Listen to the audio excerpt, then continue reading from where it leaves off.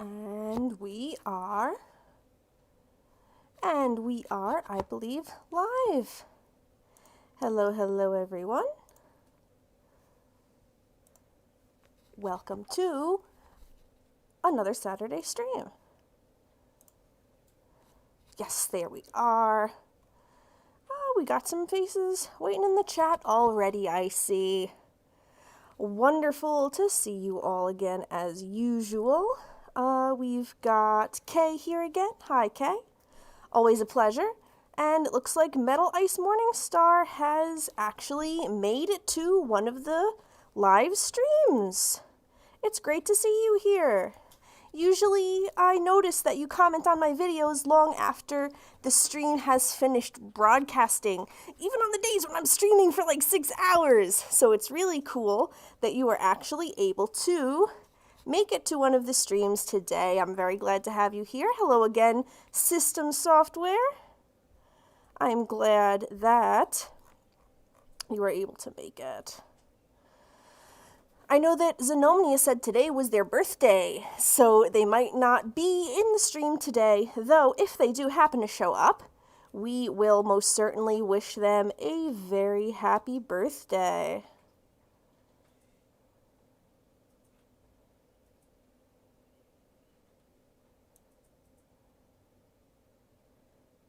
Where is my game? I can't find it.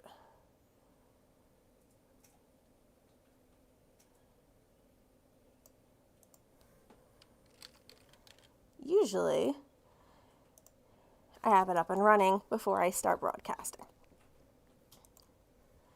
How's everyone doing today? Anything of note?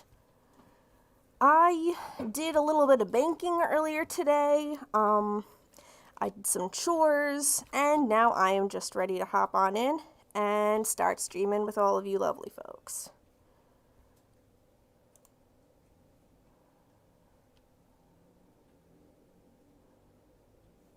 Okay.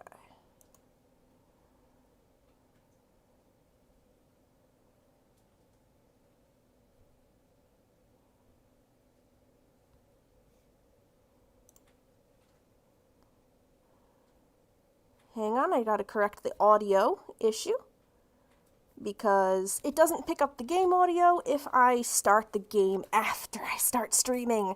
I have noticed that now.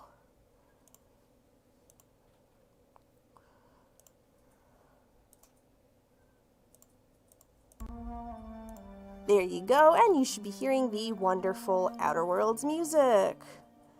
I'm just gonna go ahead and test our lovely little friend Streamlabs bot. Hi Platinum, good to see you here.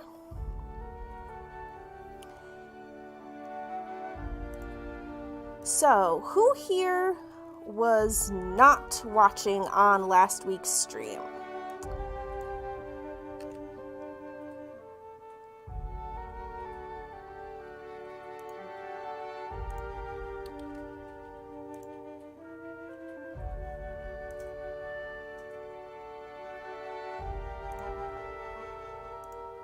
Great, Streamlabs is up and running.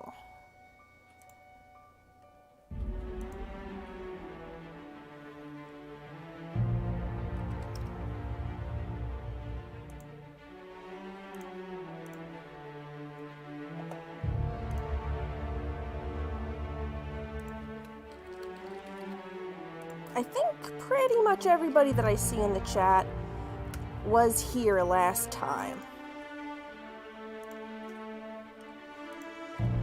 But just in case you weren't, we were exploring the Groundbreaker, the wonderful floating city ship. We had a lot of people to talk to, a lot of things to learn, and a lot of new mechanics to figure out.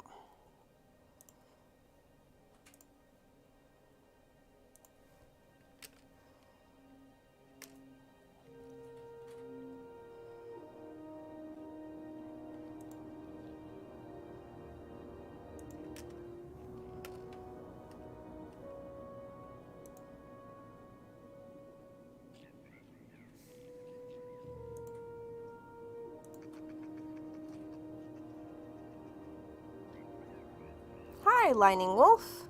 Not sure if you've made it to one of the streams before. Is it supposed to be lightning or is it lining? I just want to make sure that I'm calling you by the right name. System says, I went to the Lego store today for the May the 4th Star Wars sale that's going on from today till the 4th, since I can't go on the 4th, so that was fun. Oh yeah, May the 4th be with you. It's really cool that they have that as like a Star Wars holiday. So the last time that we streamed, we did a great deal of exploration on the Groundbreaker here. We talked to pretty much everybody. The only person that we were left is Gladys here. We got to figure out what to do with her. But so essentially, we spoke to the captain of security. She gave us a couple quests to do. We have to go down to the back bays and kill this dude for her. Bring back either his head or his lucky lighter as proof of collecting the bounty. We also spoke to Udom Noodles, who is a real piece of work. He had been extorting a girl whom we were thankfully able to pay off her bounty for her. And she was quite grateful for that, and so was Ellie, who is the Sawbones here on the Groundbreaker. She'd wanted us to check on her friend Jessie, and was very thankful that we were able to resolve that issue. So now Ellie has agreed to join us on the crew of the Groundbreaker. So we've got on the crew of the Unreliable, we've got a new companion, which is going to be very exciting. Though, as you can see here, I am still running around with my trusty friends Parvati and Vicar Max. Speaking of Parvati, we did make it down to engineering to speak to... I'm in no hurry myself. Thank you, Vicar Max. Thank you very much. So we did make it down to engineering to speak to Chief Junlei, on whom Parvati has a massive crush, and it's very cute. The Groundbreaker is having a problem with its heating. It's really, really hot. And Junlei would also like us to see if we can kind of do something about that. In addition, we have figured out how to use our very cool sci-fi application of the Shroud, which is a really unique stealth mechanic that they have here in the Outer Worlds that is kind of more of a disguise. And you have to be a little bit thrifty with your energy spending when you're using that, so that people don't notice you and see through your disguise. And it looks like Platinum is already at it with those puns. We love you for it. Alright. So, I'm just checking the chat here. Alexander, I don't recall seeing you here before.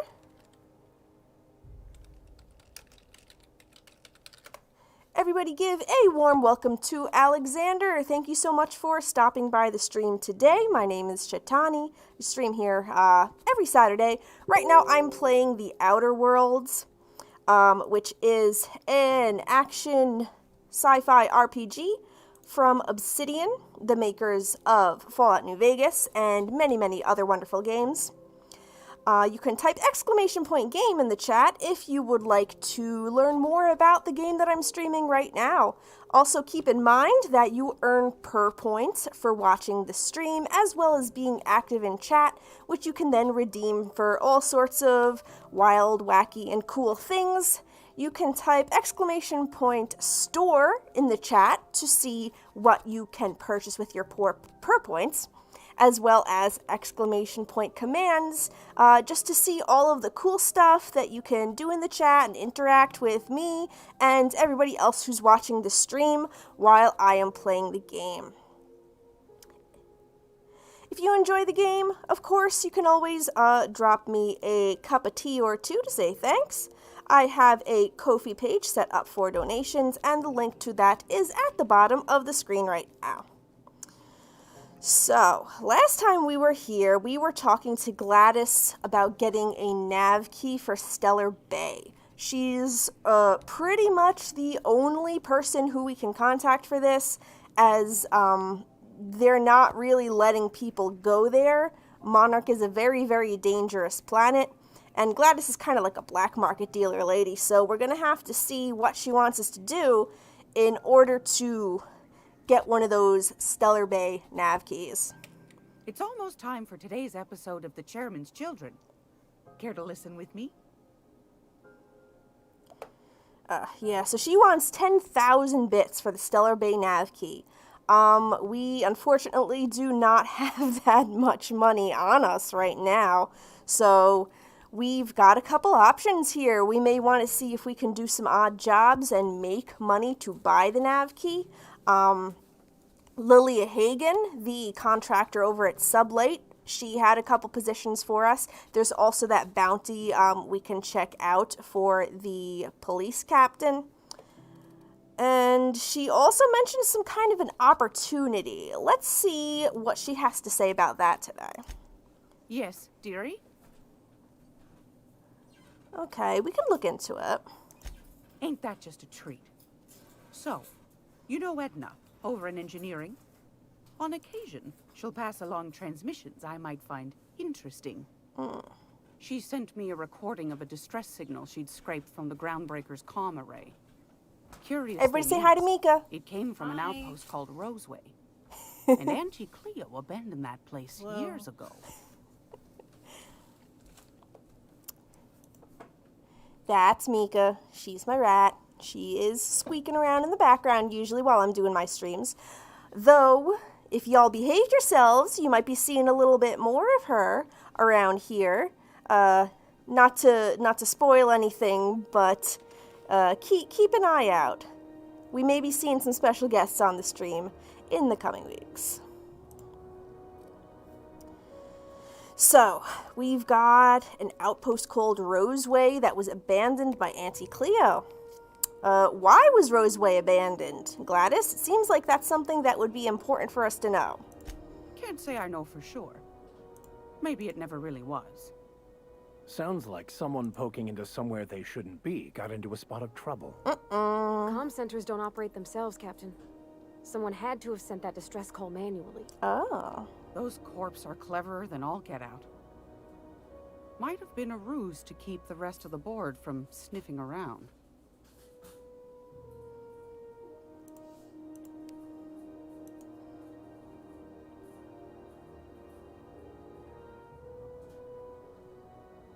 Oh, hey, we got a few new chatters over here.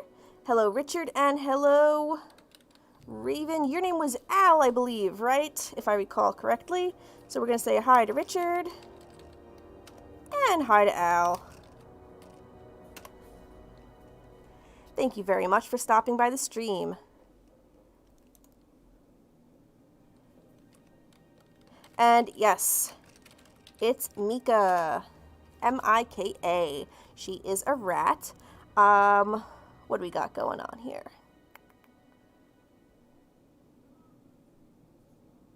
Al asks, does Mika have a suit? Just curious. I'm assuming you are referring to a fursuit. At this time, no, she doesn't. Keep in mind that fursuiters are actually the minority in the furry community. You do not need to have a fursuit in order to be a furry, and some studies have shown that the figure of furries who own a fursuit is only at about 20%. So about 4/5 of furries do not own a costume of their character. Most are not even interested in them. However, for those of us who do enjoy it, it is of course a wonderful and very enjoyable pastime. There are many, many other ways in which you can be active and participate within the furry community at large. Also, fursuits are really expensive, so not everybody can afford getting one or the time, effort, and skill that it takes to go into making one. Obviously, I do have a fursuit of my own. I'm going to pop the command right here into the chat in case anyone is interested about my Magpie Bones fursuit.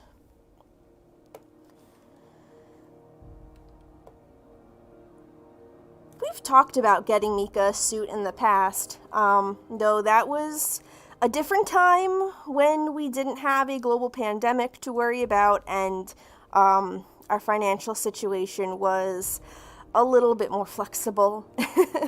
Any sort of frivolous spending like that is probably not going to happen for a while.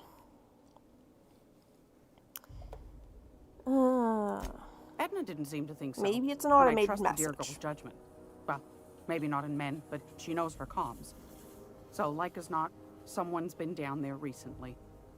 And if someone set up shop in Roseway, I'd wager they got something to hide. If it's a corporate town with something to hide, why the SOS? Maybe whatever they're hiding went to heck, and now they need a few spare hands to clean up the mess. If you should find a secret worth selling, might be I could find a buyer.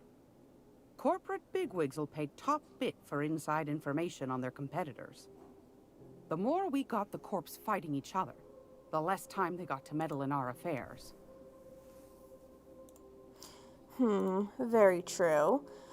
So, you need someone to snoop around for you. My goodness, aren't you quick on the uptake? I like that. Should you find yourself responding to a certain distress call, and in so doing find yourself in possession of certain valuable corporate secrets, well... As one does. Then we ought to have a chat over a pot of tea and my famous cookies. Well, I love tea, Gladys, so I would be more than thrilled to take you up on that opportunity. I'll stop by if I find anything. Law bless your Adams. Here's a copy of the SOS recording, complete with the coordinates. Don't forget to come find old Gladys when you're done. Okay. Thank you for your time, Gladys. Anytime, sweetheart. You know where to find me. Okay. So, we've got some things to do. Oh, I think I already checked out this bathroom. Sorry, didn't mean to let your sprat out. I'm sure you were holding on to them. This is Halcyon News. We interrupt your regular That was the secret passageway back into the med bay, which we discovered last time. I'm gonna go ahead and talk to the dude at the front desk, see if he has anything else to say to us. Hey, Milo. Hot day, isn't it? Like someone started a fire in the guts of the ship. Yeah, we're gonna try to do something about that, Milo. You can count on us. So, what kind of business have you and Gladys got running here, huh? Didn't quite catch that. You'll have to speak up. Business. What do you and Gladys do here? Glass ear. Sorry, there's a lot of static on my end. I'm standing right here. Nothing to fear. Sorry again. The sound of Groundbreaker's engines has really got to me over the years. All right. I see what you're doing.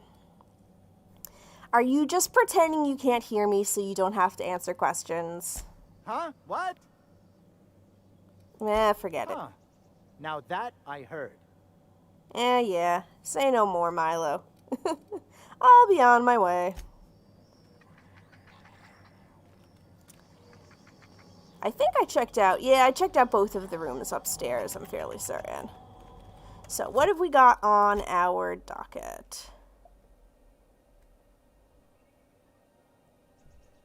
Yep, so it's wanting us to purchase a nav key to Stellar Bay from Gladys, so we've got to get that 10,000 bits.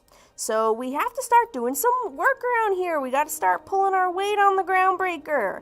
There's a lot of stuff needs doing and a lot of people who need help. Which of these are we going to try to do first?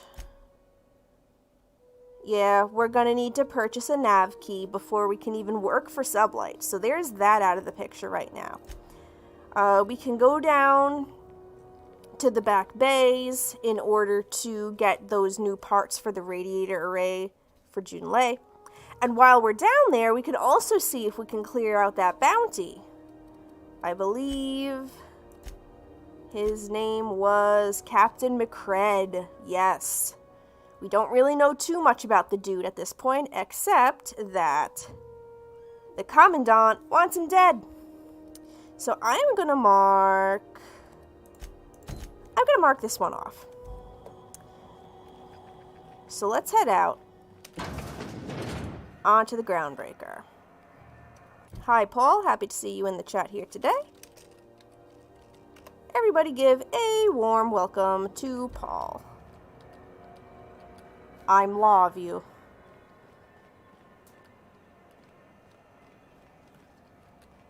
Oh, Richard, it's nice to hear that you are around my neck of the woods.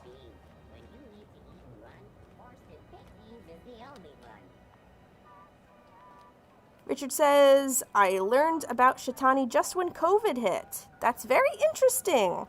Unfortunate timing, as always, though. You know, if people keep doing what they're doing and doing the right thing, we can hopefully be back to physical events once again. How did you happen to find out about me? And it looks like Nico is here as well.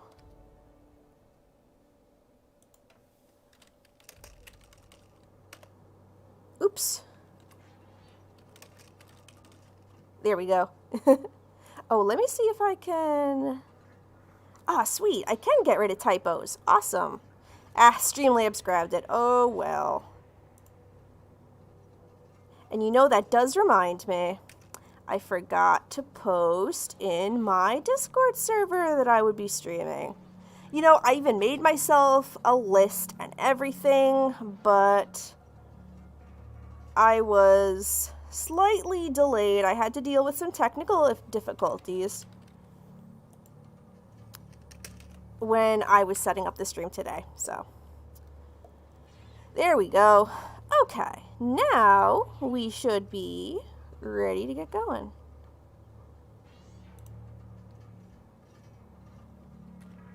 Who the... Hey, McRed, were you expecting any company? Hello, Neighbor it is from I. above approaches our realm. Back away now, or you'll parley with the king. Oh boy. We got an interesting fella going on here. Oh. Okay. Okay. So, some trouble down here. Let's just see if we can talk this out like civilized people. Hello there, McRed. Look at this ripe piece of meat just sizzling on the grill. Yum, yum. Time to feed the flames. It's nothing personal. Promise. Is this what carbon monoxide poisoning looks like? I don't think this deck is too well ventilated. Ah, certainly not. Speaking for myself, Captain, I am not of a mind to be murdered by a psychopath who plays with Oh, that's fire. a very interesting lens You came flare. with the crew. Welcome. We got plenty of space to spread out, but only room for one captain. Looks like McRed's got a little bit of a Glasgow smile going on there. Oh, very interesting. Okay. Look, put that down before you incinerate the entire deck. I know this ain't a toy, neighbor from above. It's a catalyst, just like me. Keep talking. I like the sound of your voice. Alright, look. I'm just here for some parts. Junlei sent me. That's right, sir. Just the parts. We'll be in and out in a jiff. You won't even know we were here. Tennyson just keeps feeding the furnace, don't she? We're still playing with her last sacrifice out back, with the crew. Yes, ripe meat. Well, it seems like Captain McRed over here is, well, he might not exactly be all there, or, in his best state of mind right now. So, you'll have to cut the dude a little bit of slack. What are you doing to that poor engineer? We were just sitting in a circle, sucking down exhaust fumes and toasting to the memory of our brain cells. Making this broken angel fly again. Oh my god. So, can I grab that part then? You don't just ask a king for a favor when you're standing in his court. Oh, You la-di-da. bring tribute, sacrifices, prophecy, shit like that. I can make up some prophecy for you, sure. Okay. Bribe him for 684 bits? Look, these parts are leaking deadly toxins. I'll just come back after you're dead. Under its skin, this ship is all poison and darkness. Lead bones, asbestos muscle. Maybe you're right. You've got the run of the kingdom. Up those stairs, you'll find the parts. My crew won't get in your way. Nice. There was something else. Lay it on me, boss.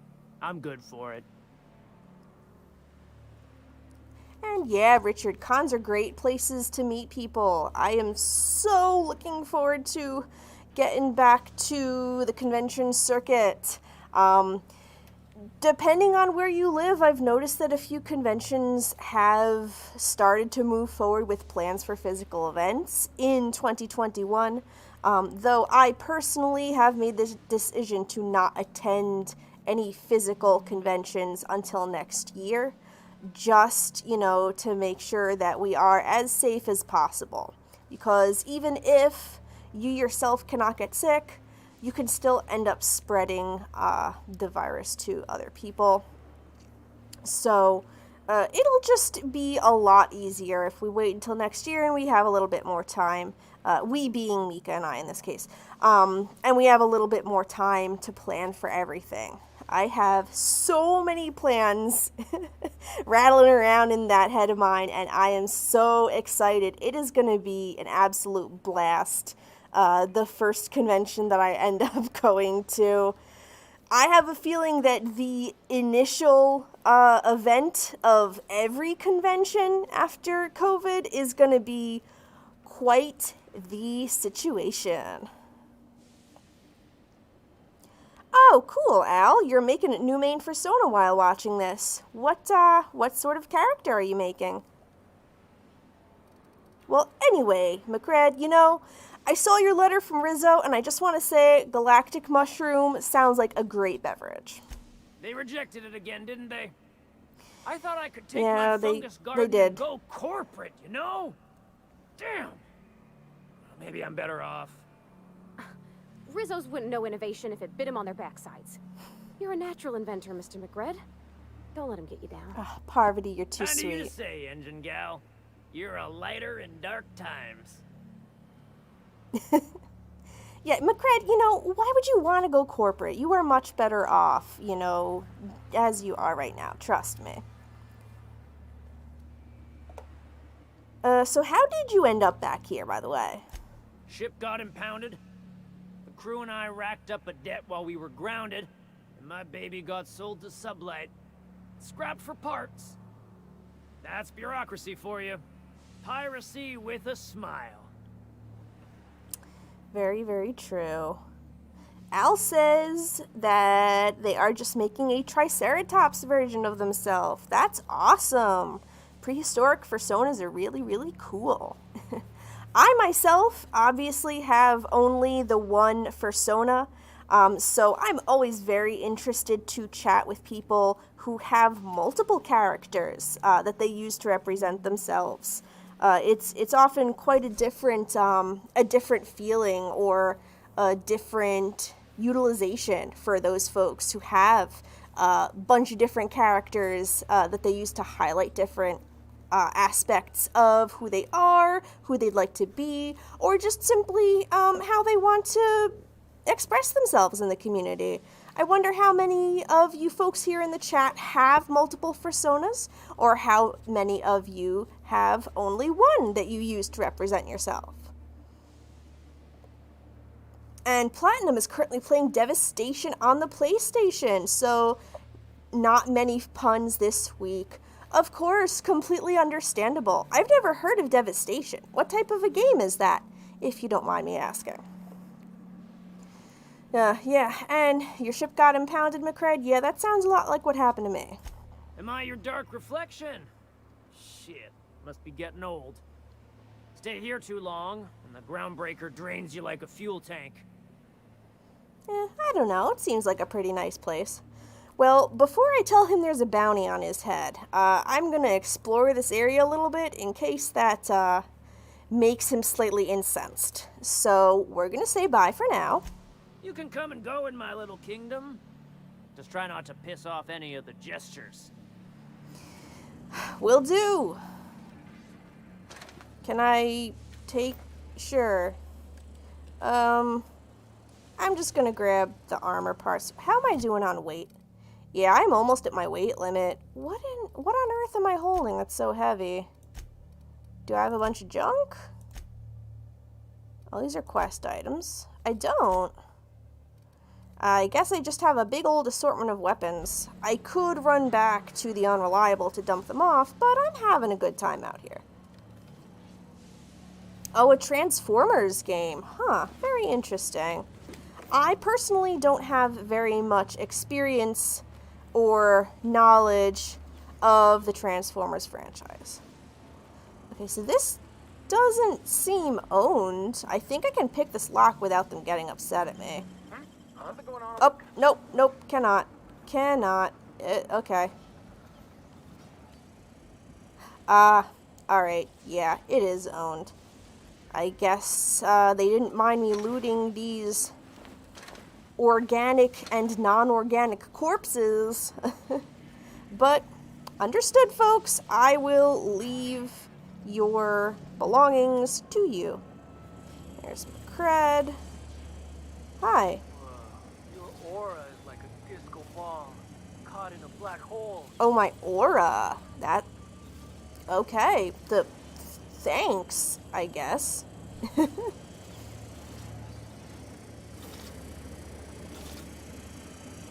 Hello. A medical drone. How did that get down here, I wonder? They probably would have more use for that up in the med bay. Should return that drone to its rightful place.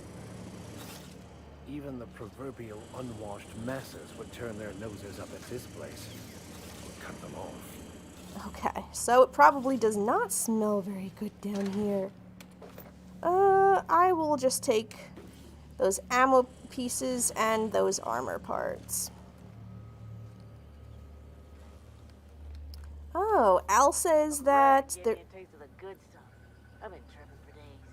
Careful with that shit. You'll end up as crazy as he is. My goodness. It takes crazy to live in this universe. Crazy cosmos. Crazy cosmos. Got a swollen tongue again. What the heck? That's a very interesting... How are you smoking through that mask? Ah, the wonders of technology. Well, in any case, Al's got a Raven persona that's kind of more like a familiar, with the new one, the Triceratops, actually being me.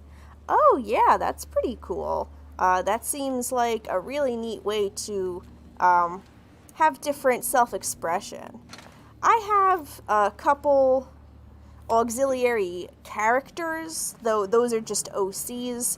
They're not really a representation of myself the way that Shetani is. Shetani is my one and only Fursona. Oh, this one looks like it lost some pieces. Well, I'm really glad that they don't need all these mechanical parts. I'm just going to crawl through here and see if there's anything hidden. And there is some ammo. I don't think they'll miss that. And now we're back out here again.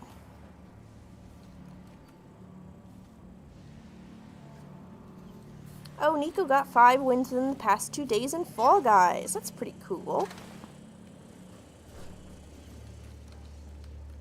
Oh, right. And Platinum mentioned playing a game on the PlayStation. If anyone watching right now has a PlayStation, Horizon Zero Dawn is actually free to download and keep for the next couple weeks, I believe. That's a really fun game, which I played a couple summers ago.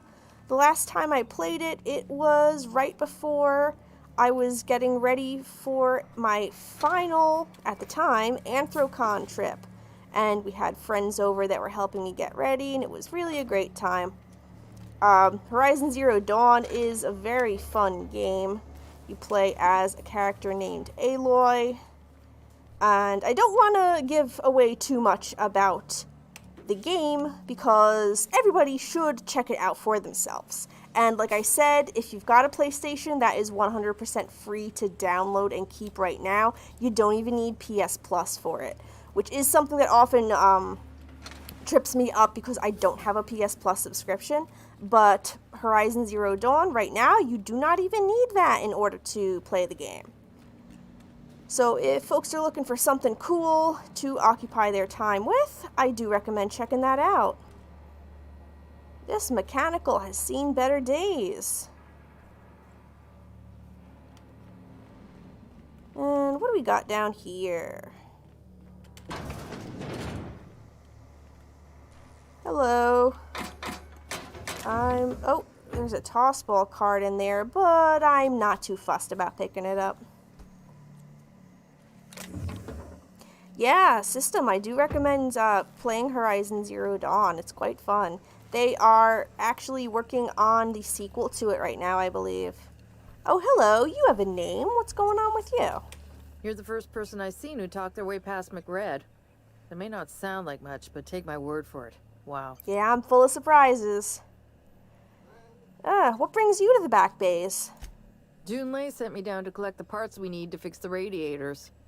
McRed got me all distracted sucking fumes and talking about the cosmos. Youth these days have no principles. Oh, I Max. can't tell if you brought friends or if I'm still seeing things, so maybe I ought to lay off the fumes and head back to work. I came to grab some radiator parts. Engineering could use your help in installing them. I'll get back to my post. See you topside, stranger. Hey, thanks. Oh, and she is off like a flash.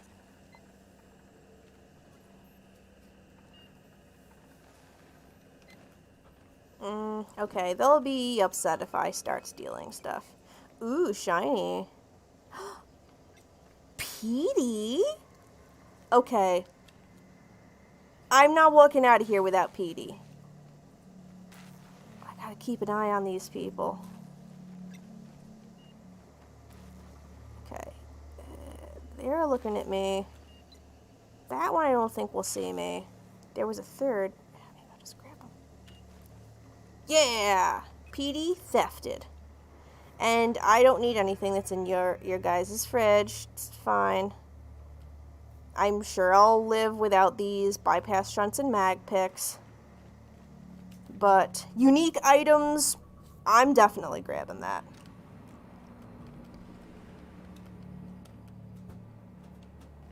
Will anybody get mad if I pick this up? Don't see anyone around. There we go. See, we're grabbing a couple things. We're grabbing a couple things. Can you imagine being frozen for 10 years, sailing through space in a room such as this? Funny you should have mentioned that, Vicar Max. And last game, they actually mentioned that the Groundbreaker was a sister ship to the Hope, which is the ship that our character has come from. Though things went a lot more according to plan on the Groundbreaker, and everybody thawed out perfectly fine, and everything was okay. Though, unfortunately, I am the only colonist who managed to survive the Hope. Everybody else is still frozen, and good old Phineas Wells needs our help in rescuing the other folks. Okay, a completely empty bin. Two completely empty bins. It stands to reason you might find a couple of those. Do I already have a plasma rifle? I probably do. Yeah, I've got 3 actually. I don't need a 4th. I should try selling off some of my spare weapons to the next vendor I come across. That's probably some Spacer's Chaw. Yeah, I don't need those. Yeah, Platinum says I have only one main persona and several other OCs, some of which I have put aspects of myself in, but which aren't meant to represent me. Yeah, that's pretty similar to, my situation. Oh! Aww. Look, everyone, it's some breadworms. They're very cute. Look! It's like a great big squirming loaf of bread. And that one just did flip. Amazing. Absolutely amazing. Oh my god. Nico says you look amazing as always. Oh, thank you very much, Nico. I appreciate that. Oops. No, no, no, no, no. I don't want my gun out. I don't want my gun out. It's fine. Bread boy. They're just harmless little breadworms. I wonder if they were named breadworms because they look like bread or because they eat bread. Okay, it's really warm in there, and we're not getting inside. What do we got going on up here?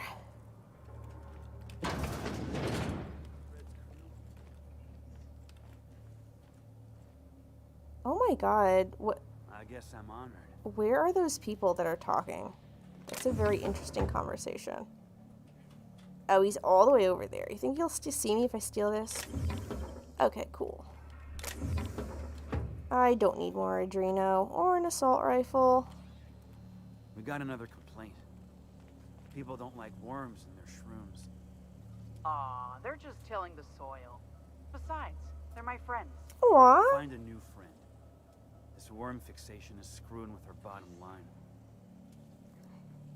Look, I'm with the leader, okay? The worms are very cute. And we've just been told that they serve an ecological purpose. So you can shut up and leave the worms alone, okay?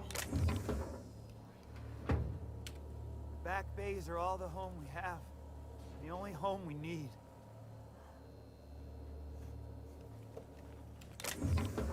I demand that you answer for your unethical treatment of worms.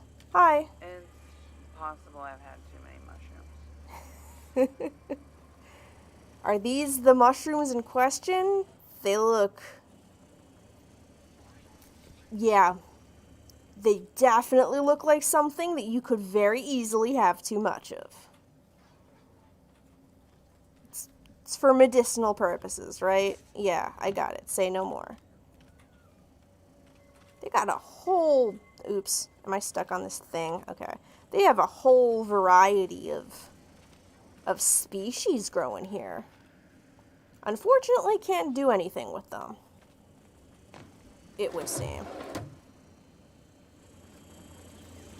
And this is a combat drone. Alright. Oh, what's this? Junior mycologist's log. Mycologist being a scientist that studies mushrooms.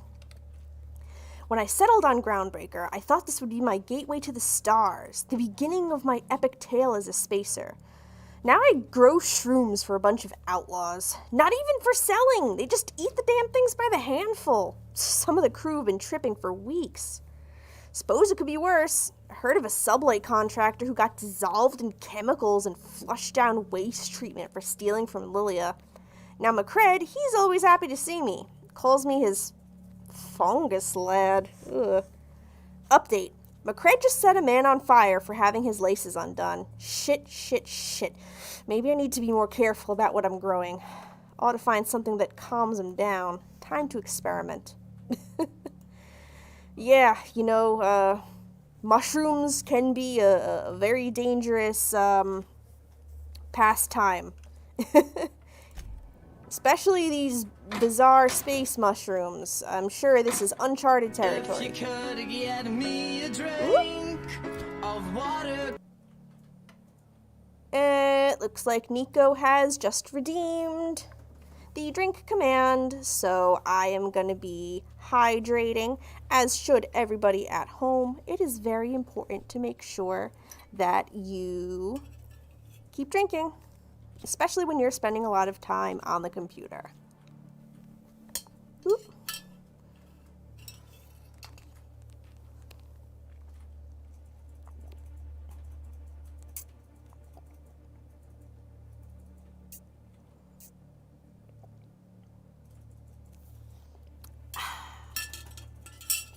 nice and refreshing.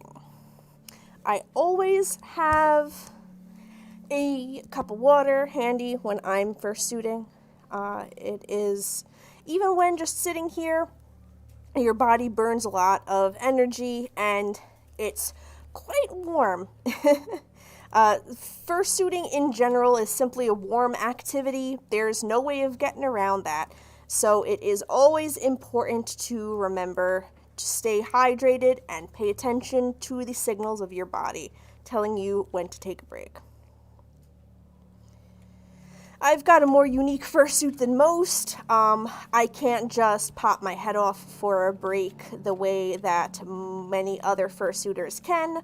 When I'm in suit, I'm kind of in suit for the duration, and when I take it off, that's kind of it. So I have developed quite a few workarounds, like the water cup with a straw that you just saw me using, which enables me to pay attention to my bodily needs while also continuing to fursuit for an extended period of time. So the salvage parts, it looks like, are upstairs.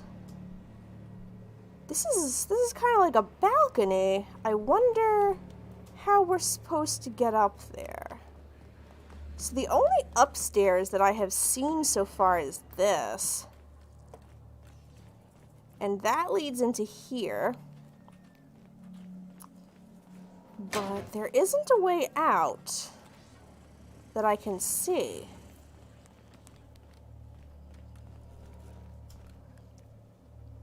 Got some water with you. That's very good. System says Rael represents my more energetic side and Asri my more chill side, as well as my introduction to the fandom. That's so cool. I have an OC that's supposed to represent, like, childhood innocence and that kind of thing. I also have one that was supposed to be for situations in which I didn't want to use Shetani, but I ended up just not really connecting with that character too much. And now I took restock of things and I just decided that I'm gonna pretty much use Shetani for everything that I can. Oh, here we go. Oh, and this is a ladder, and we've also got this staircase leading up to the salvage parts. I'm gonna climb the ladder first. I want to see where this goes. Nico says, could I ask a question? So in the stream, if you have a question to ask, just go right ahead and ask it. There is no need to ask if you can ask. We're all here to just chat. And I love talking with people and answering questions. So if anybody has anything at all to ask in the chat, just go right ahead, straight out and ask it. You do not need to request permission from me to ask questions. Boss says you're all right. Boss does say I'm all right, yeah. He thinks I'm a great conversationalist, and apparently I'm the only person to have made it past him without getting my head blown off. Oh, the salvage parts are right here.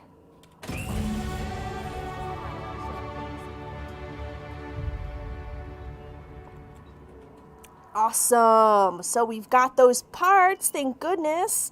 And we've also got some points that we have to allocate. It's level up time. Oh, and since we are at an even level number, we also get to select a perk. Though before I go ahead and pick my perk, I am gonna allocate my skill points. So we've got a nice even 50 on all of our dialogue skills. That's very good. Let's see. The stealth mechanic could use a little bit of work, though I don't really feel like I need to focus on that right now since I get such a boost from the companions that I have with me. Like, my hack is actually up to 65 because I have a plus 10 for bonus support, 10 from Vicar Max, and 5 from the clothing that I'm wearing. Excuse me. So yeah, I don't need to worry about that. I do like to keep a high-tech score. Leadership. I might want to start putting points into leadership so that my companions are stronger. At this time, I really don't feel the need to put anything into ranged. I'm very, very unlikely to put anything to melee. We have a redeem. Who redeemed something? I can't even read that. Ah, Nico redeemed story time. Yes, so now I have to tell y'all a story. Nico, what kind of story do you want to hear? Do you want to hear something weird or something funny?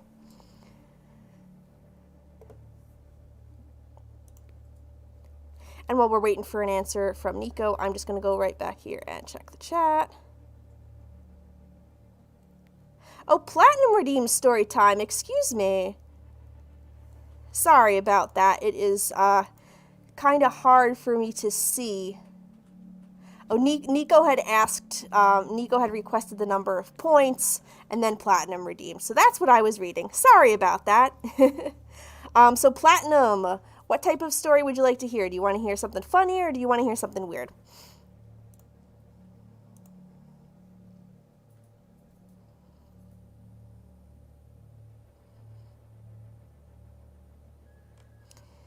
And in the meantime, I'm just checking the chat here. Nico had asked, what things do you find the most unique and amazing about my fursuit? So I I feel like I kind of talk about this almost every time that I stream, but since you asked, so I have a fursuit that is, as far as I'm aware, the only active one of its kind. This is a use your own eyes fursuit that also incorporates my actual hair. So I find those to be pretty unique aspects of my fursuit. So the command is going into the chat right now. My suit was made by Magpie Bones. I did quite a lot of research when I was looking into a fursuit maker to create this type of fursuit for me, because I had a very specific vision in mind. There were certain accommodations that I needed to be met in order to be able to fursuit safely and comfortably. Like I mentioned earlier, not everybody who is part of the furry community fursuits. There are a lot of barriers that people do have to deal with. Sometimes those are insurmountable, and people decide that fursuiting is not for them. I had cosplayed for quite a few years before I started getting into fursuiting, so I knew the types of accommodations that I would need in order to be able to fursuit. And after doing an extensive amount of research, I decided upon Magpie Bones to be the best fursuit creator for me. She specializes in use your own eyes fursuits. She only makes fursuits of this type. She's made just a couple one-offs with like the standard false eyes in them that you see most fursuits having, but this is the style that she specializes in. She's been at it for over a decade right now. She's an absolute pro at it, so I knew that Shetani would be in good hands when I commissioned her to make my fursuit, and her ideals when fursuiting really aligned with the vision that I had and the way that I wanted to portray my character.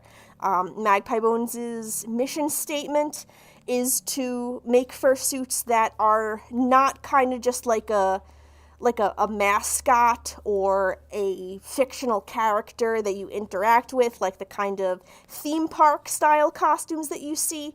Her characters are meant to be more like living and breathing creatures that people feel comfortable coming up to, speaking with, interacting with, and emoting with. So that was right along the lines of the way that I wanted to portray myself as Shetani when fursuiting within furry spaces.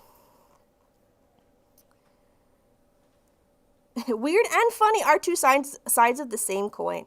Yeah, that's very true. So let's see. Weird furry story. So what year was it? I'm gonna say, I think it was like Anthrocon 2016. Yeah, I'm pretty sure it was Anthrocon 2016. It was very, very late on Saturday night into Sunday morning. And we had just finished, spending time at the nightly rave. We were dancing and having a great time. And we were in the elevator on our way back up to our hotel room. And the Westin Hotel at Anthrocon has many floors. So if you get in the elevator, you are going to be waiting quite a while before you get up to your room. So the door opens on one of the floors, and this guy comes in. He's wearing a fursuit head of a bull. He's wearing very, very small underwear and not much else. And this guy was absolutely plastered, and he was just having the time of his life. He was like absolutely just, he was like, whoa, I can't remember if I was in fursuit or not. I probably wasn't. And he was just like, dude, it's great to see you. And I'm like, yeah, I have no idea who you are. And just like, oh man, he was probably on his way up to a room party. But that was a very, very memorable experience from one of my earlier Anthrocon trips. There's a lot of people like that. There's a lot of people like that at furry cons. It depends on which con you're going to. Different cons have different vibes, in my experience. So I have decided I'm going to go ahead and put some points into stealth. Let me get my hack up to 50 at least. Here we go. I'm satisfied with that. And as for perks to choose, we've got to pick a few more before we can get to tier 2. Actually, we've got to pick one more, and then the tier 2 perks will be available. Let's see. I still don't have any flaws. That one won't be very helpful to get. I could just increase my base health. Fast traveling when encumbered is not something I've really needed at this point in time. Base armor, no thanks. Science weapon, we still haven't found any science weapons.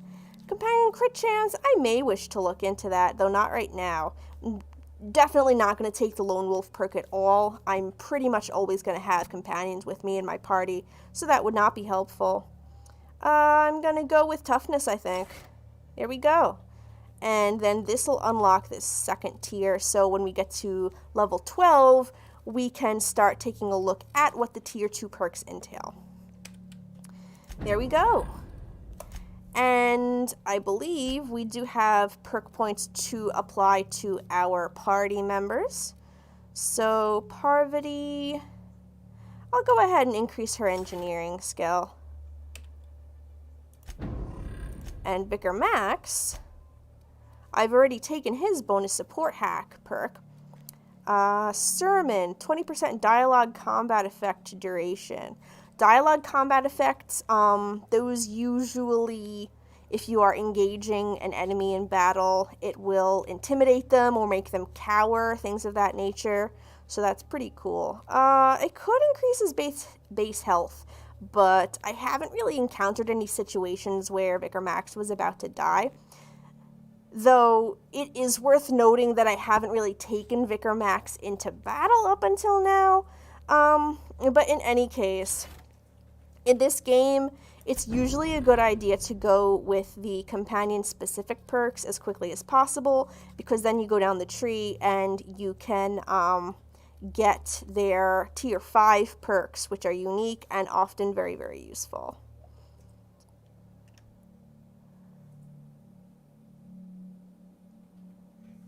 Hey, Richard, there is no shame in being a boomer. We welcome folks of all age groups here. As long as you are over 18, let me just clarify that. As long as you are over 18, you are more than welcome to hang out and chat with everybody. That's so weird. The light ammo wasn't owned, but the heavy ammo is. Okay, well, whatever. I'm gonna take that anyway. Haha, there's nothing you can do about it. I often find that I have a much easier time talking to, befriending, and interacting with folks from the older age brackets. So that's something of note. Nobody here should ever feel ashamed about their age.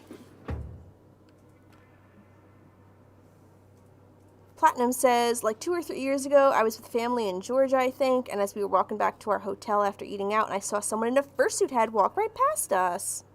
And when I tried bringing it up later, apparently I was the only one who even saw it. You know what? I don't doubt that, because I have, obviously, my fursuit is pretty small, and, like, it's not like one of those gigantic bobble-headed suits. It's also not bright colors. You know, like those people with a toony full suit of like a Technicolor husky or whatever. Also, the fact that I wear regular clothes over my suits tends to kind of camouflage me. So when I'm out in public, like if I'm doing a photo shoot or anything like that, I notice that people don't often, take note of me until I get like really close to them, and they're just kind of like, huh. They don't usually say anything about it either, so I can totally see how you would have noticed a fursuiter, because like that's the kind of thing that you would be looking out for, but nobody else would have even seen them.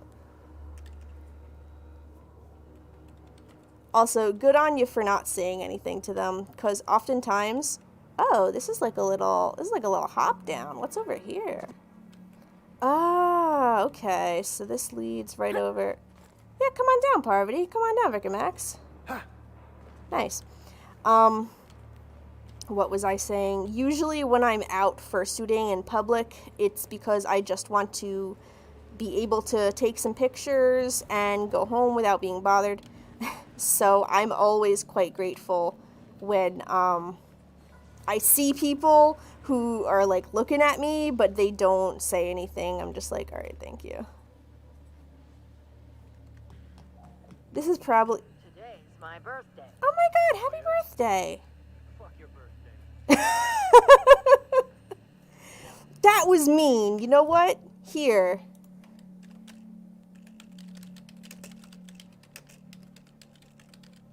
You know what, Outlaw Striker? We're gonna wish you a happy birthday, alright? Everyone deserves to feel nice on their birthday. And it looks like Richard has requested a cheetah fact in the chat here. So, what do we got? We got cheetah fact number 31. The scientific name of the cheetah is Acinonyx jubatus.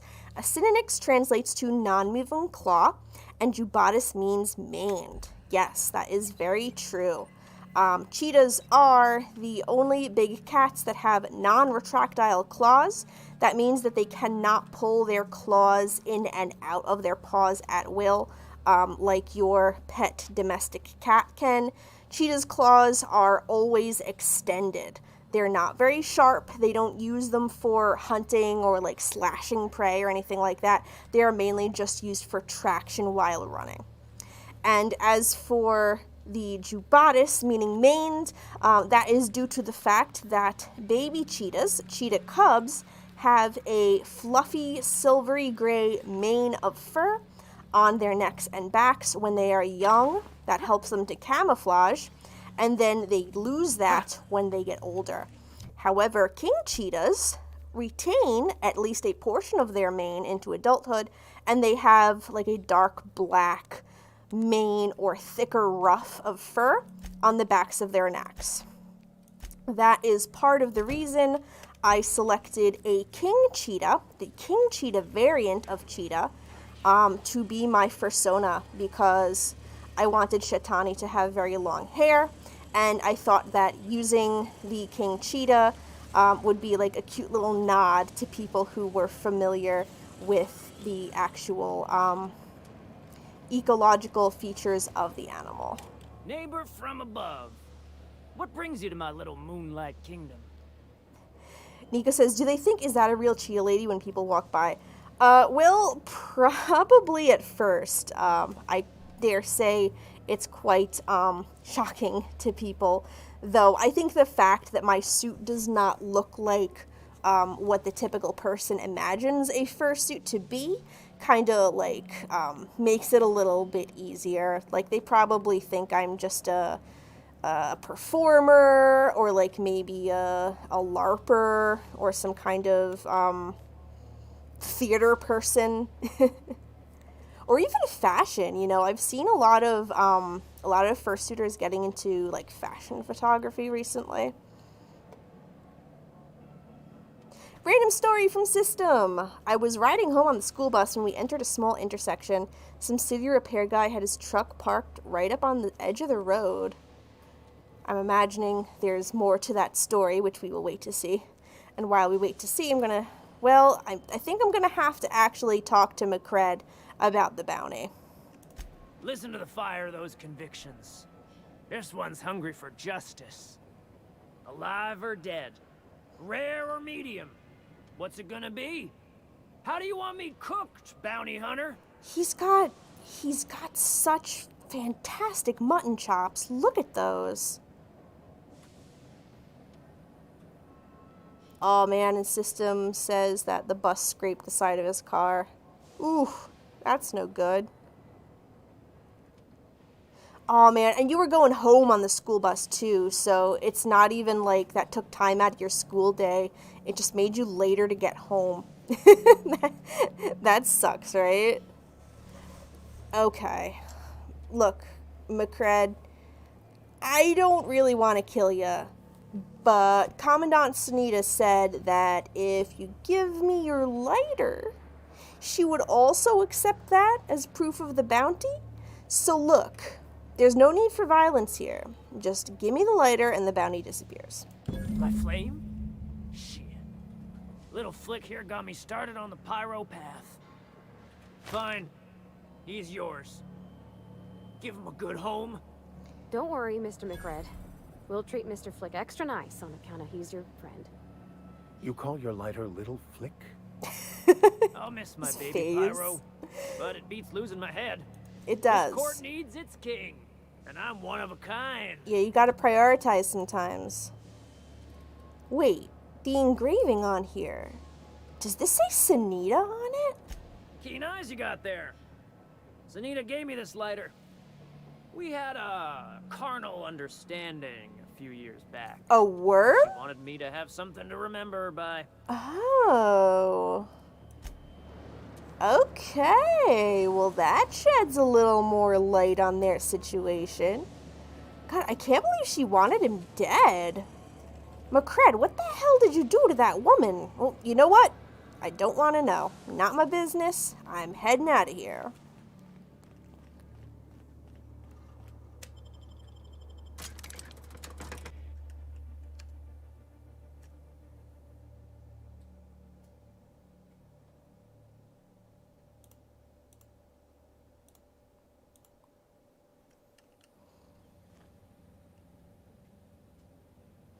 And yes, Richard, that is actually a cheetah fact that I have in the bot.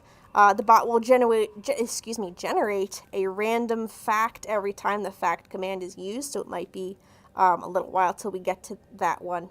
But yes, it is true that cheetahs are often paired with dogs in captivity to act sort of like emotional support animals. Cheetahs are a species that heavily suffers from anxiety while in captivity. And being raised along with dogs helps them learn vital social skills. BNP, I can't believe it's not yours. It's unbelievable how good it is. And yeah, dogs bow and stretch their heads when they want to play, yet cheetahs bow their front legs and lower their head on a threat display. Somehow they still get along.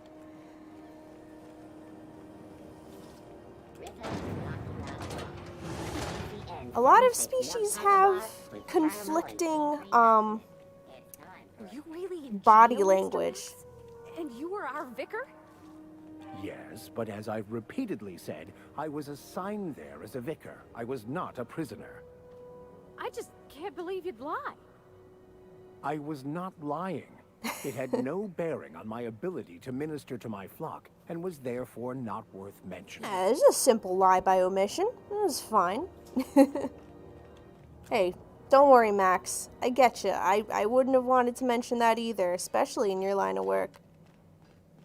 But yeah, anyone who's got pet cats and dogs, felines and canines have quite opposite body languages. For instance, with a dog, wagging its tail is a sign of happiness, while a cat wagging its tail is a sign of upset, anger, or distress. And despite all of that, you know, cats and dogs can very well play and get along together. It's just a matter of them acclimatizing to each other and learning each other's languages. Hey, Sunita, I'm gonna come inside to talk to you because I don't want to talk through the glass. I got the thing you wanted. How goes the hunt? I've been ruminating on it, and I decided, if you ain't killed McRed yet, I want you to hurt him a little before you do. Nothing excessive, mind you, but the scoundrel deserves a light beating at least before he kicks off. Right, so about that, you know, does this have anything to do with your carnal understanding? He tell you that, did he? He did. I might have kicked his ass from one end of the Groundbreaker to the other a few years back. Whatever he reads into that is his business. Ooh la la. Well, here. He's completely dead, and here is his lighter as proof. Here's the bounty payout. Nice work down there. With any luck, we can hire more sharp-eyed bounty hunters like you in the future. Any others? With that bastard McRed dead, there ain't much else in the offing. Not that I'm complaining, mind you. Of course, of course.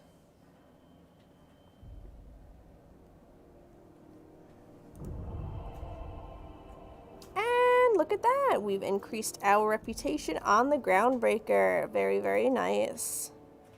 They are liking us quite a bit more now.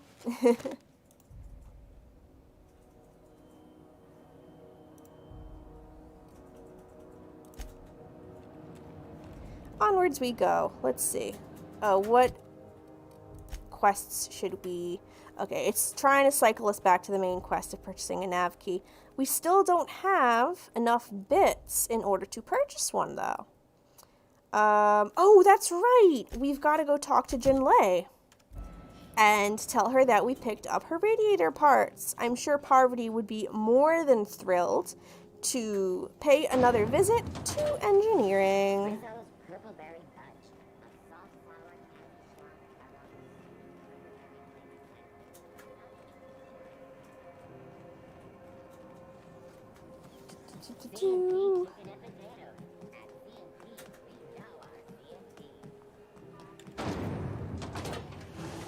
Alright, Jinlei, here we are. You've returned, and in one piece. Color me impressed. That's us, always full of surprises. I got the parts for the radiators. What now? Good work. I'll take those. I need you to head through the large door at the far end of engineering. Take the elevator down into the machinery shaft. Machinery shaft? There's a terminal in the back. Activate it when I call over the ship's PA. And bring weapons. There's a slight mantipillar infestation. Oh, good to know. Thank you. Define slight. More than a few. Less than a hive. Nothing you can't handle. I'm sure we got this. We were salvaging parts from a ship. Turned out there were eggs inside. They got into the radiators, and here we are. Hate it when that happens. Okay, I got your parts. Why do I have to go to some maintenance shaft? If every repair was a one-woman job, I wouldn't need an engineering team. As it is, my staff is busy keeping the station from melting down. You can flip a switch for me, but you can't install these parts. Not quickly, at least. Not on the first try. Able, though, you've proven to be. Okay, I'll make my way down there. Well, don't worry, Miss Junlei. We'll be super gentle with the ship. You don't got a thing to worry about. I mean, aside from fires. I'm sure you got it, Parvati. I'm genuinely heartened to hear that. Thank you. Aw, she's so sweet. Okay, let's head on back there. Get out my trusty gun. You've missed 3 shifts without notice. I was fixing that toilet you sent me to repair. The one above the Lost Hope. Oh my god, the toilet That guy. was days ago. The fucking door. It locked behind me. And it wasn't until this freighter captain found me that I... You're lucky the chief would have my ass if I spaced you. Now get back to work, Private. Right away, sir. He literally was locked in the toilet for days. I can't believe that. Alright. Come on, folks. Guns out.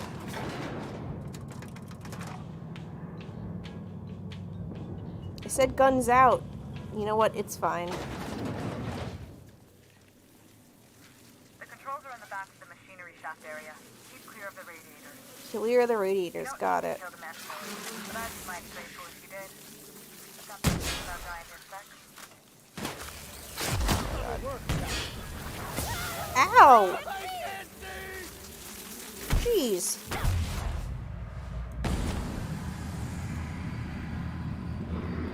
Oh, man.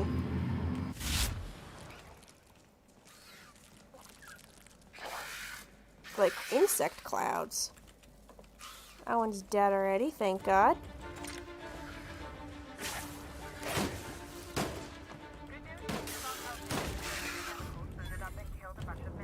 Oh, nice. Bad news.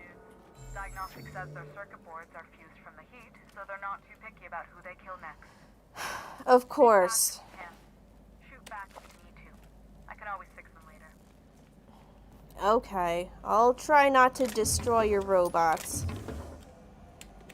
Though, no promises. Ow! Oh, I got too close to the... Vicar Max, look out! Max, get away from there, you doofus. And we got another cheetah fact in the chat here. Cheetah fact number 22. Cheetahs quite literally run themselves to exhaustion. They expend a great deal of energy on the chase and must rest immediately after making a kill. Other predators take advantage of this to steal the cheetah's prey while it's recovering. Absolutely. Cheetahs are built for speed and not much else. They expend all of their energy while hunting. If you've ever watched a clip of a cheetah hunting, after they chase down their prey, they pretty much just lie there in the grass, panting and recovering their energy. Other predators are very well aware of this, so if they're alerted to a cheetah's hunt by the sounds of the chase, or vultures circling overhead, or anything like that, other scavengers, they will come over, and the cheetah is completely helpless at that point, unable to defend itself, and they can't really do much but sit back and watch somebody else make off with their lunch.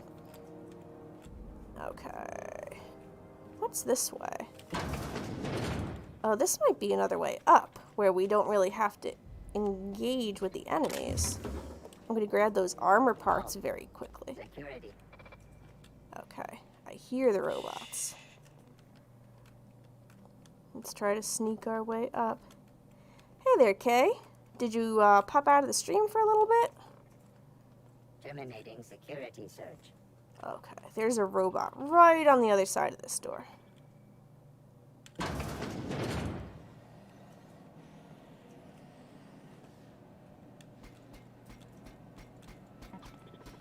Oh. Okay. It's going that way. And now it's turning around. Whoop.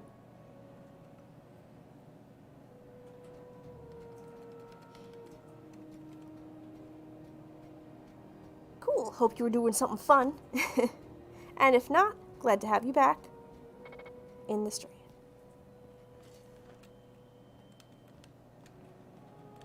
I can probably hit that barrel when it comes back around and maim, if not kill it, though Junlei had requested that we try not to damage her robots.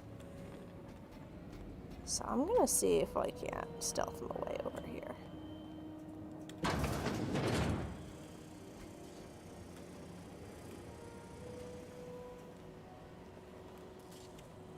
Oop, okay.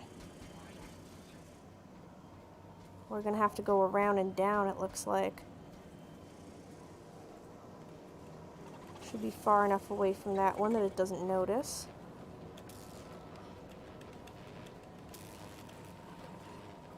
Anything in here? Not quite. Gonna make sure my gun's reloaded, actually. Oop! Processing. Shh, you see nothing. Okay, I'm probably gonna have to shoot it.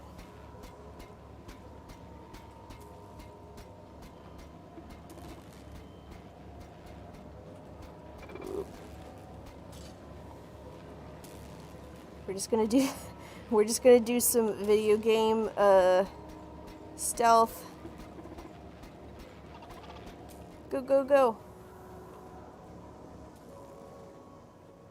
Hup. That's We gotta the get in terminal. there. I have the parts in position on my side.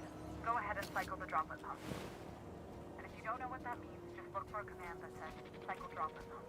Got it. Oh, that's a drone. It's gonna cause an issue.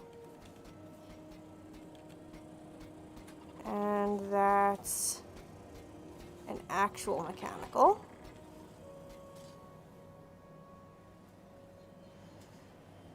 I really want to see if I can get this done without killing any of the mechanicals. That would be interesting.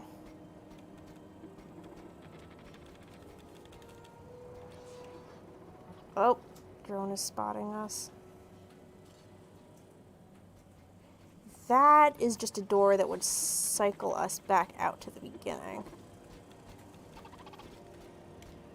Dang. I could maybe sneak past. Unexpected. Ooh.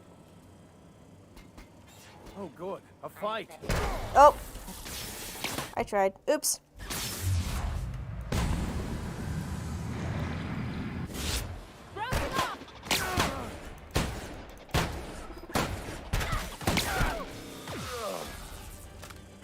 Oh, another one. I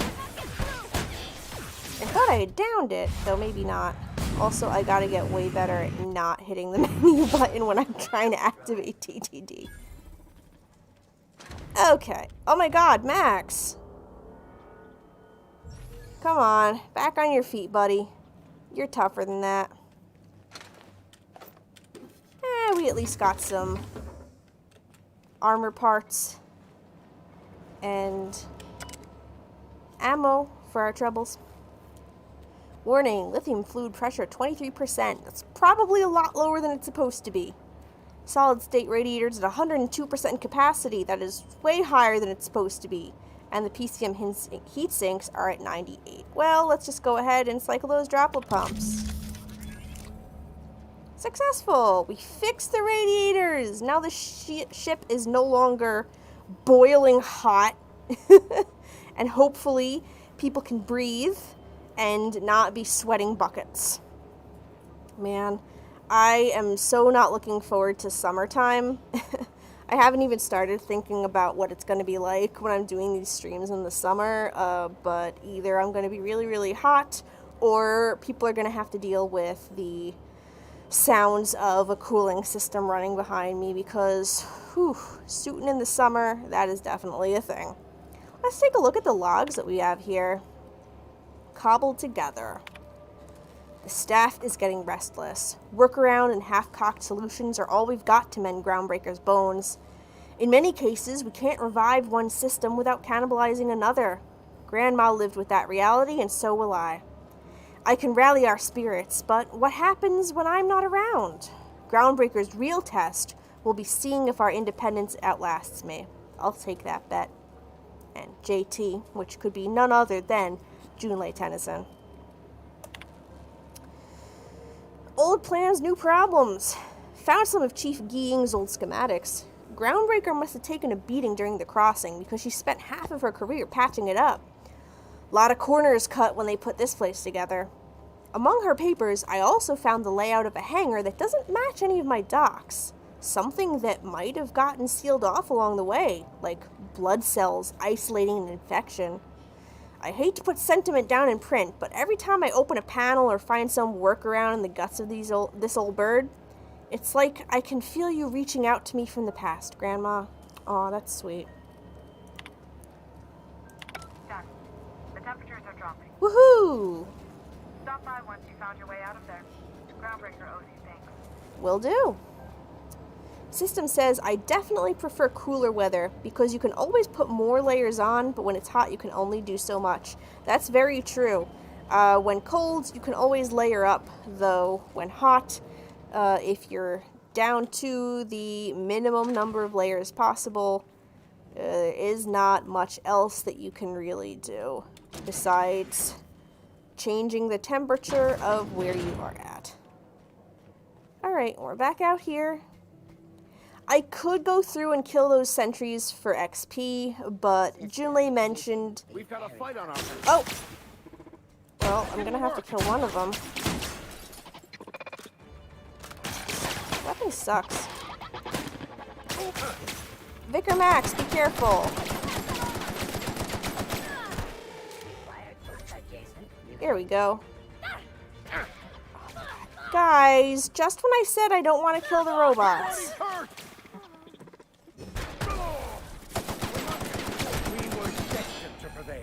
There we go. Ooh, it looks like you got stunned there, Vicar. You okay?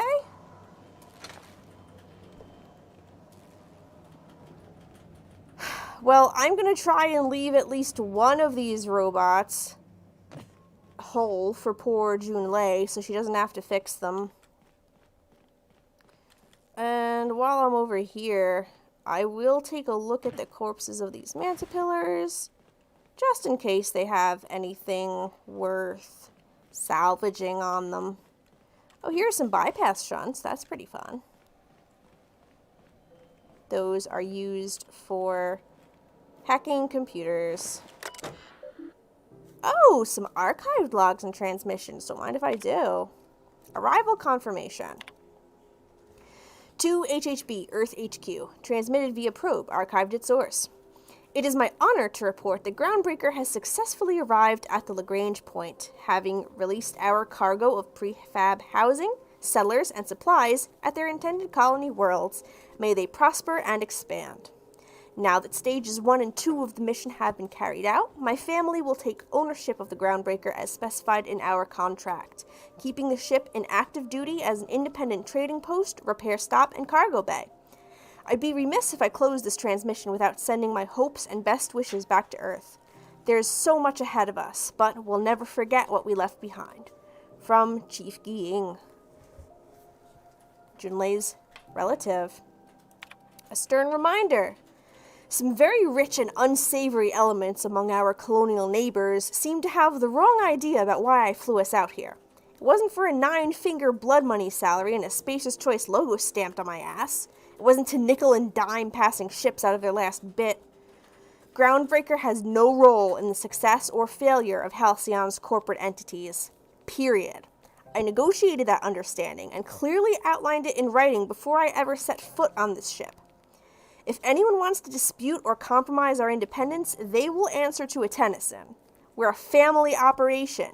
Even when the last Tennyson falls, Groundbreaker will remember us and defend its freedom accordingly. Well spoken.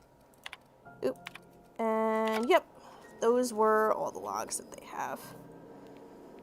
Giving us a little bit more background into Junlei's family. She is definitely a strong-willed and capable woman. I see where she gets it from. No one saw me trip over that, right? Yeah, you're good, Max. We all get tripped up by a little robot sometimes. It happens. Oh, I can put my gun away now.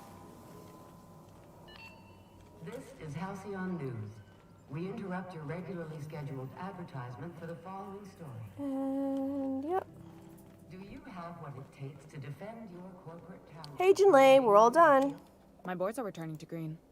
What a weight that is off my shoulders. I don't normally tolerate outsiders mucking about in my station's guts, but you're all right. Hey, thanks. The temperature should be dropping as we speak. I'll see to it the crew knows who kept us all from boiling alive. If you've got time, I believe Edna has a comms issue that could use your attention. Happy to I've help. also authorized Doc and Furu to sell you our premium meds. Ooh, meds. Awesome. Not much else to say to her.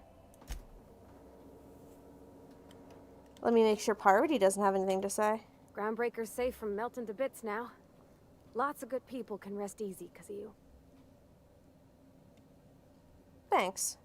Okay, I will talk to that later because I'm standing right next to Junlei.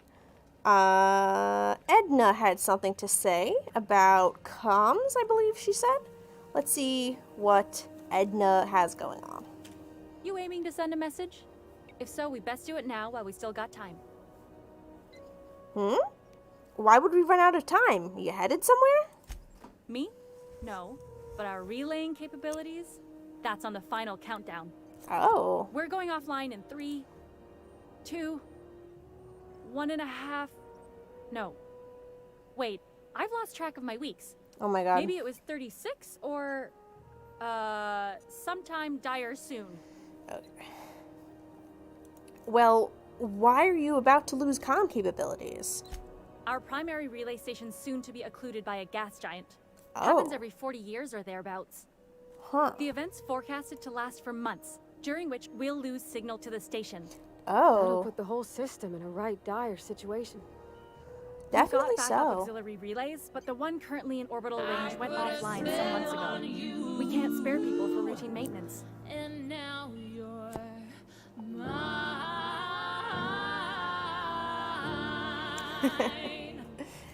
And it looks like we have another redeem in the chat. Nico redeeming the Bewitched command. That was a clip of me in my witch cosplay that I developed a couple years back for Halloween and have pretty much been revamping since. It is one of my favorites and I enjoy it greatly. I hope you enjoyed the little clip as well. System says, I just remembered I found my lost card book the other day, so I can finally put my entire card collection together in one place. Awesome, I'm glad you found that. What types of cards do you collect? Alright, so, can't the board handle the messages, Edna? Sure. I mean, they got their own relays and all, but they'll only send along messages the corporations pay for. Oh, that's balls. And then they charge folks to send messages back, often more than they can afford. Oh, that sucks. And none of that money goes to the Groundbreaker. Just tightens the board's grip on our throat. Yeah, fees for fees' sake are absolutely terrible. Fuck the board. Maybe they're good to their people, I can't rightly say. But they're no good for us. Not for Groundbreaker. Mm-mm. How were you cut off by losing one relay station? Well, we wouldn't be utterly and completely blacked out, but we'd lose the majority of our comm traffic for sure. At least we'll have Ships some. and colonies on Terra 2 need a clear line from their communications towers to the Groundbreaker for the transmissions to make it through. Makes sense. If it's not clear, they transmit to the closest relay station, which stores the message, then passes it along when our orbits align. System says, I collect all kinds of cards, but mostly Pokemon and Yu-Gi-Oh! Oh, that's cool. Yu-Gi-Oh! I never really got into. I am very, very basically familiar with Yu-Gi-Oh! And the earlier characters. Not from actually engaging with the anime or the manga, but because I had a friend who was obsessed with the Yu-Gi-Oh! Abridged series. So I used to watch all of those with him. So I'm like familiar with the Yu-Gi-Oh! Characters, but you know, from that perspective at least. And Pokemon, obviously, I remember when Pokemon was first released, it was a huge thing. I do have some Pokemon cards from back then, simply because it was a thing that everybody was into. Though I never really got into collecting the cards or anything like that. I did have a bit of a resurgence in my Pokemon interest in later years, and instead of just going out willy-nilly collecting all types of a certain Pokemon merchandise, I don't know if you're familiar, but they have these little plastic figures called Pokemon Kid figures. They have a little hole in the bottom. People kind of use them as finger puppets. And I had endeavored to collect all of the Pokemon Kids to represent my chosen Pokemon team of 6 that I use in the games. However, as luck would have it, some of the Pokemon that I had picked for my team are not ones that they actually make the kid figures of, so that went kaput pretty quickly. But I do have a few of them. I'm a big collector of many, many things. Cards and Pokemon, though, are not one of them. I have a ton of other collections that occupy quite a bit of my time. Going to get something to eat. All right, Nico. Hope you enjoy. The Leather Pants song. Yeah, the Leather Pants song was pretty popular. The I'm on a Boat parody that they did, I'm on a Blimp, that one a lot of people know as well. DBZ Abridged, I don't actually know DBZ Abridged. It's only Yu-Gi-Oh! Abridged that I used to watch. And System says I got into Yu-Gi-Oh! Because my dad got a bunch of old decks and packs on clearance for me. Oh yeah, that's pretty awesome. It sounds like that would have been a great way for you to get started in it. You can find a lot of treasures at, either garage sales, yard sales, estate sales, or just stores going out of business and putting stuff out on clearance. As a kid, I used to discover a lot of new books and authors just by going through my local bookstore and seeing what was on sale. So Edna, what about the other auxiliary relay stations? The others won't be in orbital range during the occlusion event. Isn't it some law of the universe? The relay I gotta rely on is, of course, the one on the Fritz. That'd be Murphy's Law, my dear Edna. Can't the ships relay messages to each other? That they can and they do, but only between ships owned by the same corporation. No corp will authorize sending messages through a ship owned by a rival. And no corp will relay messages for the Wildcat freighters, not without charging them more than they'll make in a single haul anyway. That's why we're the message hub. The Groundbreaker's neither corporate owned nor board controlled. Our comms are neutral. Well, being neutral is quite useful. Sounds like it's time to get the auxiliary station back online. Yeah, I'm working on it. I finally got the chief to approve the budget for a diagnostic expedition. But allocating the personnel loss for sending a technical team to the relay station keeps getting denied by Junlei. The chief. Yeah, she mentioned that they were understaffed. I could check out the relay. No need for official sign-off in that case. I should say no, but why not?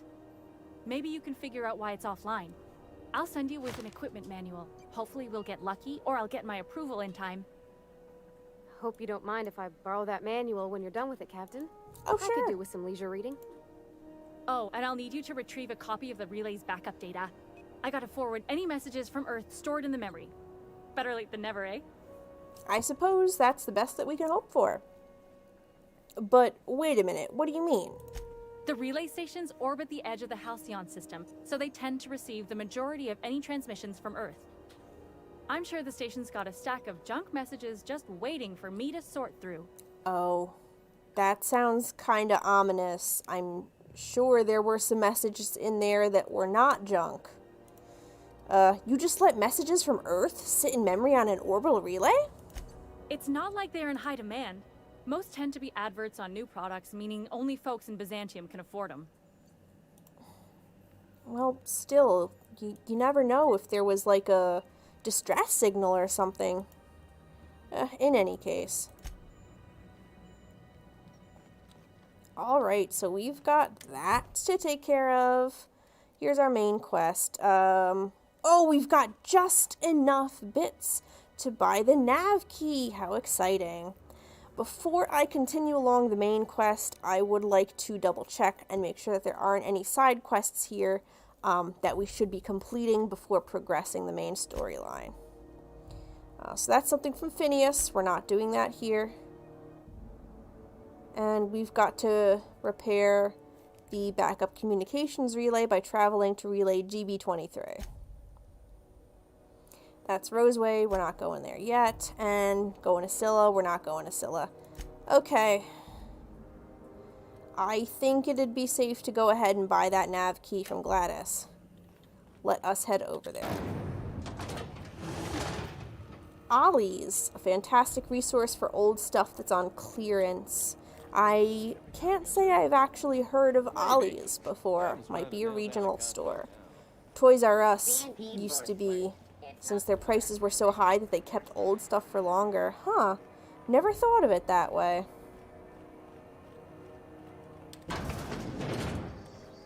Alright, Gladys.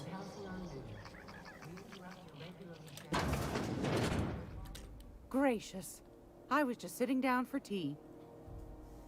You know, your old lady shtick is getting a little tiresome. Well, before I go ahead and pay you, let me see if I can sell some stuff.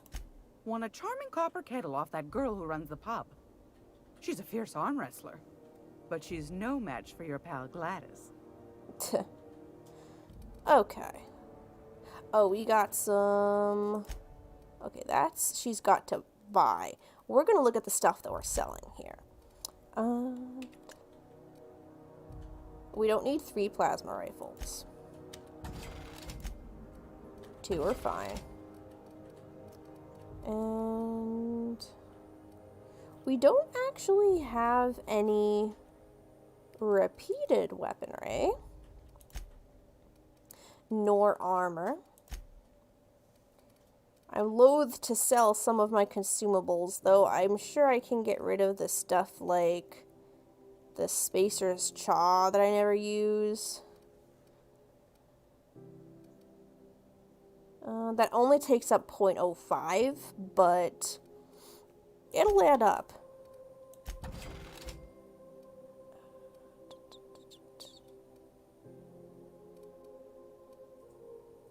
Purple berry bunch, tasty. I'm not gonna bother going through the consumables to sell. How about some mods?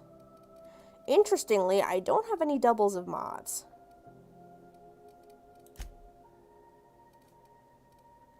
I should probably use some of those armor and weapon parts to repair my armor and weapons. And while I'm not selling Adelaide's watch, I'll sell this Mantiplasma gland, shiny servo, and a regular pocket watch.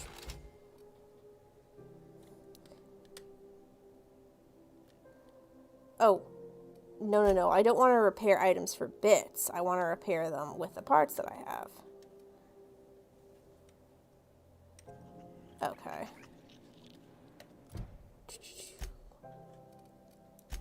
And I should be able to do this because I've got Parvati on me, weapon parts 25, and armor parts 60. Here we go. Okay, we're ready to go. If you're here for this week's magazine club meeting, you're a touch late. Hello there, Sonic. I don't recall seeing you in the chat in recent times. Welcome, welcome. And you are very welcome to give just a short hello. That's absolutely fine. If you would like to just hang out and watch in the chat, you can type !lurk. Hang out, get comfy, and watch the stream. Feel free to interact with other folks in the chat while you watch me play. I am currently playing The Outer Worlds. You can type !game if you would like to learn more about the game that I'm playing right now. Alright, Gladys, I'll buy your terribly overpriced Stellar Bay nav key. Fantastic. Do be careful with it, dear, as these keys tend to be a tad hard to acquire. Yeah, you're telling me. You should have a chat with Lilia Hagen in the Sublight offices. She's a dear. You'll love her. Now, was there anything else? I want to ask you something else. What do you want, then? My hard-earned wisdom? Why did the board recall Stellar Bay nav keys? Ask the common folk, and they'll tell you it's on account of all the monsters on Monarch desperate to gobble you up. Because that's what the board tells them, you see. I think they made some fool mistake that would make them look bad to the rest of the colony, and they're trying to hide the evidence. Sounds like something the board would do. What makes you think that, though? Those board folk are real prideful-like. Never want you looking behind the curtain, lest you see their derrieres. But old Gladys knows the score. The whole colony's not much more than a diorama, showcasing one board screw-up after another. That's why we gotta keep them from getting their grubby mitts on Groundbreaker. She's our mess. So, are there still people down there, though? Probably. Every once in a while, we get these snippets of radio chatter. Edna shows them to me. Some man hooting and hollering about the light in us all. Claims he's transmitting from Monarch, but who knows if that's true. Might be true. Might be some new trick from the board. I remember hearing something about that on one of the news announcements that play sometimes on the Groundbreaker. So yep, that's the information about the game that I'm playing right now, which is the Outer Worlds single-player RPG from Obsidian, makers of Fallout New Vegas, which was where I had my first encounter with this game studio. Absolutely loved it, and the Outer Worlds, though not part of the same series, of course, is kind of like a spiritual successor to that game. There are all places where you can obtain and play the Outer Worlds if you are interested in doing so. You can also check out my coffee shop, the link of which is in the chat right now, if you would like to help select which game I play next. What do you do here, Gladys? Because the guy at the front desk was very cagey about it, and he did not tell me anything. Oh, a little of this, a little of that. I buy and sell items that require discretion to dispose of. Knickknacks. Curios. Ah, sure. I also knit throw pillows stuffed with the hair of famous tossball players. Oh. But that's more of a passion project. I'm not sure that's entirely legal. That's half the reason I make them, my dear. Oh my god. But that's not what you wanted to talk about, is it, dear?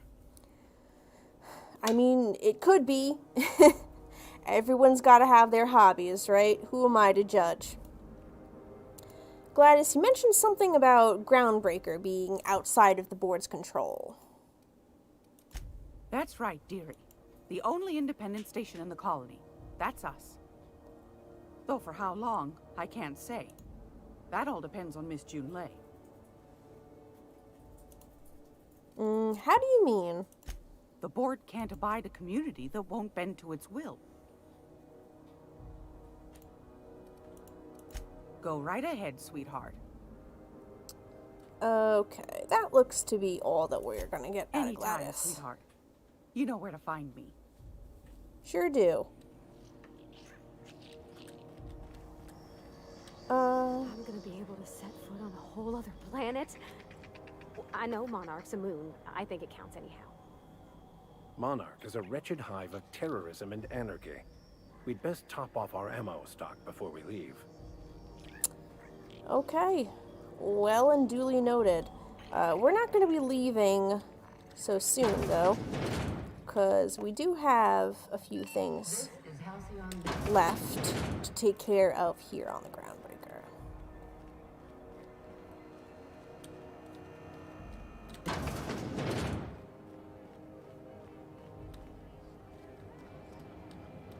Now, as I mentioned earlier,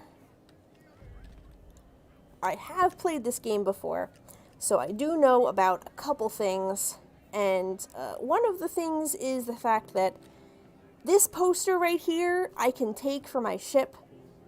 However, there are a lot of people in here, so they're not going to be very happy with me taking it. I am gonna do my best, though.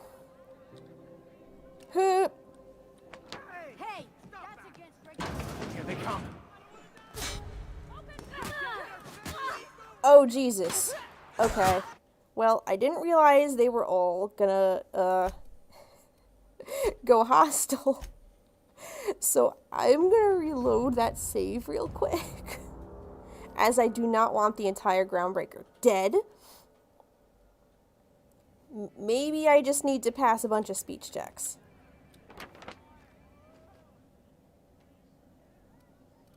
I was just leaving.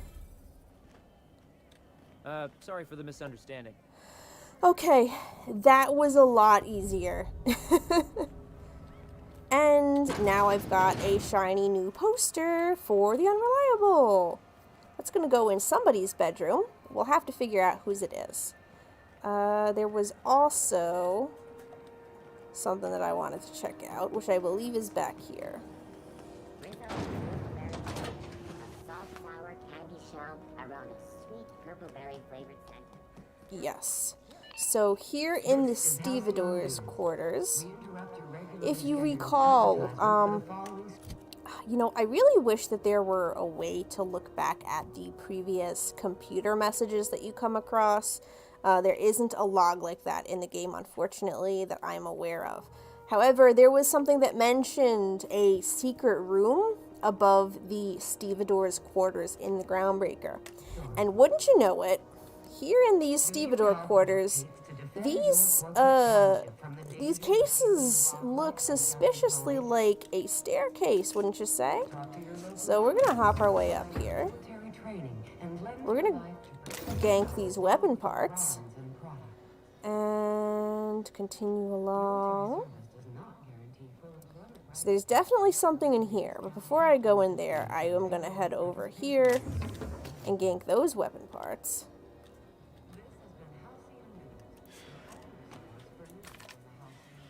Let me go ahead and make sure that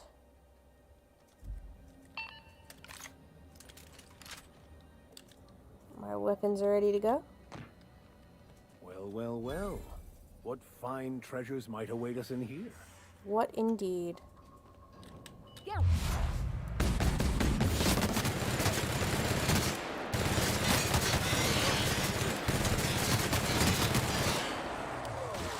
Oh, someone's got an energy weapon. Oh god.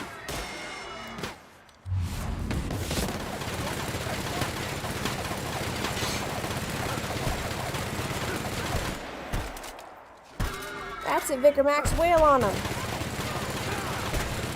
That's the last of them. Woo, we did it. Nice job, everybody. High fives all around. I will grab those. And it looks like the enemies are cleared out. Here's a workbench. Not that we really need that. By having Parvati in our party, we've got the perk that allows us to modify weapons and ammo anywhere in the field. So this guy's got a repair hanger key card. That's pretty interesting. Just grab what else we can off of him. I'm going to check in the containers. This is like a very interesting orb that I unfortunately can't do anything with. I would like to learn more about the orb. Alas, I cannot. Orb remains mystery. And down here, there's just some bits and ammo for our perusal. Can't pick up the drill, unfortunately. Kind of uncomfortable walking under that ship. Imagine if it just fell on your head. Can I get up here? Nope, doesn't look like it. I will take everything out of that bin. This appears to be the room that we need to use the key card on. Hello, hello, hello. What have we got in here? A safe with a prismatic hammer. Now, doesn't that look interesting? I'm going to check out the computer first. Some logs. Last log entry date. Error, aberrant interference. Well, ain't that just convenient? Log number 1, discovery. Entry 1. While rummaging through the back bays, I discovered a very old hammersmith crate that seemed to have been sealed for a very long time. A bit of elbow grease and determination pried it open, but I couldn't make heads or tails of my discovery. A prototype hammer. I didn't know Hammersmith actually made hammers, but I've brought it to my lab for a closer look. How strangely it glows. The trail of its wake lingers, even when my eyes are closed. Log number 2, mystery. I've spent more time on the hammer. Its internal workings are state-of-the-art. Thermal, electrical, and chemical systems all working in harmony. How is this even possible? The weapon is a breakthrough in circuitry and engineering, and many of its systems appear rigged against tampering. There's a curious energy signature swirling about the weapon, though I have yet to identify the source. The air tastes of copper, and I have lost several teeth. Sounds like this weapon might not be all that it's cracked up to. What secrets might it hold? Log 3, troubles. I have had the most sublime prismatic dreams since I invited the hammer into my bedchamber. Never mind that for now. Good news first. The energy signature matches Blondiot's elusive N-rays, raising the hammer's elemental properties to 4. Shock, plasma, corrosion, and radiation. Now for the bad. In my attempts to neuter the self-destruct functionality, I inadvertently caused a small fire. The hammer's manual controls may never function again. Swinging it seems to be the only way of cycling through its elemental modes. I must take greater care with future experiments. And there's one more log, ominously titled Annihilation. Entry 4. I've taken the liberty of locking myself in the workshop. My tinkerings were all for naught. This is no prototype. I am simply too flawed to recognize its perfections. The hammer is a lesson, a symbol. It whispers to me that disorder rules all things, but with a little ambition we can harness that power. Only by inflicting chaos upon others can we transmute disorder into harmony. And that is a lesson Halcyon is not ready to hear.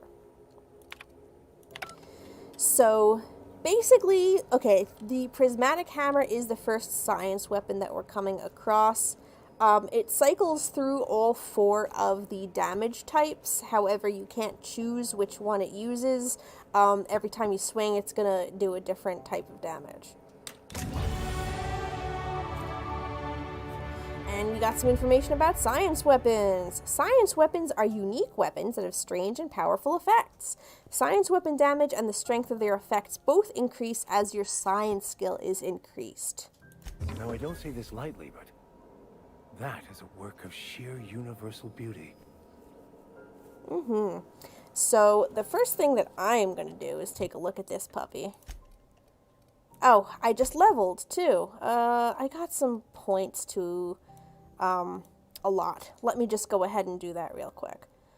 Since we have picked up our first science weapon, it might behoove us to make sure that we've got our science skill up, which we do.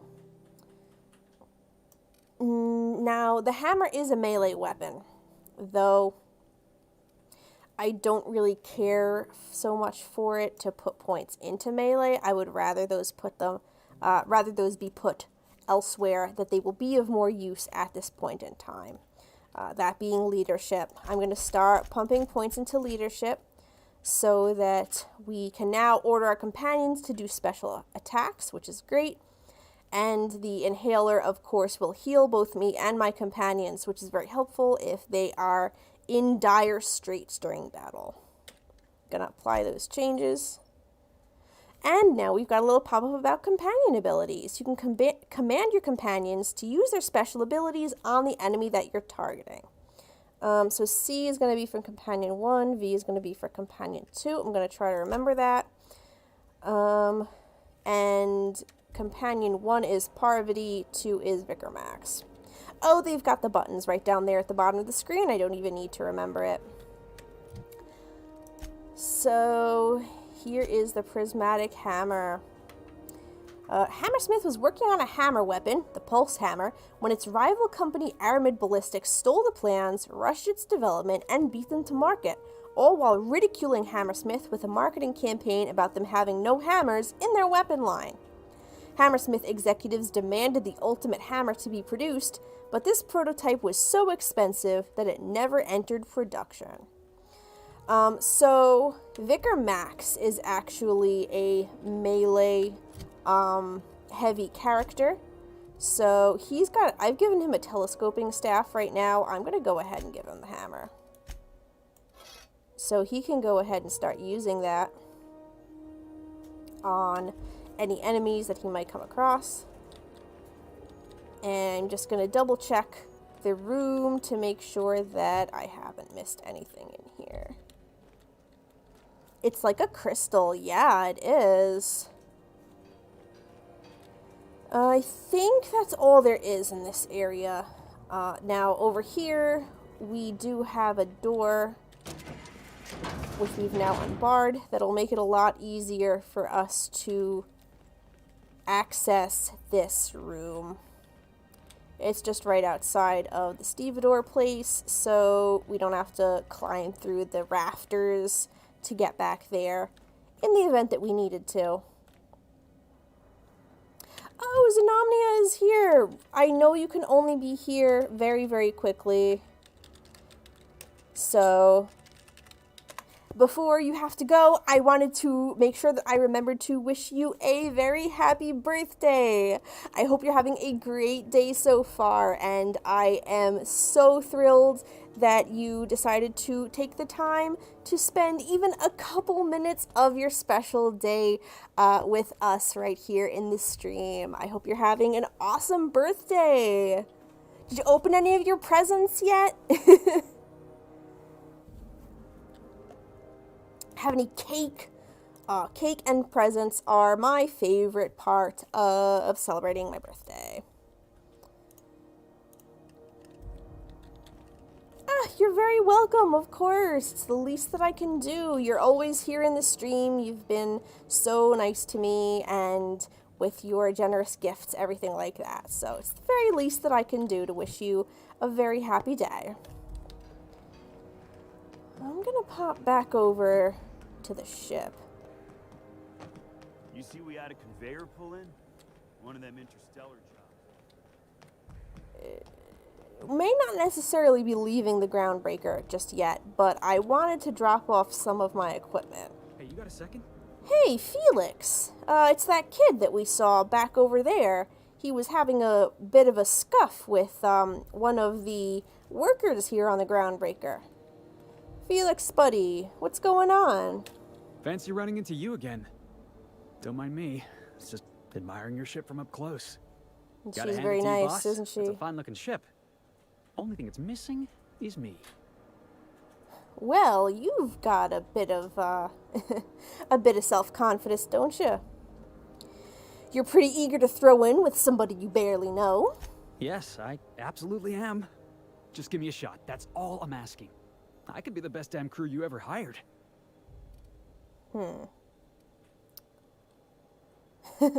Oh, wow. I have a temperament check that I could give. If you're going to convince me to hire you, you're going about it all wrong.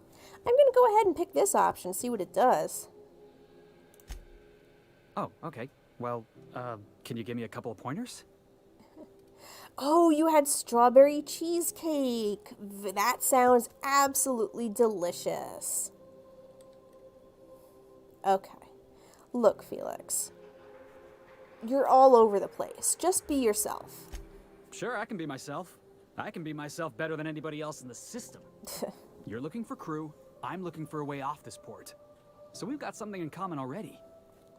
And yeah, I know I came on a little strong, but honestly, when was the last time anybody was so eager to throw in with you? That's very true. That's gotta count for something, right? Well, I haven't made up my mind about you. How about an interview?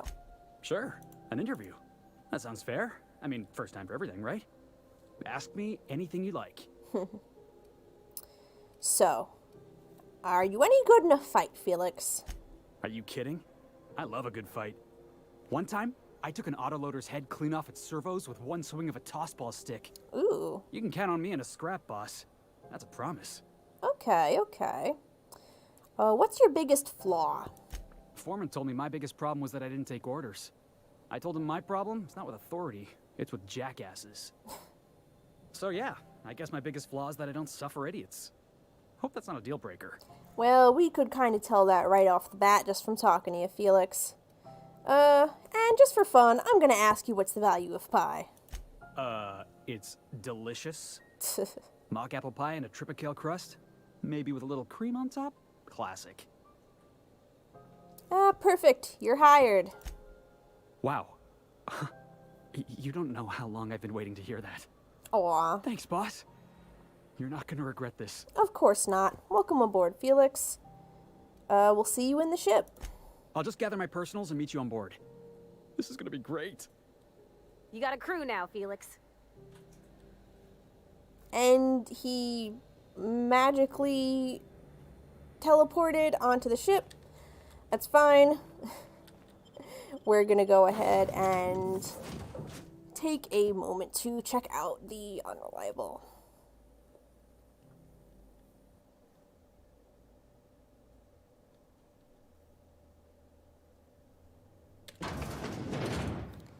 All right.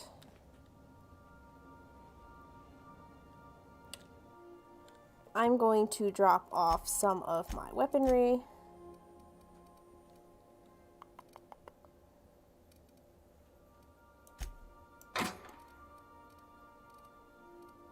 Let's see, this is a plasma cutter, this is a plasma cutter.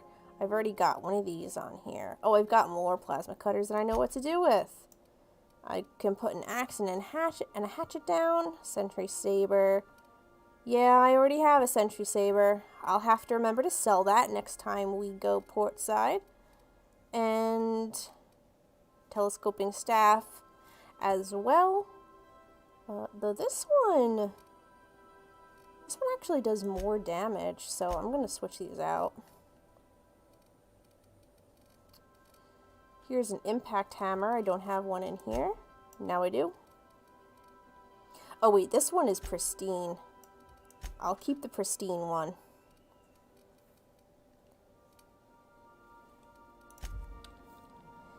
Here is the locker where I keep my clothing.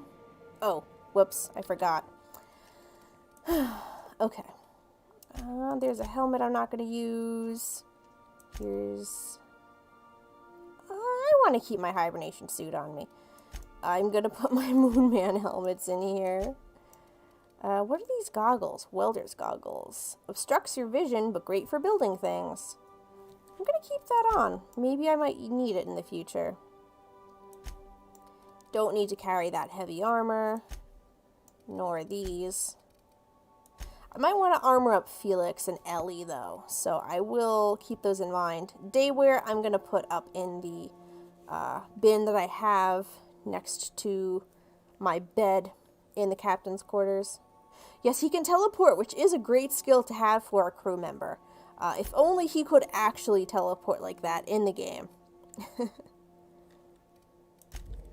And this locker...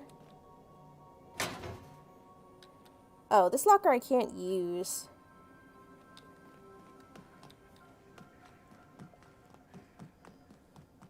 Am I gonna have to put all my... I keep messing up. The game is really not designed to have the player just, like, back and forth with the clothing, so... And, like, you can't even shift it around in here. This is one I don't have yet. I'm gonna put that in there. I might have to just put all of my weapons in the same locker. In Fallout New Vegas, I had a locker for my melee weapons and a locker for my guns. Yes, Felix was so happy to be part of the team that he just zooped himself onto the ship through sheer willpower.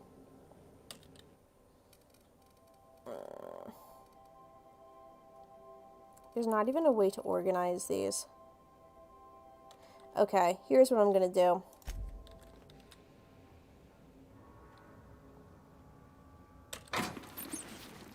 Clothes are gonna go up in my room. Guns are gonna go over here.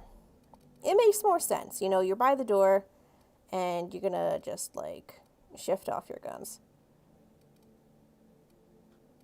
Put a bolter pistol in there, put a plasma rifle. Oh, wait, actually, I want to check.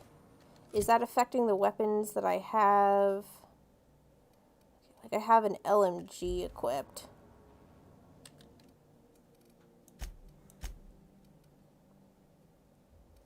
And if I put that in there... Okay, no, that was just a separate weapon. Okay, good to know. I'm not going to use that. I'm not going to use a heavy machine gun, I don't think. I already got one of those. I'll put one of those in there, keep another to sell. I do want to keep my grenade launcher on me because it can be useful. And now I can run up to my room. I so enjoy watching you sleep for hours on end, Captain. Oh. It's quite entertaining the way you drool and whimper. Fantastic. You're horrendously creepy. And my extra clothing items will go in here, including my regular and defective Moonman heads. Those sure are something. Okay, now look at that. We've got over 50... I'm not sure if those are pounds or kilograms, but we got a lot more weight that we can carry, which is very good. Yeah, organizing storage in a game is really, really helpful. I wish that the Outer Worlds had more functionality for that, just by, like, sorting the items, but, you know, it's not a focus of the game. You're supposed to be running around and, like, shooting people and stuff, but I'm like, no, I want to make my place nice. Let's check. Do we have any message? Oh! Would you look at that? We've got some messages for Shetani. That's me! We're actually starting to get my own messages instead of just reading stuff that's meant for Alex Hawthorne. This is from E. Blaine. Okay, what do we got going on here? Shetani. Subject, medicine. Oh, from Esther Blaine. This is just to let you know that I've given out the rest of that you-know-what to the you-know-whos. Sorry for the secrecy. You never really know who's reading these things. I appreciate you giving me the time of day. You risked your neck heading into that community center. I'm grateful, but I'd also appreciate it if you never told another soul about our business. I like my job, and I should like to keep it. So that was Esther Blaine, who we met back in Edgewater. Remember, we went to the community center and we picked up the anthracillin. We had the option of giving it to the guy who was kind of iffy on whether or not he was actually sick. But Esther said that if she was given the medication, that she would spread it out to the people in the community who needed it the most. So we chose to give the anthracillin to her. And it looks like she's putting it to good use, which is really, really great to see.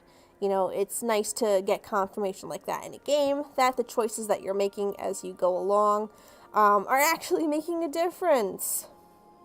And yeah, hearing someone say it's entertaining to watch you sleep hours on end is the most unsettling thing. Ada needs to learn some basic communication skills.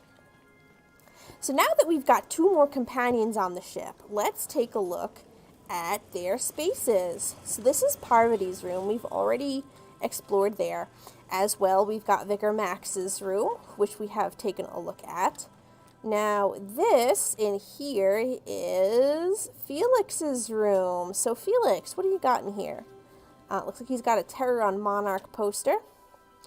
In a horrifying vision of the future, the board have been overthrown by the seditious and slovenly savages of Monarch. Only Halcyon Helen can rescue the colony from indolence and entitlement. Improved by the Ministry of Accuracy and Morale. So, Felix is a big fan of cereals. He has a lot of cereal posters in his room. Ooh, he's also got some chocolate bars. Dark Matter, Rizzo's Dark Matter, and Knock You Out. Ooh, that sounds really tasty.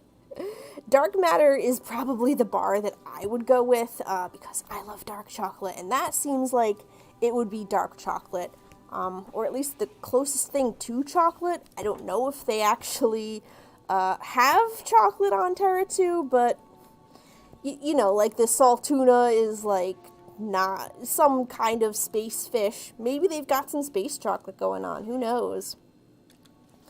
And here's a book. Felix's journal.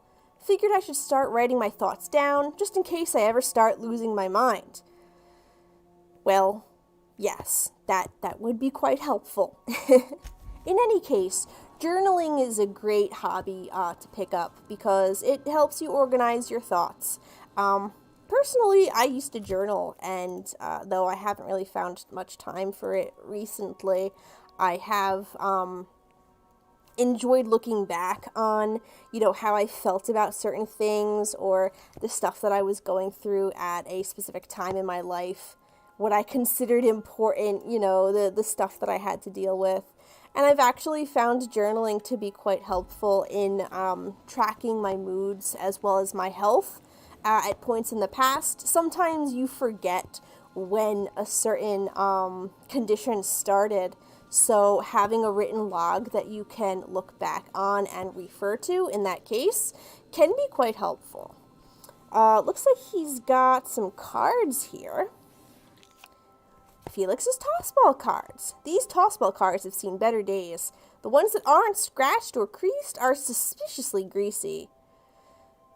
I'm just gonna hope that he likes eating fried cysty pig while he plays tossball cards or something like that. Felix is definitely a junk food lover. He's got a whole bunch of berries, bottles of Purple Berry Punch here, as well as Purple Berry Crunch cereal. I hope you don't eat Purple Berry Crunch by adding Purple Berry Punch to it. That seems like an overabundance of Purple Berry. And on the shelf here, it looks like, is this a comic, perhaps? Dissident Hunter, Special Edition. Can Agent Khan rescue Auntie Cleo from the clutches of the Weekenders?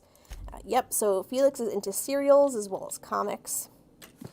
Here is a book called In Praise of Arson. This contraband collection of essays by anonymous anarchists calls for a total destruction of, quote, the corporate establishment and the apparatus of oppression. The book looks like it's never been opened. That was probably a gift given to Felix, and he just doesn't really seem like the reading type. Here's a poster of the fabulous Fraser Brothers of the Hammersmith Thunder. Kieran and Cameron Fraser. Hammersmith invites you to come see the greatest tossball backs of all time.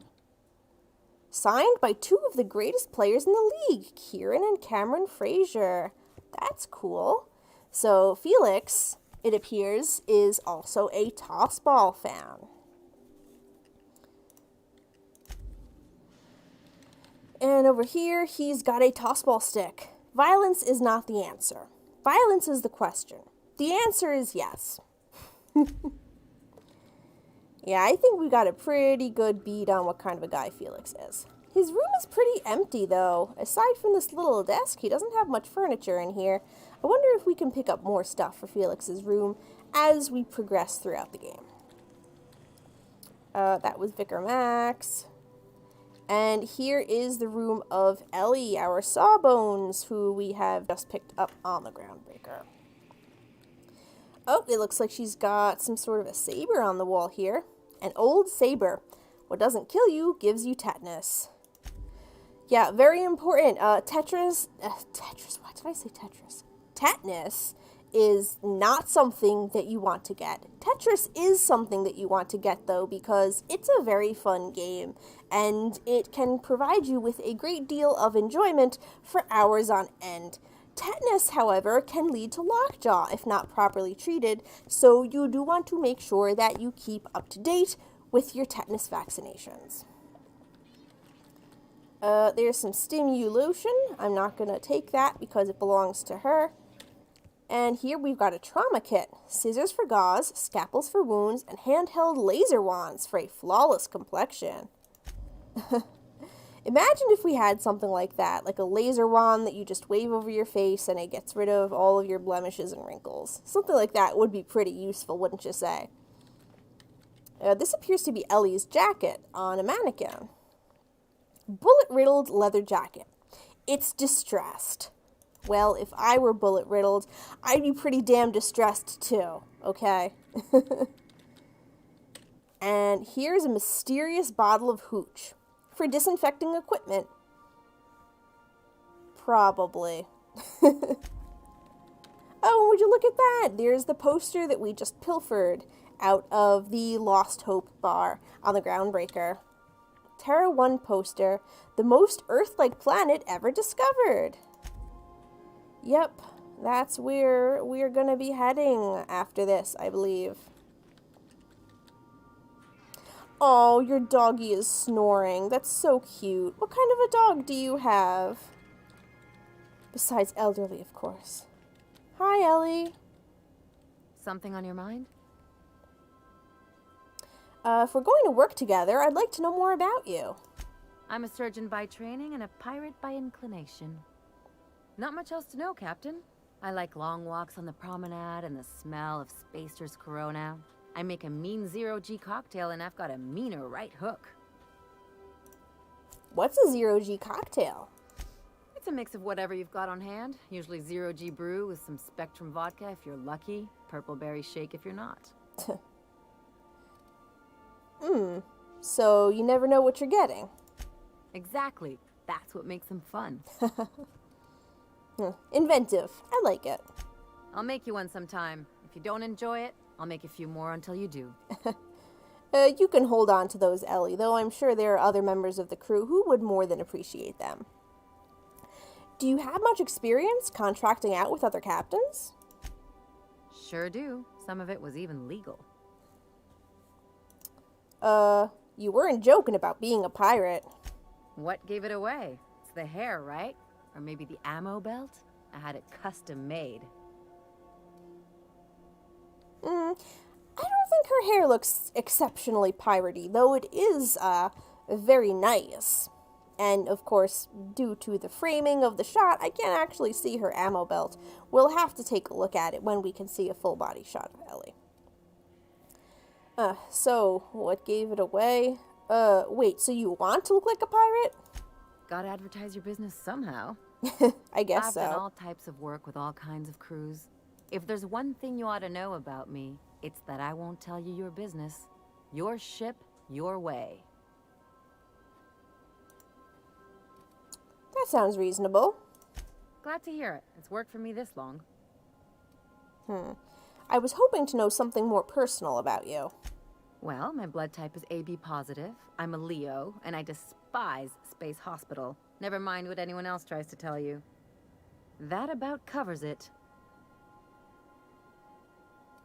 Well, I'm sure she won't like me trying to pry, but I have to give it a shot at least. Where you come from? And how did you get into this line of work? Oh, come on. That stuff's boring. You're deflecting. Look, the thing I've learned about living in close quarters is that you've got to give people room to breathe. I'm all for making a few bits together and having fun doing it, but let's keep a little professional distance. Okay, Ellie, I'll allow you your space. I'm sure as we spend some more time together getting to know each other, you'll start opening up to me. Let's get back to business. No complaints here. The nominee says she's a mixed breed, Havanese crossed with Coton de Tuileries. Basically, she's a small, white, long-haired dog.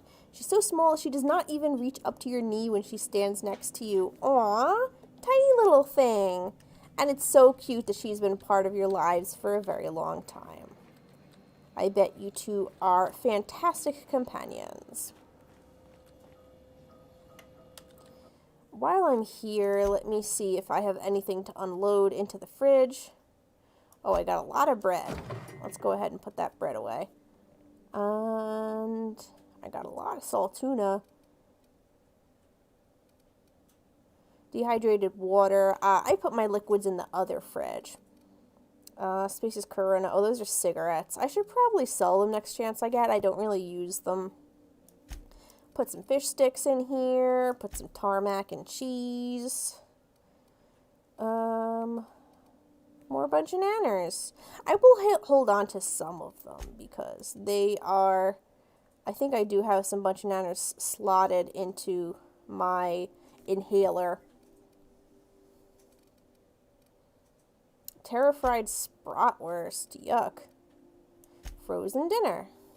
Add that to the pile. Bread noodles. Add those to the pile. Candy. I guess candy would go in here, sure. I'm gonna put like... Oh, it just moves all of it. I wanted to take some. It's kind of obnoxious. I really hope somebody mods the game so that I can do all of these things that I'm wanting to do, like, differentiate my food and clothing options into different containers. Alright, the alcohol I pretty much never use. Oh, that's not alcohol, that's ambidextrine. Purpleberry punch. Here's purpleberry fizzy tea, I'll put that in there. Plain pure water. Algae lager. 2-hour energy. CRG brew. Nanner spank. I think that might be all of the beverages, yeah. And I did take the salt tuna back. Okay, good to know. That did lower our weight capacity, or not capacity, but our encumberment quite a bit. So I've got plenty of space to carry other stuff. I wish there was a container in the bathroom. If so, I would have put my anti-Cleo products in here. That would have been where I chose to store those. I wonder where everybody else is, because they're not in their rooms. Except for Max. He's writing. Now, this is a room that we have not looked in so far. This was closed before, but now I think would be a good time to investigate what we've got going on here. Looks like a little mechanical by name of Sam. Okay, we'll try to start him up. There's no response from the auto-mechanical unit. A serial number etched in its chassis indicates the letters SAM. Looks like we can talk to Ada about Sam. Let's go ahead and do that.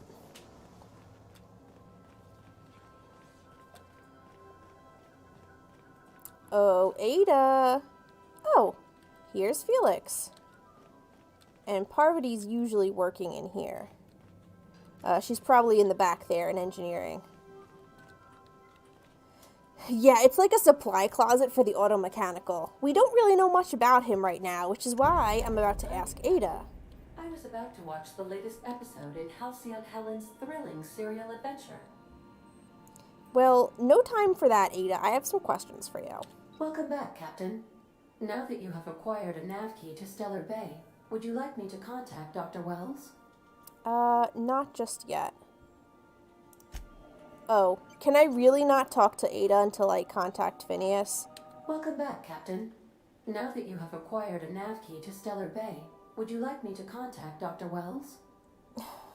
Okay, I'm gonna have to talk to Phineas before I ask Ada about Sam. Actually, let me just test something real quick. What if I changed... What's this? Oh, okay. This is the DLC, Murder on Eridanos.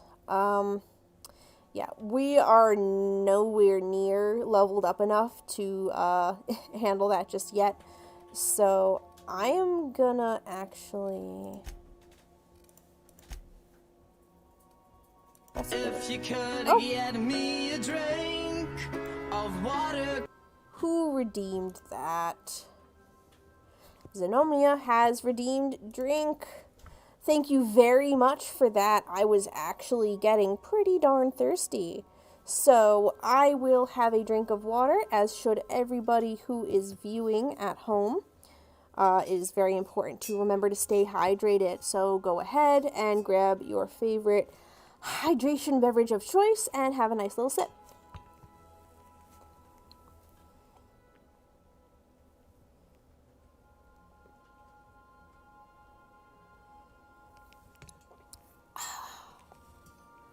little bit more, actually. I'm pretty thirsty.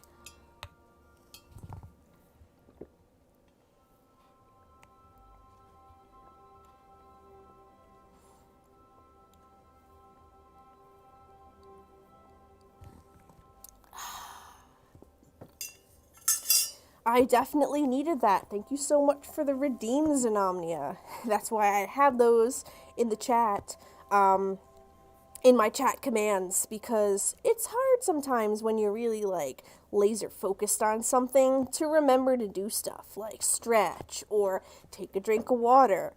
So it's very helpful for folks to remind not only me, but all of you out there who are also sitting and watching the stream, that you gotta do those kind of things and make sure that you're paying attention to the needs of your body. Hey Nico, welcome back. Yeah, there's a ton of variety in the game. There's a bunch of options, there's a bunch of items too. I hardly even read the descriptions on the items, but there are a ton of them, and the people have put so much effort into writing cute little descriptions and making them, unique from each other. Even though they may function the same in the game itself. It adds variety, and it makes it way more interesting to play. So yeah, I was here because I wanted to see if I change my side quest.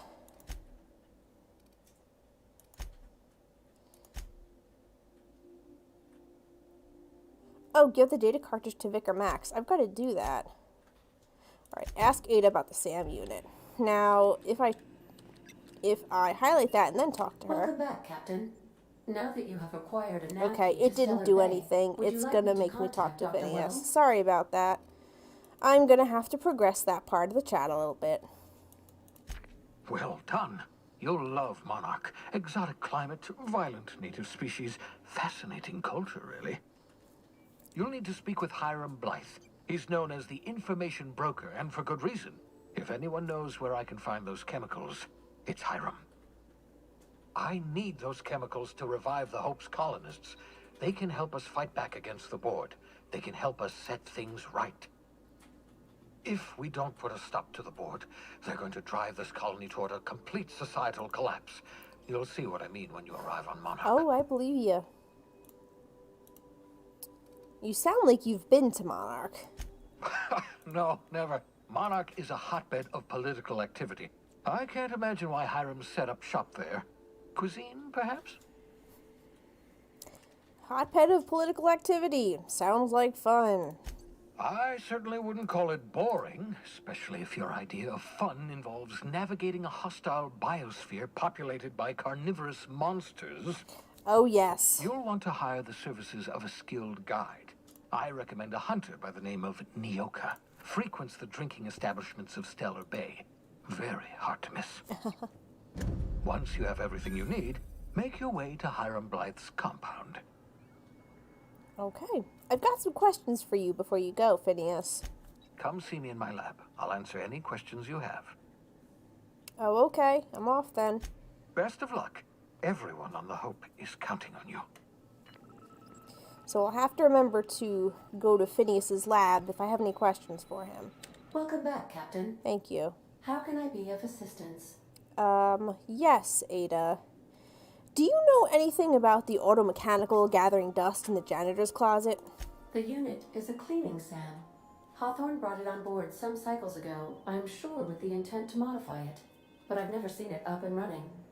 Alex likely recorded progress notes detailing his efforts to modify SAM. If you check the terminal in your captain's quarters, we may be able to determine what work remains in order for SAM to properly operate. Okay, good to know. I picked up this distress call. Can you play it back for me? Yes, Captain. Beginning playback now. There's viscera and death everywhere. Gunfire, gnashing teeth. The unemployed. For law's sake, if anyone's receiving this, please send help. What? No! Captain, We are now capable of accessing the Roseway landing pad. Oh, fabulous. Also, corporate protocol requires that all distress signals include a list of key personnel for retrieval. The embedded names are Anton Crane, Vaughn Cortez, and Orson Shaw. Okay. Got a minute to talk, Ada? I have lots of minutes.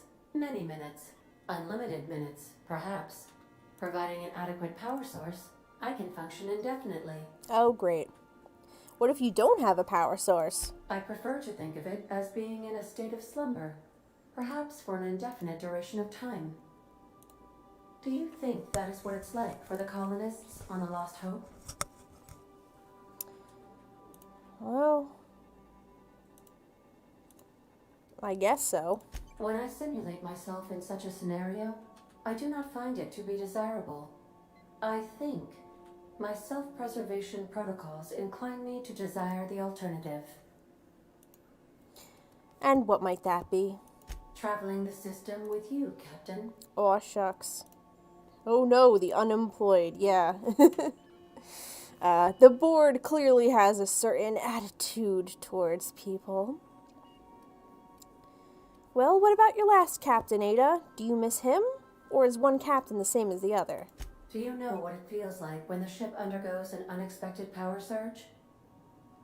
A jolt to the system. I have felt that. I do feel that. As you may be aware, Captain Alex Hawthorne was a smuggler of some repute. I failed to predict the likely outcome of his reckless behavioral patterns. I should have predicted that. In our travels together, Alex liked to pass time by, as he called it, tinkering to improve my design. Have there been other captains of this ship? If you mean, was Captain Hawthorne my first? Yes, he was. Oh my god.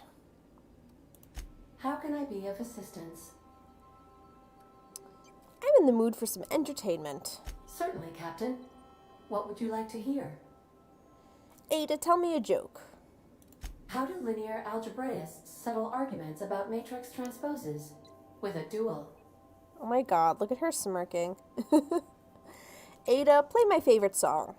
Now playing a Spacer's Choice advertisement jingle. It's not the best choice. It's Spacer's Choice. That's not my favorite song. Everyone in Halcyon is contractually obligated to label this or another board-certified jingle their favorite song. Oh, you gotta love that board. Okay, that's enough As for you now. wish, Captain. I must comply with all direct orders. I request you do not wake me if I am sleeping upon your return. Sure, Ada, I'll let you sleep.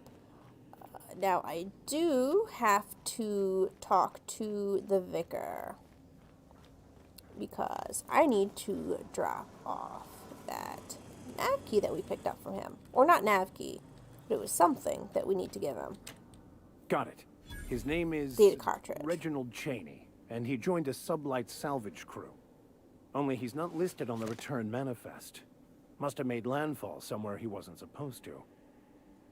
Ah, yes. Here. There's a domicile on Monarch in Fallbrook, rented to the same bit card he used to buy his seat on the salvage ship. I should have guessed. What better place to lay low if you wish to avoid the authorities? You hesitated there, Vicar. What aren't you telling me? Oh, it's nothing. I suppose I really didn't have much faith in actually finding him. Come on. Was a bit of a long shot, wasn't it? This all seems awfully convenient. I admit it was a bit of a long shot, but when you've spent as many hours as I have in contemplation of the universe's secrets, you sometimes get a sense for these things. Okay. I will leave you to it. I'm also going to double check on my computer for those logs. Oh, and you know, if you look out the window, there you can see it, the Groundbreaker. I did not mean to point my gun at the window, but that is where we just were a few short minutes ago. There she is in all of her glory. What a big ship. That's what the Hope would look like. Okay, let's search the computer for any terms related to Sam. Here's the Sam result. Experimental note OI-695. Do not forget, you found a discarded sanitation and maintenance automechanical in Emerald Vale's scrap heap during your last job. It should not be too difficult to get it up and running. With a few key modifications, I can envision a combat-capable variant. Some might say, a clean, mean killing machine? Should be fun. From AH, whom I assume is Alex Hawthorne. So there you go. We got some puns going today anyway. Second Sam result. Removal of factory standard part SUDS steeper was successful. Delivery of combat modified replacement part acid steeper has been delayed. Progress setback is estimated now to be a solid 3 months. Not like I have more pressing matters to attend to. But I do. From Alex Hawthorne. So it looks like he was trying to modify the SAM unit to be, instead of a maintenance and cleaning robot as its intent, useful in combat. Specifically something related to spitting acid. I mean, that sounds pretty useful for a combat companion. Let's take a look at the last result here. I'm giving up hope on the delivery. The part is lost in transit and it's not turning up anytime soon. But, good news. I heard from a fellow who knows a gal, who knows the broker, who overcharged me for the information regarding the location of an acid steeper I can, filch. The part was sent to an old storage facility in Roseway. I sure never thought I'd go back to that pit. Good thing Auntie abandoned it years ago. I'll pick it up following this next pit stop back to Emerald Vale. Wells wants me to chaperone some person of interest. Details to come later. That would be us. So it looks like we're going to have to go to Roseway if we want to find the missing part for Sam. Okay. Oh, there we go. And while I'm here, I'm gonna run up. Oh, Felix. Hey, Felix. You just gonna phase through that ladder? Is that part of your many tricks? You can teleport and you can phase through ladders. Okay, don't try to climb it. I saw you. I literally saw you a minute ago. Good to see you, boss. Yeah, how'd you end up on the Groundbreaker, Felix?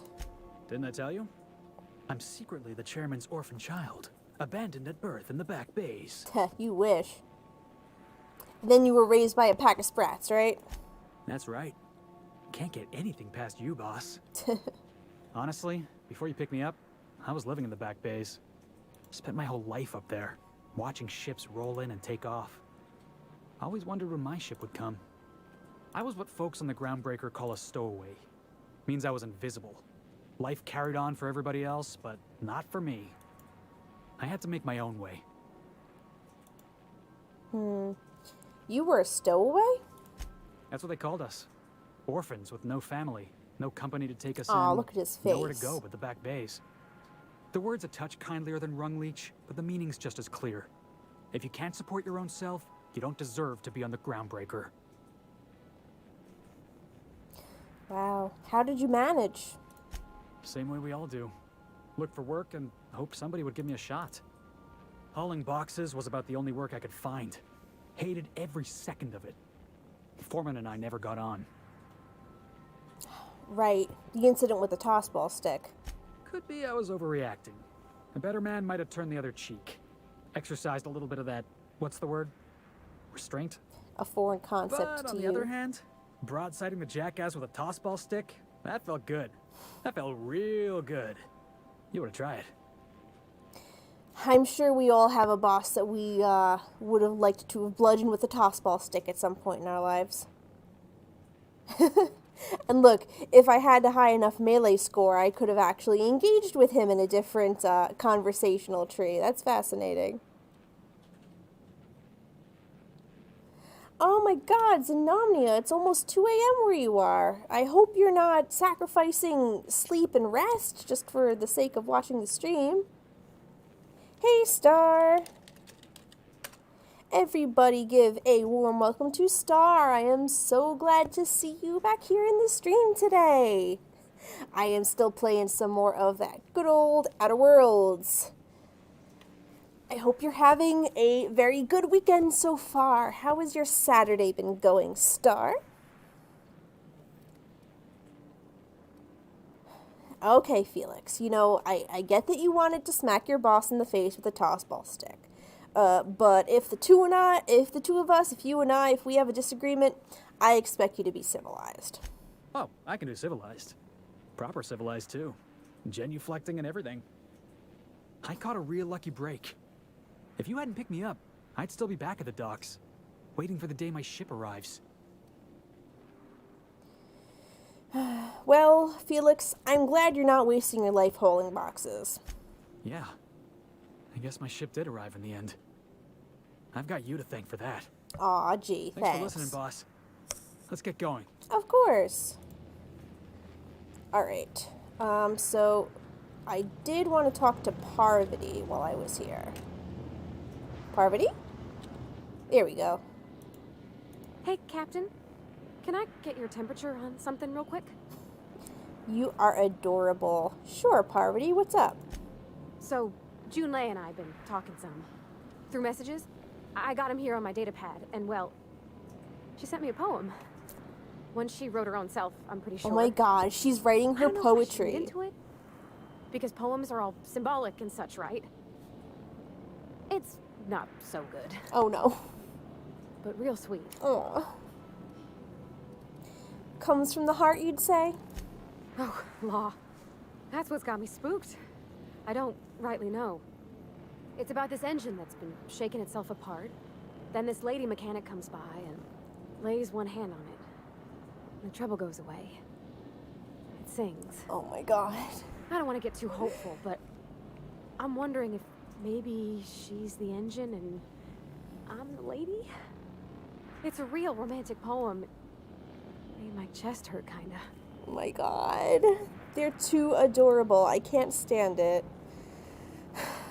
Parvati, you know, it sounds like she likes you. I don't know where it's leading yet, or if I'm misinterpreting. I'm not much interested in physical stuff. Never have been. Leastways not like other folks seem to be. It's not that I can't, I just don't care for it. It's been a problem in the past. The folk who wanted to be with me back in the Vale, they said I was cold. Yeah, that is a problem that a lot of asexual or aspectrum folks tend to face. And yes, Parvati is confirmed to be an asexual character, which is the first that I could actually think of in a video game, at least a major game, such as the Outer Worlds, which is part of why I love this game so much.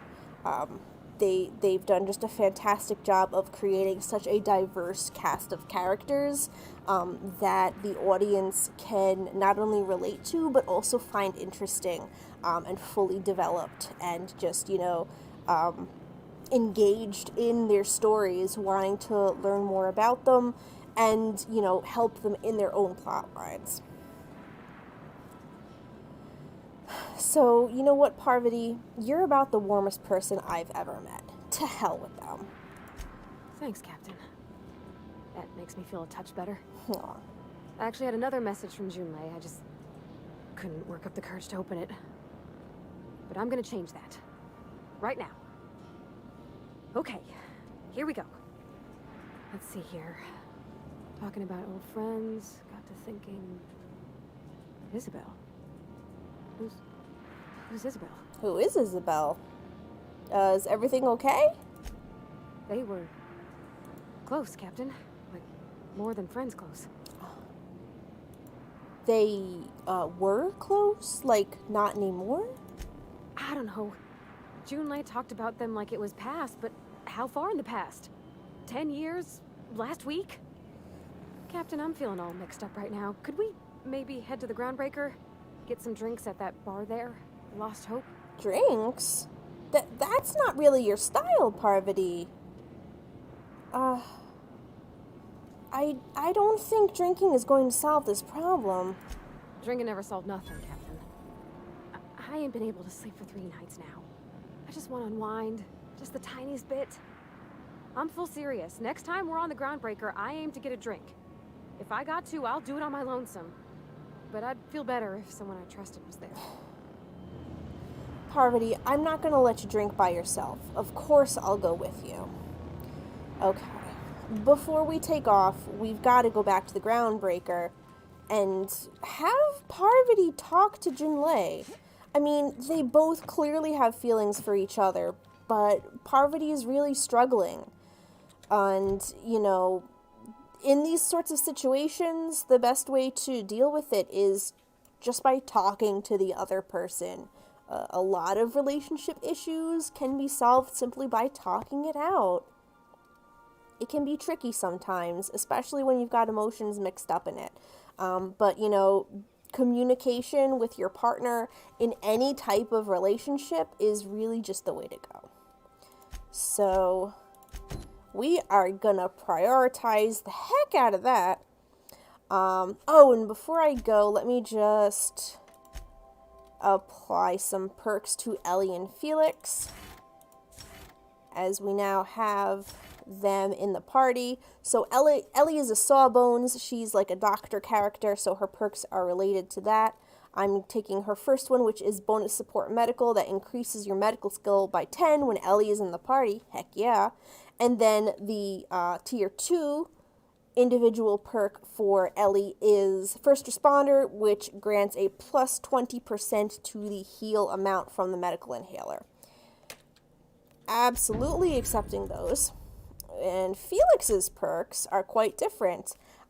He gets a plus 10 to Persuade, which I will take. And he also deals 20% damage to cowering enemies, which is called Bootlicker, which is very, very interesting. I like I don't know if you can see the icon for that, but it's like a little spooked face with a gun, because he does 20% damage to cowering enemies. Okay, so now that we have allotted those points, I'm gonna head on out to the Groundbreaker. We'll be here, Captain. Or will we? Haha. Just a little joke for you. Oh, Ada, you joker, you joking AI robot. So Parvati is going to come with us, but I would like to start showing off some of the different interactions that the characters in your party can have. So I'm going to bring Parvati along, but I'm also going to bring Ellie instead of Vicar Max. Give him a little break. Let him do some light reading on the Unreliable while Parvati is coming along, and we're helping her deal with her romantic situation.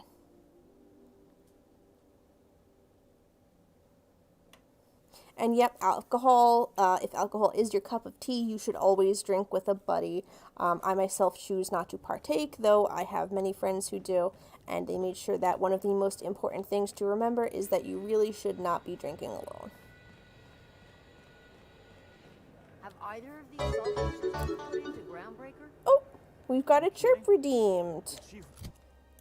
And that was by Nico. Oh, of course it is. All right, Nico, you ready for your chirps? Wouldn't let a couple hundred board troops in here. There are your cheetah chirps. I hope you enjoy them. Cheetahs are one of the largest felines who do not roar, and instead they make these cute little birdie chirps. A CCN 76 nut chocolate bar with caramel and pea-free nuts in it. It's time for a KYO. It's Rizzo's. Okay, last chance, Parvati. Here we go. So, how's this work? Do we get a table? Stand in a corner? I am not the one to ask about that, honey. Are scheduled to air soon. I can't sit in these chairs, so it looks like stand in a corner it's gonna be. Let's find a nice, unoccupied corner to stand in. Coaches and referees are debating how Yeah, Platinum, I can see that you have noticed I am really trying to push it to that 3-hour mark today. I've been streaming for a lot longer, so I'm trying to increase the percentage of time during the stream that I spend in Fursuit, just so that people who might come in during the later periods of the stream don't miss it. Because I feel like that's something that would kind of draw more folks in here.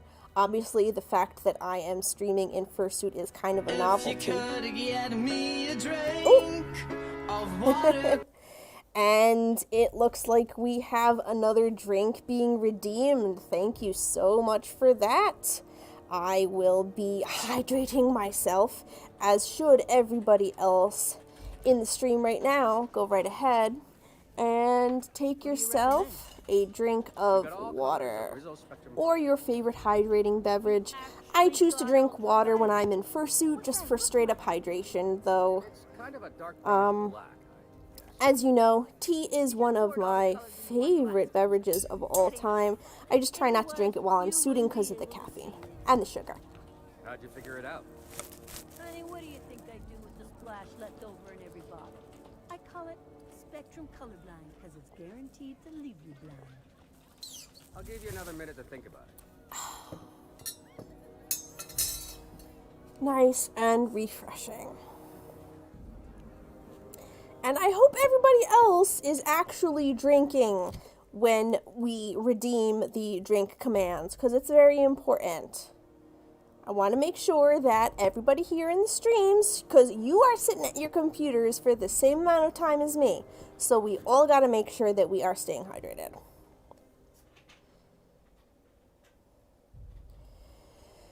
Yeah, and you know, we just had some people show up. Like I know Star just showed up a couple minutes ago. So I'm trying not to get out of suit. Let me at least finish this thing with Parvati, and then we'll see how I'm feeling. Okay, so what are we drinking? You're the expert? I'm really not. Oh, and don't worry on the price. I got this.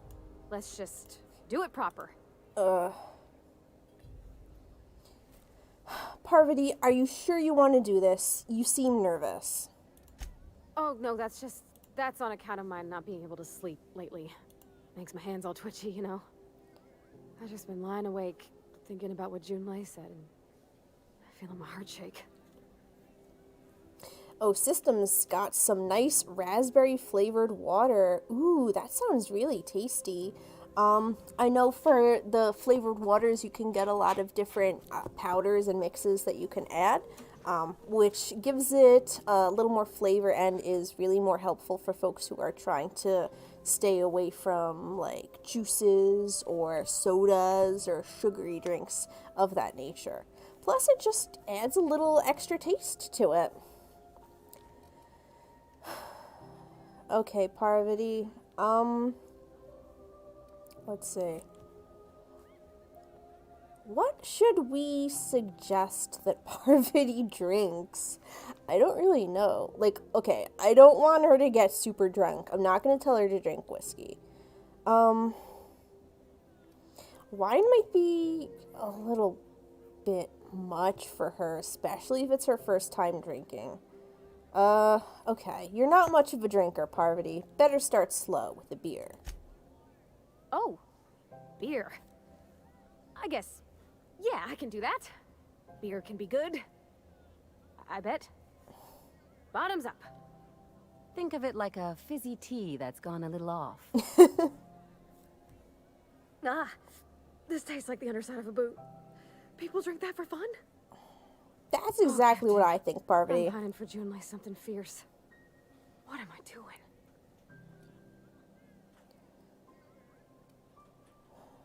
Generally or specifically? Specifically. Definitely specifically. Oh, why'd I drink that? I mean, just with Junlei. I don't know what to do about us. Oh, cherry tea. I've not had cherry tea before. I would definitely be interested in trying it, though. Cherry flavored tea. That'd probably go good with quite a few sweets. I'm just like planning out like a menu in my head right now. Fruit teas can be pretty good. The flowery or fruitier ones I tend to prefer drinking cold or chilled, actually. I had some blueberry tea once. Technically, it's like a blueberry iced tea, though it was more room temperature than cold. I try to stay away from super cold beverages because I have sensitive teeth, but it was very tasty. So I like to have fruitier or more flowery teas on the cold side, whereas like with black teas or spiced teas, those I quite enjoy hot. Nico says that he can imagine me opening a bakery. That's pretty interesting. And cafe, yeah. Canonically, Shetani as a character she's the manager of a cat cafe and community center. So it's very interesting that you would say that. I decided to give that to her because what are personas for if not living vicariously, right? Plus it fits in quite a bit with her character. And if you would like to know more about Shetani as a character and her backstory and things of that nature, you can check out my website where I have a whole lot of background information about Shetani, her history, the process that I went through developing the character and things of that nature. Okay, Parvati. Start by telling me why her message got you so unsettled. Well, she talked about another girl, right? Isabel. Mentioned her by name and everything, like she wanted me to know. Maybe I've been making a right fool of myself this whole time. Maybe she's not interested after all. Come on, Parvati. What did she actually write in the message? You haven't said. It was real long and rambly. She was telling me a story about her dad, how a lady named Isabel did all sorts of things to try to win his favor. This Isabel lady never quite managed to get her dad's approval, but they carried on anyways. Made something good out of a bad situation.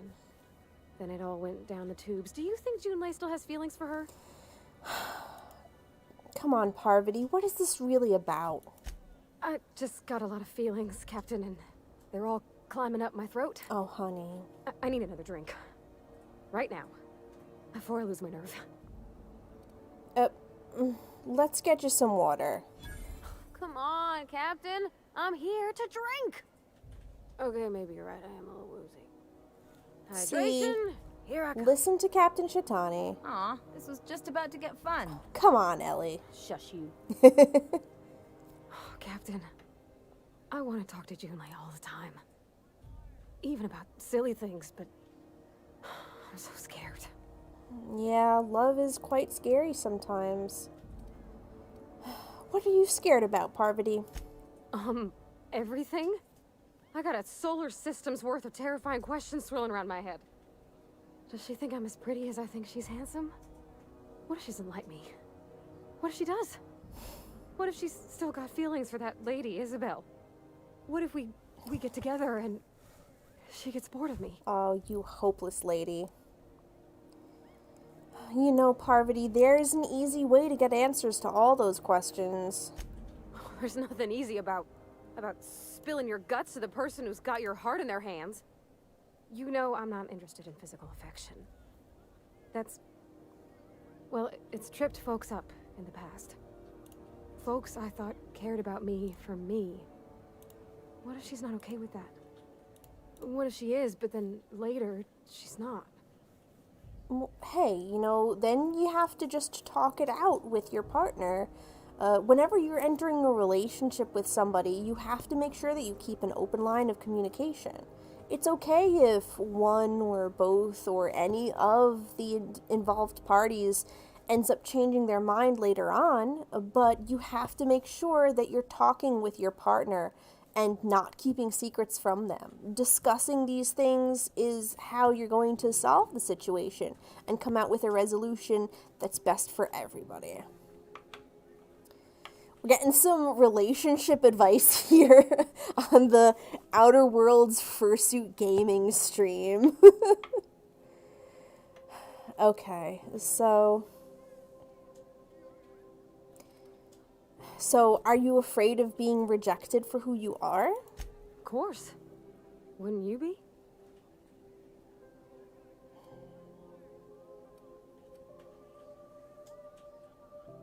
Well, everyone is, no matter their quirks. Huh. I'd never thought of it that way. I wonder what June's afraid of being rejected for. She seems perfect to me. Maybe those are just my rosish colored goggles talking. To be strong like her. Gosh, I don't know that I got that in me. Sometimes I feel real mean inside, Captain. I think ungenerous thoughts. Oh yeah, I get that. We all do.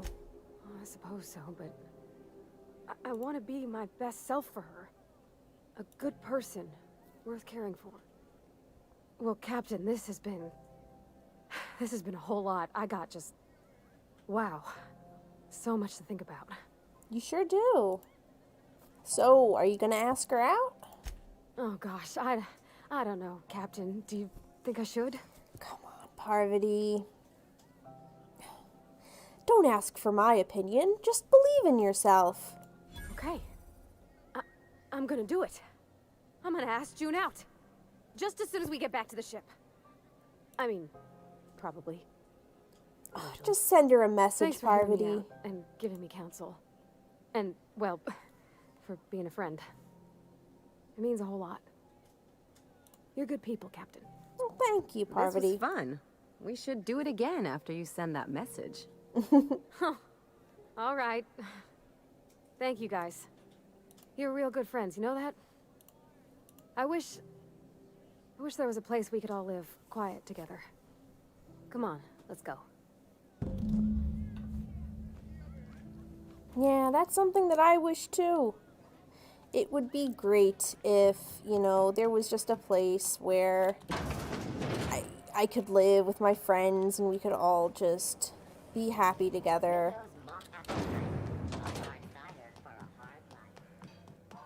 Some people have, these big dreams and huge aspirations that they hope to accomplish one day. Myself, I just want to make sure that me and the folks that I care about are taken care of and happy. Alright, back to the ship, Parvati. I think you need to have a little time to yourself, maybe sleep off that beer, and go ahead, send a message on to Junlei.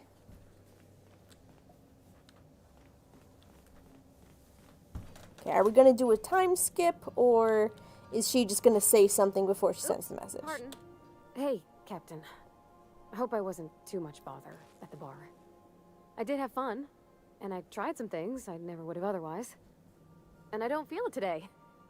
I guess that water Okay, must so have yeah, worked. time skip. She slept. I'm glad I had you looking out for me. Of course. Glad to hear it. I wouldn't mind having a drink again. Someday. In the distant future. Anyway. I messaged Junlei when we got back and she replied super quick. What'd she say? Okay. I was awake half the night, thinking about what I sent, anxious to see what you said. I reread my message in the morning, and it was unclear. I was drinking when I sent it. Otherwise, I wouldn't have had the courage. Also, sorry for the typos. Okay. Not bad so far. I've ruined things in the past because I didn't say things I should have, like, I've met someone who's become special to me. I want to be honest with her, so if she feels the same about me, there won't be any surprises. Okay, so Junlei does like you, and she said it in the most awkward way possible. Oh, isn't she sweet? Like one of those two-bit romances where one soul's all stiff and formal, and I should be glad to perhaps take hold of your hands. I ought to go write her back. I mean, I already did. Twice. My but God. anyhow, thanks for taking me out, Captain. Of course, Parvati. Oh, so she finally asked her out and Junlei said yes. That is so exciting. And it looks like Nico redeemed another chirp. So I do have to give a couple more chirps here. Let's work it up. Let's work it up. Let's work it up.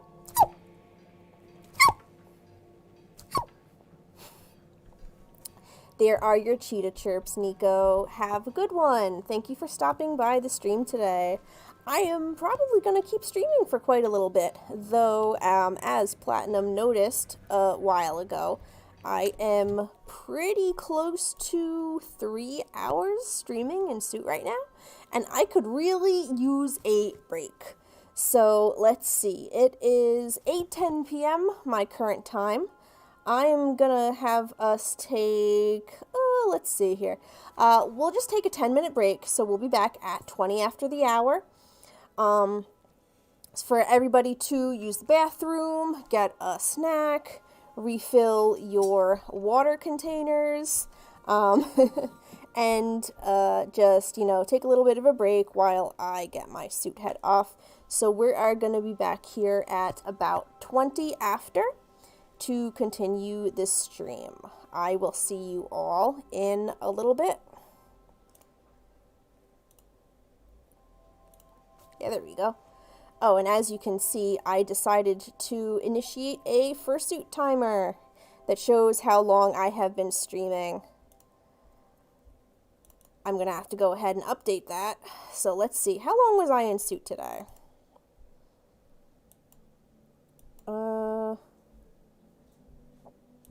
Well, it's not letting me edit it, so I'm going to have to figure that out. But I will be back in just a moment.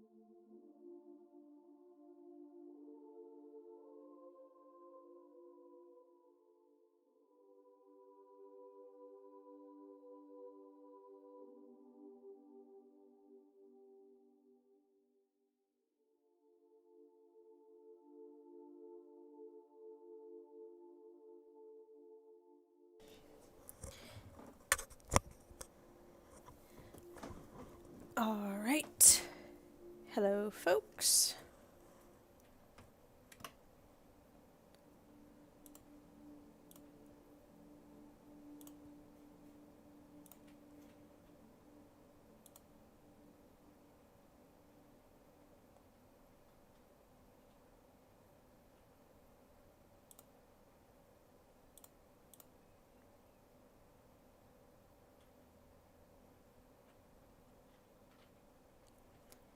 Hello, hello, hello. All right, there we are. Oh, okay. That should be a little bit better now.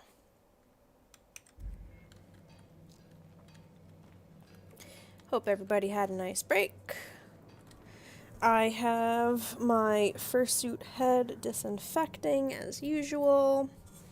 I have changed out of my under armor, used the bathroom. Oh, I forgot to refill my water. Well, hopefully I'll have an opportunity to take care of that a little bit later. Okay, so it's gonna be a little while yet before Parvati and Junlei talk to each other. We gotta give them some time to work the things out. Oh! You gave me a little pet. Brrr. Thank you so much. And guess what? For that pet, you will receive a crisp high five in return. It's a high five sound effect. It's very technologically advanced, and I did not just high five myself. Anyway. So, let's see. So the Sam quest we're gonna have to go to Roseway for. And for Vicar Max's quest, we've got to head down to Monarch. Yes, Lilia Hagen needs someone who can navigate to Stellar Bay on Monarch. And now that we've finally gotten that nav key from Gladys, we can tell her that we have access to it. Yeah, relationships of any kind take time to figure themselves out. Sometimes time is all that's really needed in order to let things work out between people. So I'm gonna run back out to the Groundbreaker, and this time we're gonna give Parvati a rest. We're gonna bring Ellie and Felix with us. I like how they play idle animations if you mouse over them. It's pretty cool.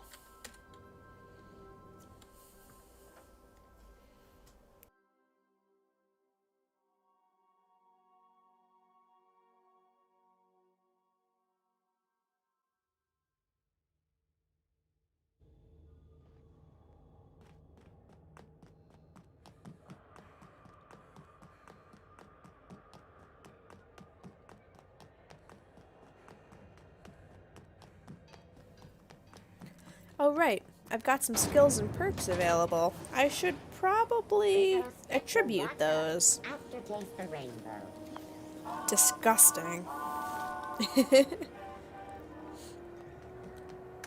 Good old character building idle animations. Well, Felix at least throws a ball up in the air. Ellie just kind of looked like she was standing there. Anyway. I'm gonna dump a little more. Let's see. Maybe I should start increasing my gun skills. Yeah, let's start increasing my gun skills. At least get these two up to 20. Defense. Dodge and block. I could leap, which is dodging forward. I really don't dodge or block very much when I play this game, though. I hardly ever use melee weapons. I don't think I'll have a need for those so soon. Though, my companions could probably do with a bit of a buff. I could also try updating my tech. Get my engineering up to 50. Get my sneak up Can pickpocket, which is stealing from humans while sneaking. I mean, I can do that now because I've got Felix in the party, but if he is no longer with me, well, my clothing would allow me to do that. Ellie stands there, looking all cool because she's a cool pirate. Yeah. Let me put a little more into stealth. At least get those up to 40 base so I don't have to worry about them. And the rest I'll dump into leadership. It's good to have that on its way up, since we're going to be paying more attention to companions. And now look at that! Time dilation location hits. You've unlocked location hit effects for tactical time dilation. Hitting enemies in different locations during TTD maims or cripples those body parts. Try different locations to see the different effects. Hits to the chest produce different effects when using different weapons. Fun, fun. And, oh, another even level, so we get to attribute another perk point. Let's take a look at the tier 2 perks that we've got going on here. So there's Run and Gun, which is a minus 65% movement penalty to accuracy. So you'll be a little bit more accurate when moving. You won't have to worry about missing as much. That'll be very helpful. The Reaper. Gain some tactical time dilation meter when you kill an enemy. Plus 25% TTD restored per kill. That can come quite in handy, especially when we start dealing with more formidable enemies. We've really kind of just been fighting bugs and robots so far, but when we get to Monarch, whew, let me tell ya, we are going to be in some serious trouble. Weird Science increases the damage dealt by science weapons. I don't really have a science weapon that I will be using very much at this time. The only one that we found was the hammer, the melee weapon, which I went ahead and gave to Vicar Max. So taking Weird Science at this point in time does not seem like it would be a very wise choice. Speed Demon. Increase your movement and action speed when TTD is active. That's a plus 25%. Can be very useful because TTD drains quite quickly if you are moving while that is activated. This will help mitigate that slightly. Scanner. While using TTD, you deal increased weak spot damage by 20%. Okay, well, that's fair, though I don't think I would be exactly choosing that anytime soon. The Collector.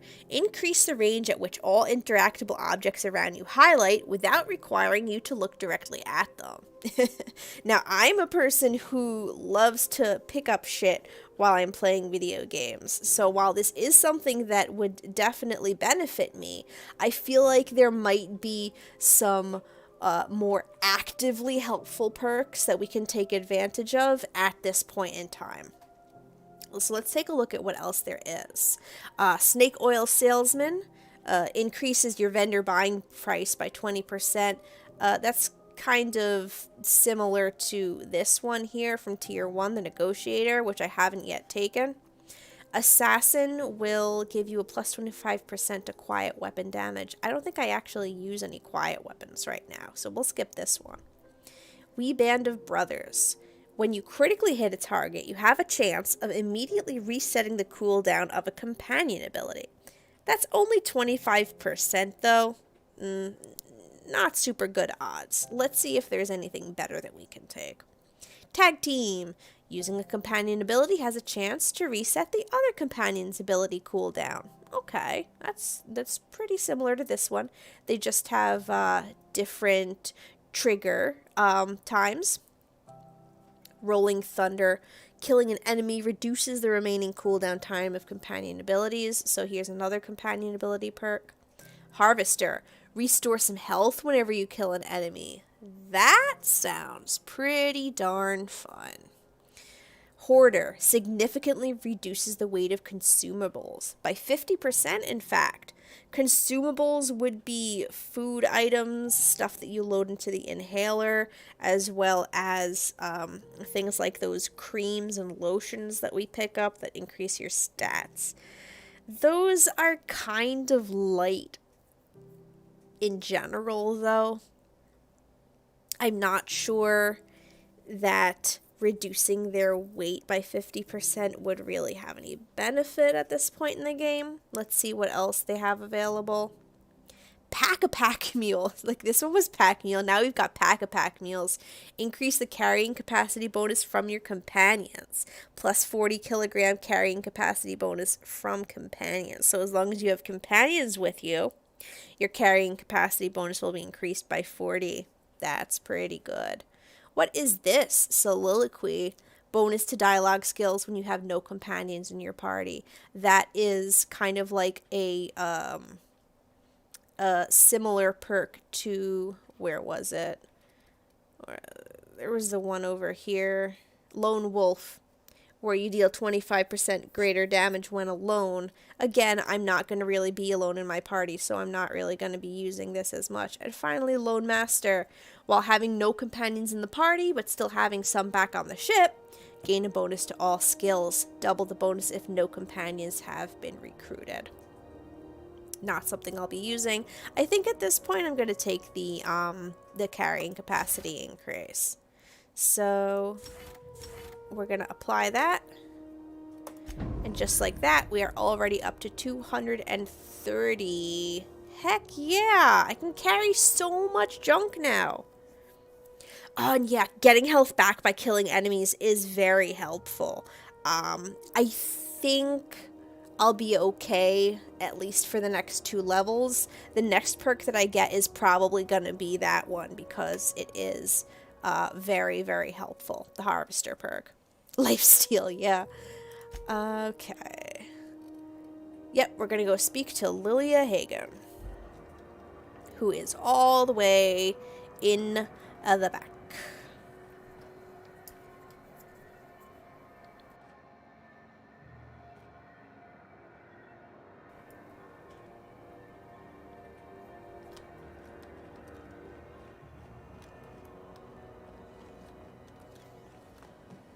CNP Borston Baked Beans.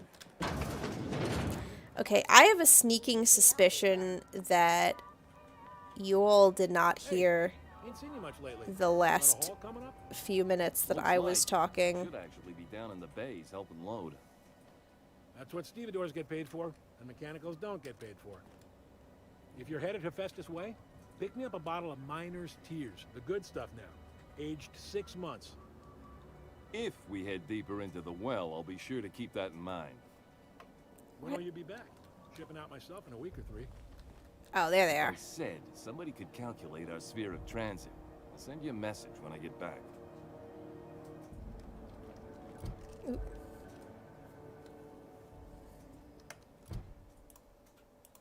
Okay.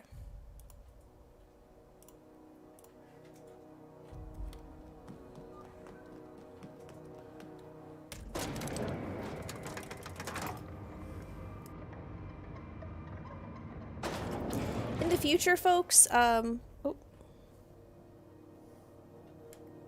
There we go.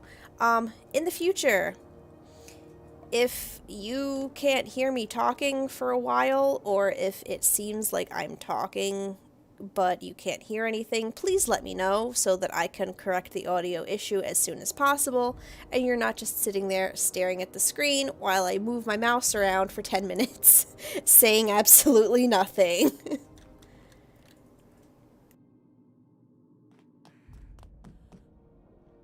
Make this conversation worth my time, Captain.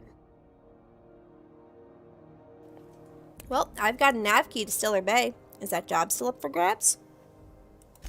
Sure is. Welcome aboard, contractor.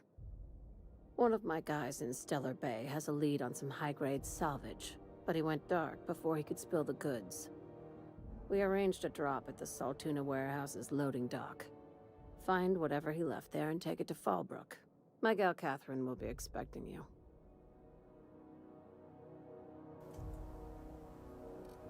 What kind of salvage are we looking for? When the board pulled out of Monarch, they buried or sealed anything they couldn't carry off-world.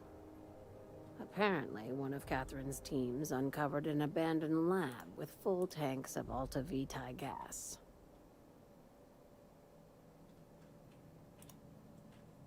So I'm going after Alta Vitae gas. What exactly is that? It's exactly 1 million bits per cubic meter. Before you get too excited, the only thing rarer than Alta Vitae gas is a reliable buyer. Dangerous stuff. Acid for the nuclein in your cells. It's no good to anyone outside of a lab. But it can be a lot of fun, if you don't mind the possibility of rewiring your body on an atomic level. You and I have different notions of fun, Dr. Fenhill. What's Sublight doing in Fallbrook? A few of my contractors run flights in there and out again, working around with the board embargo. To keep the community lubricated with a steady supply of booze and unconventional erotica. Oh. Byzantium kids with more money than sense can thank Sublight for their good time. How unconventional? Asking for a friend. One of my guys filmed a raptidon grinding on an automech. Oh dear. Didn't end well for anyone, including the cameraman. Goodness me. Well then, I'll take the job. Now, get going. Catherine will brief you on the details when you check in with her at Fallbrook. One last thing. When you're on the job, keep a pair of eyes in the back of your head. Understood? Sounds shady. Could be. You'll do fine. Probably nothing to worry about. Probably. Yeah, see? We'll be fine. Anything else to say to me, Lilia? Watch yourself in Stellar Bay, Captain. If you think this neighborhood is rough, Monarch will chew you to shreds. Okay, I had some questions about the Monarch job. My guy in Stellar Bay.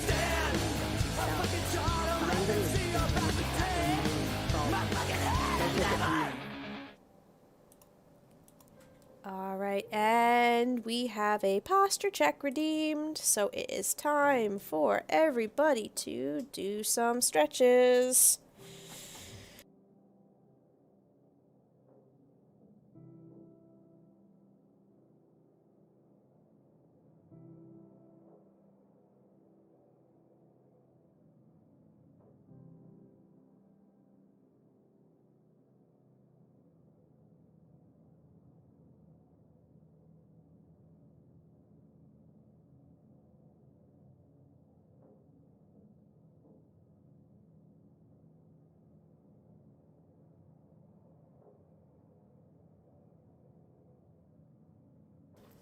Okay, as I removed my headset so that I could twist from one side to the other without getting tangled up like some kind of serpent prey.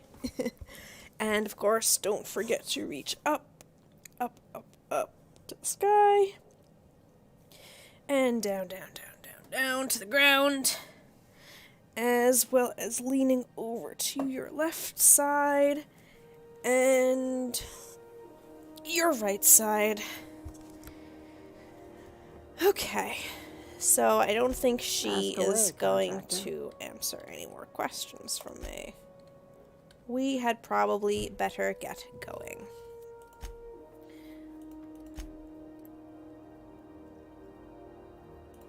We could go visit Phineas.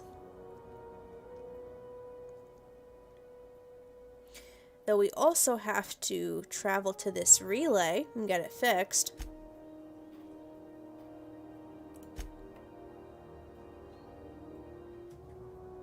We can also take a look at Scylla, see if the captain is okay. And then we've got a couple things that require us to go to Fallbrook.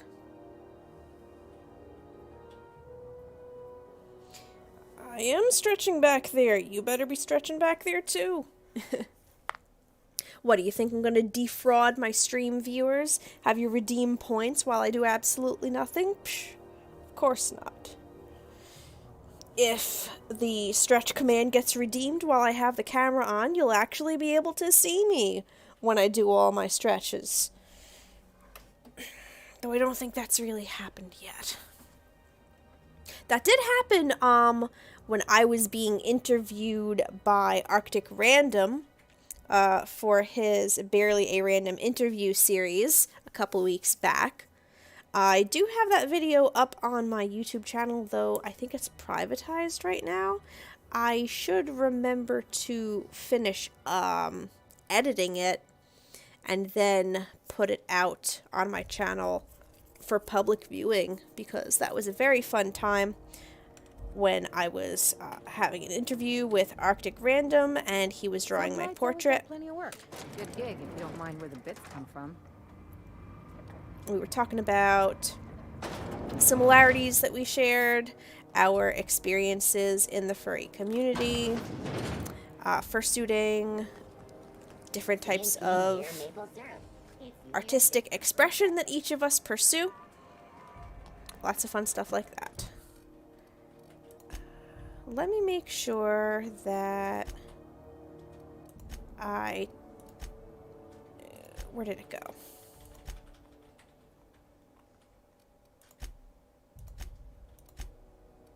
This one. Yeah, that'll require us to go back to the ship. Either way. Once we're on the ship... Tripical flakes and purple berry flavored power nuggets. Now with 12% more crunch. Yeah, it's Rizzo's. I just can't help myself but to sing along to the jingles. They are very catchy.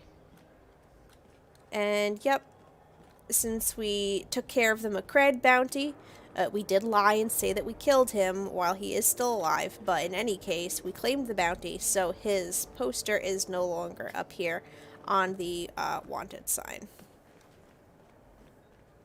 Yeah, it was a great time talking with Arctic Random, and I hope I have the chance to chat with him again one of these days. I've taken great pleasure in doing various interviews and discussions with folks while everybody is so, you know, capitalizing on the online communication and online chats, be they video or voice.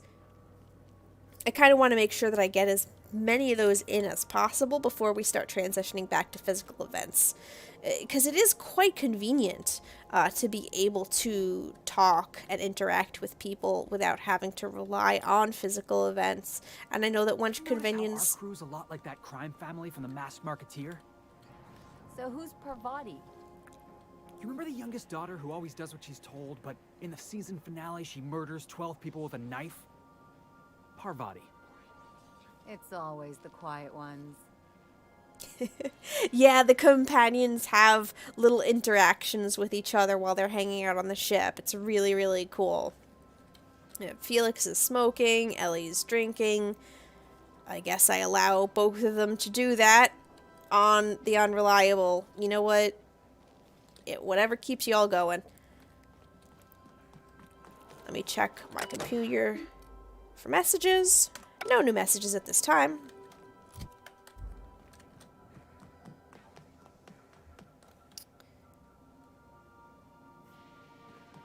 So I think we need to decide where we want to go next. Let's go to the relay.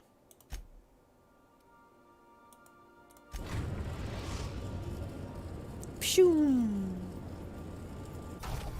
We're here.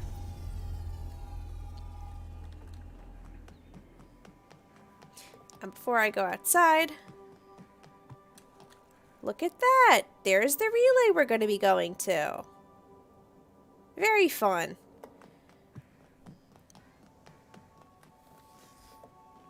Now, let's see here. Who do I want to bring with me this time?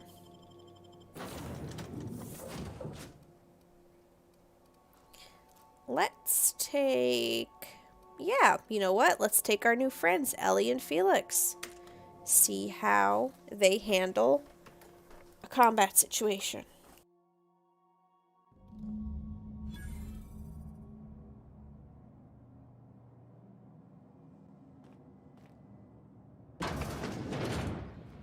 Who's living in a relay station all the way out here? Perfect spot for some peace and quiet. Something tells me we're not exactly going to be having a lot of peace and quiet here. Especially since I can see a frickin' mechanical back there. Alright. We got some work ahead of us. Could go this way, could go this way. Let's see what's over here.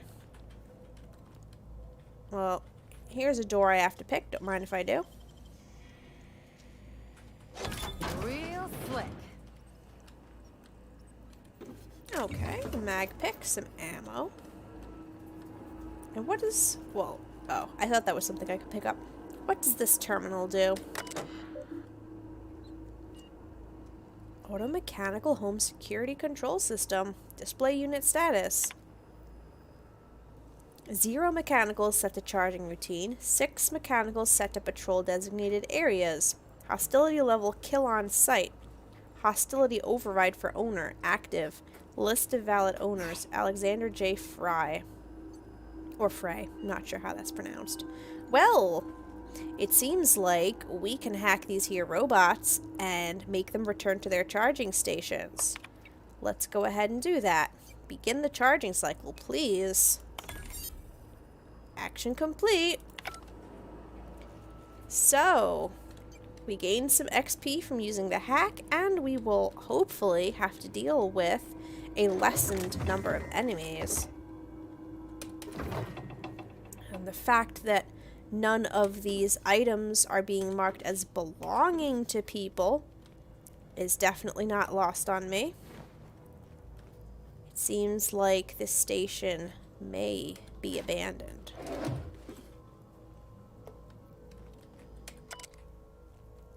Frey's journal, a beautiful dream. Last night I dreamed, and it was beautiful. The streets of Byzantium were decorated with crimson streamers that laughed in the breeze. They asked me to take them, to give them to my special ones. I gathered the crimson in my arms and felt so alive, so happy. I turned, and Delilah was beside me. I did not question why my supervisor was there, her eyes so full of the emotions I know she feels, but dares not show at work. I wrapped her neck in crimson, tying it tight as a scarf on a cold day. So beautiful. Then the crimson on her neck opened as a second mouth and began screaming. Screaming. When I awoke, I was scared. The dreams are so real now, and this time I recognized a face. I had to leave work early today. Every time I looked at Delilah, I heard a whisper in my mind about how beautiful she would look, with a touch of crimson on her neck. Her neck. This must stop. This is not who I am. This is not who I will become. I must find help. Okay. This dude's not doing too hot. Especially if he's having visions of, murdering his boss. Well, it does not appear that we can pass through the door from this direction. We're gonna have to find another way around. Neither can we enter from there. Though now, if you look through this room, you can see that the mechanical that was patrolling is in its charging station. You can also see that this here door is barred, which I'm certain is also the case for the door nearest us. So let's go this way, which is the only way that we can go right now. Alright, well...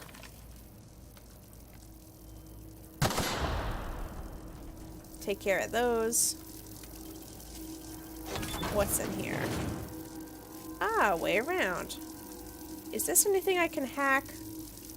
No, doesn't look like it. So I could try to hop over it, or we can just go this way. This way seems to be the safest option. Hushing up. Yeah, Felix, hush up. Tactical shotgun. Don't mind if I do. Ooh, I guess I was a little too close to that one. We'll have to pay more attention next time.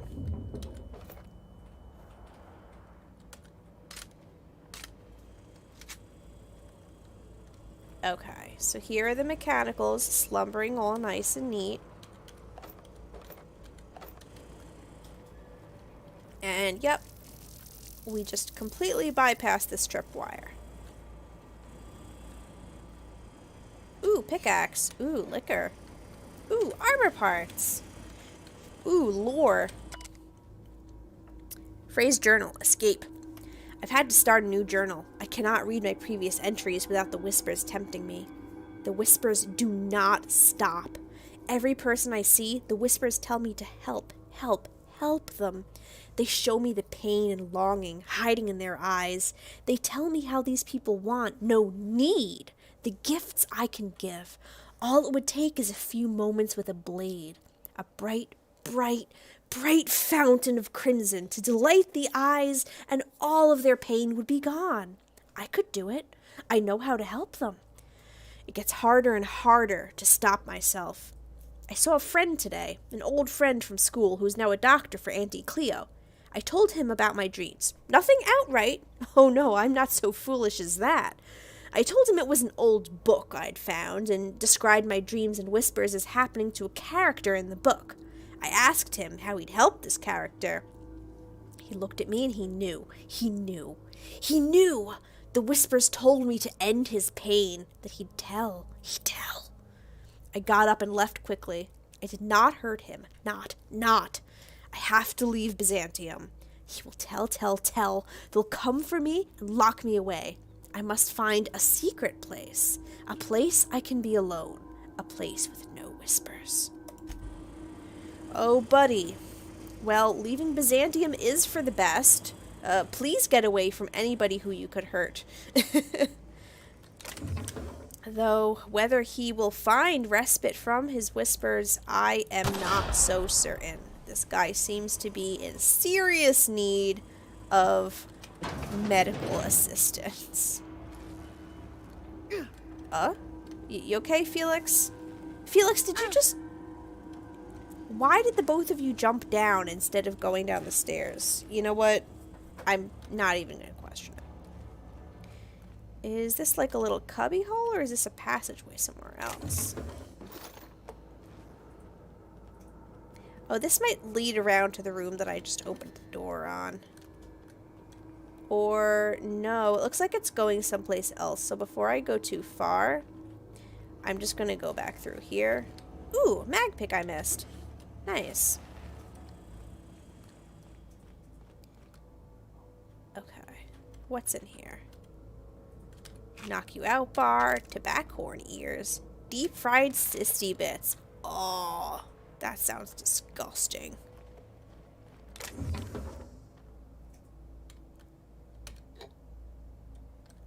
They are both too cool for skate stairs. I mean, when's the last time you saw a pirate use the stairs, right? I don't think so. And Felix is like a juvenile delinquent, so it stands to reason that he would be way too cool for the stairs, and he just hops over walls like a total badass. Now, what is this? Another journal. The whispers have a source, and I have found it! Found it! I have taken refuge on an orbital relay station. It is smaller than a worker's hovel, barely a few thousand square meters. Oh, tiny, right? But sufficient for my needs. I was able to flee Byzantium with enough bits to purchase supplies to last for decades. It was strange being among common people on the Groundbreaker. The whispers barely stirred at the sight of their ill-fed, scarred, and unwashed bodies. If only there were fewer freighters docking there, bringing real people from Byzantium, I could almost have made a home free of temptation. Free. As I made this place livable, or as much as it can be, I started hearing the whispers from the relay terminal. They told me to listen to the voices traveling through the aether to reach me, calling out to me to help them, alone, lonely, needing my help. I found a way to power down the transmitter. No more voices in the aether, and no more whispers. They fell silent. This was not me. It's not. I am not this foul thing that I have feared for so long. It was the voices in the aether trying to make me hurt others. But I was stronger than they, and I have defeated them.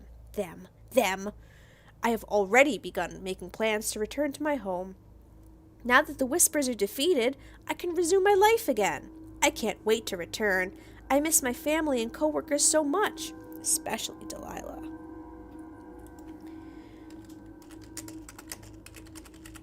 Have a good night, Xenomnia. Thank you so much for stopping by the stream, and I hope you had a fantastic birthday. Please go ahead and get some rest, and I hope to see you here next time. Take care and have a good night. I am not feeling super confident about this guy Frey returning to society. It doesn't sound at all like he's better. Also, it's really weird. His compulsion seems like it only affects rich people. As he mentioned, the folks from Byzantium, which is where the rich people live, being a temptation, whereas he did not feel the whisper temptation when he was looking at the poor, dirty, and sick people living on the Groundbreaker. So I wonder what in the heck is going on with this dude. In any case, it's nothing good. What?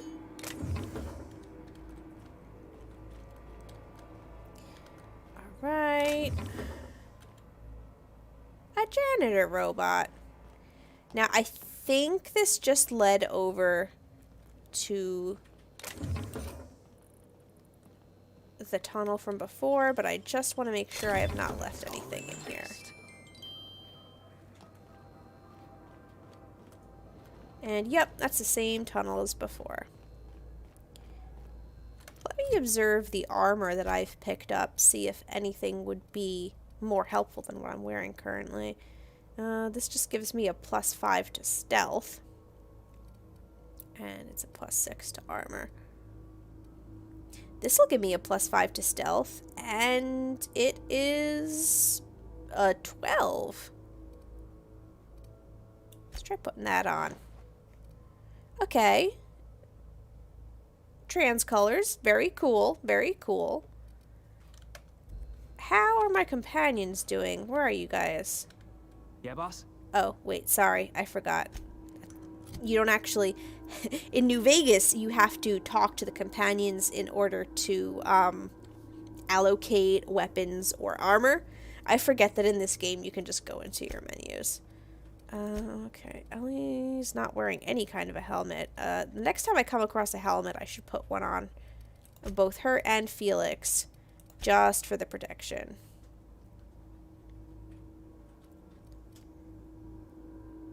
That's a heavy armor. I don't think I want to give anybody heavy armor.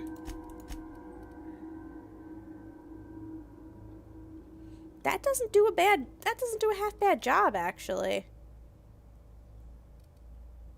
Alright, this heavy armor is going back in my case as soon as I get home. He does have the Eat the Rich perk. Hello. Alright, you're the janitor? You got a little feather duster? That's very cute. You're doing a good job. And if you look at this, it appears to be a SAM unit of the same type that we've got back on the Unreliable. Alright, here's a bathroom. Let me grab some stuff off the floor. Some ammo from that locker. See, I wish there was a locker like this in the bathroom on the Unreliable. I would use it to store all of my crap. Alright, so this is the room. Okay, so that's the way out. This is the room that we saw into the window of. So the first thing that I'm going to do is unbar these here doors. Oh. Are you Mr. Fry? So, is he dead, or...? Mr. Fry? Okay. Yeah, he's not looking too good at all. Forgive me. I was so wrong. The whispers did not stop. Not. They've returned. They howl, howl, howl at me, demanding I return home and bathe the streets in crimson. Bright crimson. Beautiful crimson. I can think of only one way to end this. End. Forgive me, Delilah. Well, buddy, I'm sure your boss was not actually in love with you. So, I mean, seems like everything worked out for the best here. I will take your passcode. And, what was that weapon that I just grabbed? Silencer. Also could have been called the Speedy Bleedy. Does 214 DPS, and it also makes enemies bleed. I'm gonna give that to Felix. Ooh, 213 though. This tossball stick does stagger and shock damage. Let's see, bleed or shock? You know what? I'm gonna let him hang on to his tossball stick. What's Ellie got? Ooh, look at that. What does that do? Poison damage? That's so cool. The origin of the name of this sword is lost in antiquity. Was it named Officer's Spine because officers could stand straight knowing they wielded these powerful swords? Or was it that, like officers, these swords vented noxious fumes? No one knows. Oh, sick. You can hang on to that, Ellie. She's got an automag pistol. Okay. Felix has a grenade launcher. Okay, I feel pretty confident with the weaponry that they've got. I will probably want to give them better armor as time goes on, though. Because that's a great way to keep your companions from dying too much. So, this is the way back out. We are not done in here yet. This is... Oh, this is this room that we already went through. Here's a computer that we have to hack. But before I do that, I recall seeing this here locked door, which I'm absolutely gonna pick. Nice going. Thanks. The vermin. It may use the heavier, more expensive ammo, but it's worth it. Cool. Unique gun. Oh, and hello. What's this up here?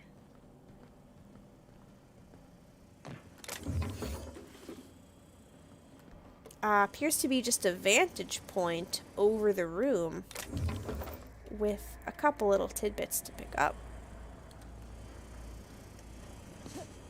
Yeah, I can heft myself over that. Or maybe not. No. The game... Oh, yep. Yeah! I broke my leg, but I don't care. Felix and Ellie have teleported again due to their magical powers. Okay, let's go ahead and activate that relay transmitter. Huzzah! 26 out of 28 arrays are functionally operational. We'll take it. And ping has been received. The transmitter relay activation is complete. Yay! Copy complete. All stored messages have successfully transferred to the physical storage device. Great! Now we can bring those messages back to the Groundbreaker.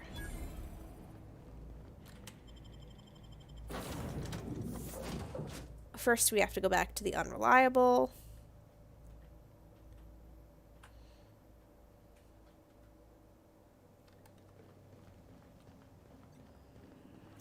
And now, well, I can put my gun away. Now we are heading back to the Groundbreaker. The Groundbreaker has approved our request for docking, Captain. You're free to disembark.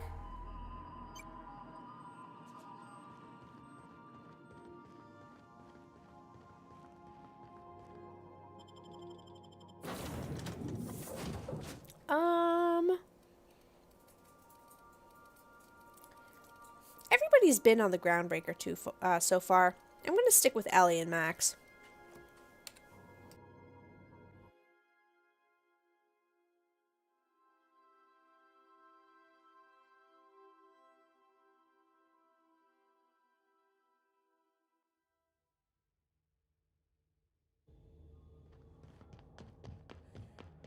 And it takes a second to load in the textures because it's a big ship.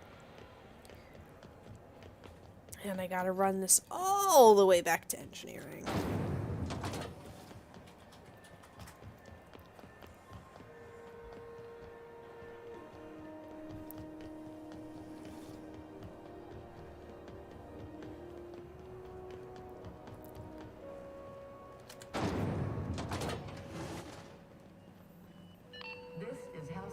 Hey, oh wait, who am I talking to? Edna. My comm center already got an update ping from the backup relay. I trust everything went smoothly. Oh yes, here's your data backup. Thanks. That's odd. The only messages in the queue are encrypted ones. Looking at the transmission logs, the relay hasn't received a single unencrypted message in the past 36 months. Must be on account of some new security red tape. Well, whatever's the cause, the board and the Earth Minister will see it sorted. Thanks again for saving my derriere. I secured quite the payment authorization for you from Chief Junlei. Try not to spend it all in one place. Okay, I'm a little more worried about the fact that apparently... ma'am, are you drinking on the job? She just took a big swig out of a bottle of Spectrum Red vodka. You know, you better not let Junlei see you. I can't imagine she would be very happy with that. In any case, it's a bit concerning that there has apparently been no communication from Earth for the past 3 years. That would be something I would worry about. She doesn't really seem as bothered by it as the situation entails, but you know what? It's not like we can do much else about that. And there's Private Letty, who we rescued from down in the back bays. Let's see if she has anything to say. Be seeing you, stranger. She does not. Okay. While I'm here, I'll check in with Junlei. Felix Millstone. Nice to see you out of docking bay. Keeping your nose clean? Yes, ma'am. Been at least a couple weeks since my last nose-related incident. Uh-huh. I'm glad to see you in a captain's custody. Just try not to steal any critical parts from my ship. Please don't. I sense some history here. It's possible I got caught lifting some spare parts a couple years back, but it was only just that one time. Honest. I'd tell you to stay out of trouble, but I know you'll find it anyway. Whatever you do, just make sure I don't find out. Okay. Just kind of making sure that there were not any extra dialogue options we missed.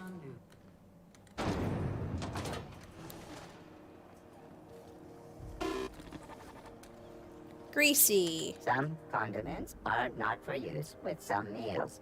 Napkins are not included. This unit dispense proteins for your ingestion. Anything new going on, Greasy? Beginning dispensing sequence. Please unblock all relevant facial protein ingestion tubes. And just the same old, same old. I do get a 25% discount now when buying stuff from shops on the Groundbreaker because I have such a high reputation with them. Let's take a look at that, in fact. Reputation, yes. So as you can see on the Groundbreaker, they are revering. Best employee ever. Deserves a big bonus and a promotion. So the way that the karma system worked in Fallout New Vegas was that you would either gain positive or negative karma by doing certain actions. Things like stealing would get you negative karma, as would killing, innocent people. Things that would get you positive karma would be actions such as helping out people on their quests, or even killing evil people would be a way to gain you positive karma. And it would just kind of move on a scale. You know, it increased or decreased depending on your actions. Something of interest to note with the Outer Worlds is that positive and negative karma kind of operate on their own axes here. As you can see, I have a positive 80 karma for doing good things on the Groundbreaker. However, I do have a negative of 2. From, I think I stole a couple times and people caught me. But those actually operate independently of each other so that the player can have a lot of positive and a lot of negative at the same time, depending on which one is higher than the other and by what factor of difference they are different. You might see a variety of reputation statuses going on. So, like, I'm pretty much a goody two-shoes here. I have barely any negative. A player who had some positive and some negative, might have a different status with that faction. So the primary factions in this game are the Groundbreaker, the Iconoclasts, which I've not met yet, so we don't have any information about them. Monarch Stellar Industries, again, I have not met. I've got a little bit of positive with Sublight Salvage and Shipping just because I agreed to do the job for Lilia. Whether or not we will end up helping them remains to be seen. The board is barely aware of me. I have some positive. I'm not sure what I did. Oh, I think my actions on back in Edgewater may have contributed to positive status with the board, but I've also got a negative of 2%, probably from making fun of udon noodles or something like that. And then here's the deserters who love me. Yay! I have 100% positive because I helped them find a new home. However, I do have 18% negative, probably because of that little stunt that I pulled with their leader. Oh well. Spacer's Choice loves me so very much. So basically, when you have more than a neutral, higher than a neutral status with a certain faction, you're friendly to them and they reduce their vendor prices by 25%. If you drop below friendly, I believe, depending on how much they hate you, there is a possibility that they might attack you on sight, or things like that. So that was just a quick glimpse into the factions system of the Outer Worlds. I'm just kind of leading them in here to see if they have anything to say. Also, I saw Ellie just like run past the door and not go in. I guess she just really does not want to go see udon noodles. I'm not going to bother taking them down the waste disposal. Does Felix have anything to say, being in the Lost Hope? No, not really. I think we might need to explore some more locations with these companions before they start saying stuff. You got your punch right here. It's Rizzo's.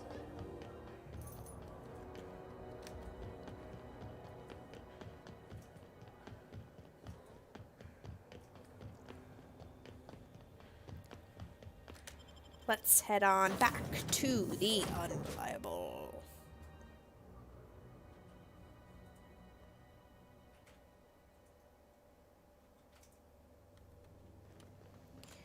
Alright, so what is next on the docket?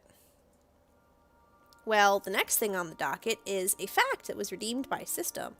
Cheetah fact number 6. A king cheetah is a rare genetic mutation of the cheetah's fur pattern that gives them large, splotchy spots, back stripes, and a thick black mane. Shetani is a king cheetah. Yep. And a little bit more detail about this fact. The gene responsible for the king cheetah genetic fur pattern mutation is in fact the exact same gene responsible for the difference in the stripes on tabby cats.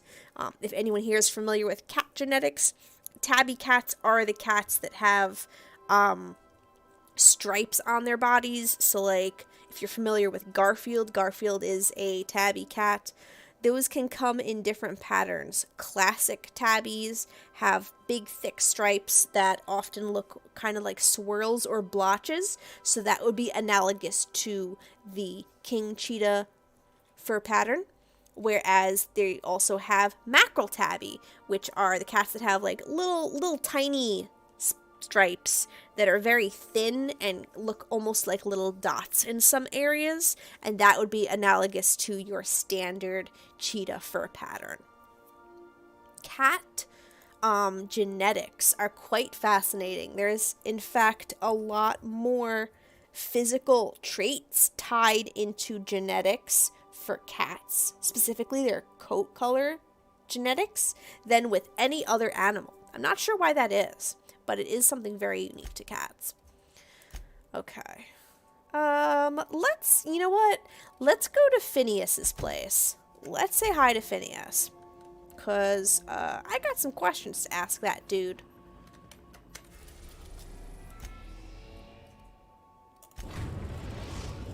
See what he has to say. We've arrived at Phineas's orbital lab. Alright, so first of all, wow.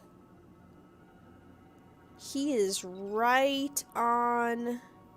Look at all that. Amazing. There are all these asteroids floating around. Yes, there are in fact variants of tabby cat. I'm gonna run up to my bedroom so that we can see better. So yeah, Phineas is an outlaw. He is hiding from the board, and he has chosen to make his secret lair inside of a hollowed out asteroid. That is pretty darn cool if I do say so myself, and it's also how he has managed to escape being found for so very long. I'm gonna go ahead and say hi to Phineas. Mr. Wells. Who am I gonna take with me? I think I'm gonna take Parvati. And let's have the vicar come along.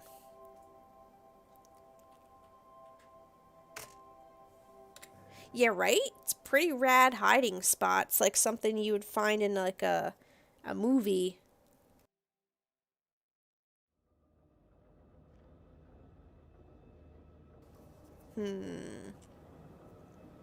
Okay. Well, first thing I'm gonna do is go down here and look for hidden stuff. There's nothing. We're supposed to go that way. Hello? Oh, hello. Can you hear me? Yes. Does this work? Yes. Oh, damn it. Blast, that's loud. It kind of is, yeah. Was that it? Okay. Go ahead and figure that out. I'm gonna look over here for, hidden goodies. There would have been hidden. And here's where I would put my hidden goodies, if I had some. Perpetually upset that I can't enter this tube. I should be able to crawl through the tube. Let me crawl through the tube, Obsidian.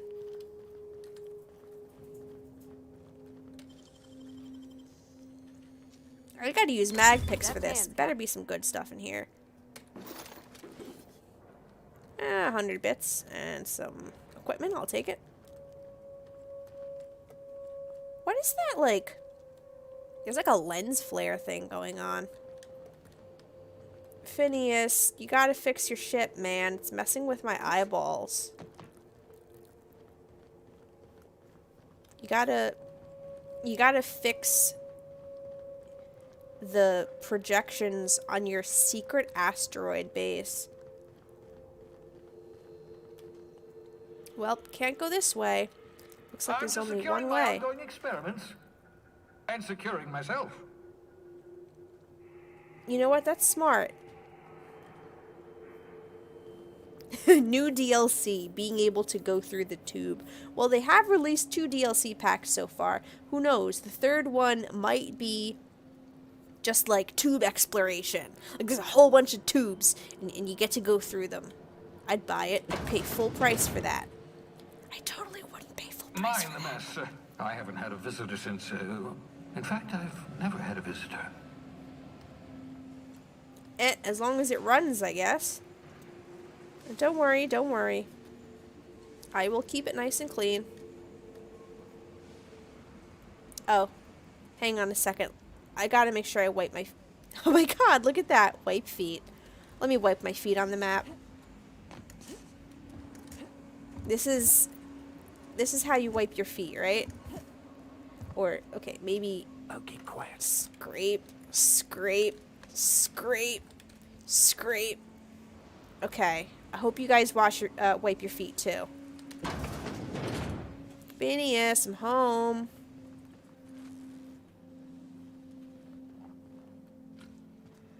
Hi. Oh, thank the law. Your skin hasn't spontaneously changed color.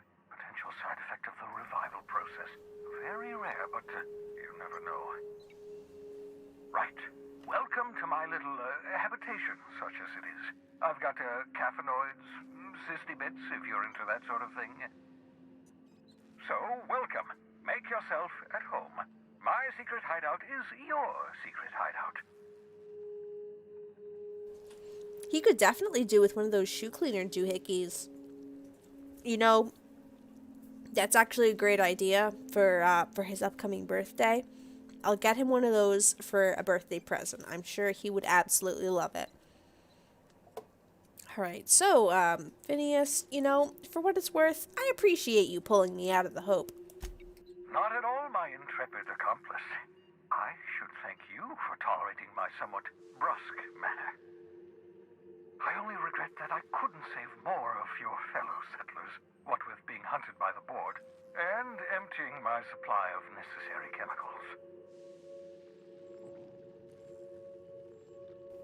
Oh, hey, Brave Wolf. Thank you for stopping by the stream today. Everybody say hello to Brave Wolf. Hope you're having a wonderful evening so far, or early morning, depending on what time it is, wherever you are. Hell yeah, long time no see. I think the last time we saw each other was Anthrocon 2016, I want to say. That sounds about right.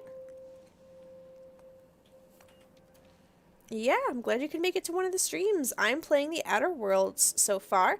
As you can see from the timer up at the top of the screen, I was in Fursuit for a whopping 3 hours plus this evening. That's the longest I've managed to stay in Fursuit during a stream so far. So I am taking a much needed break from that. Though you are more than welcome to hang out and watch me play the game.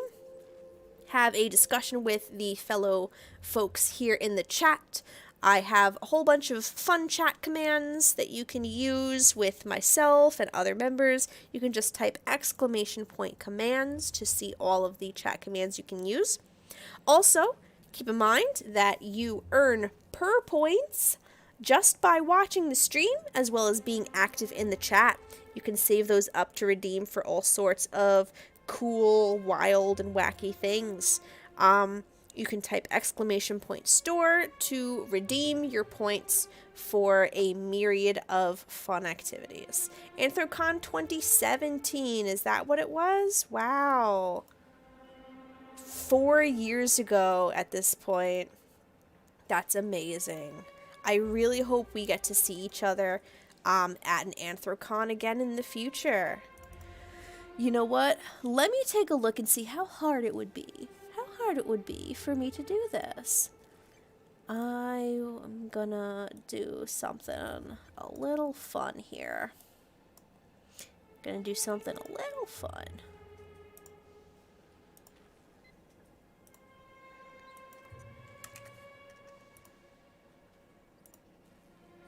Bear with me 1 minute here, folks. You know, I figure that at least if I'm not in fursuit, I can do a couple unique things here. There are benefits to not being in suit.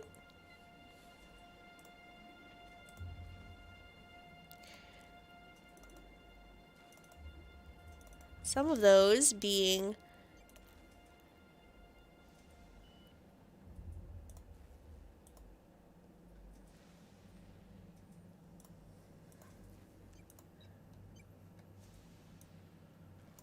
aha, yes. This will work nicely.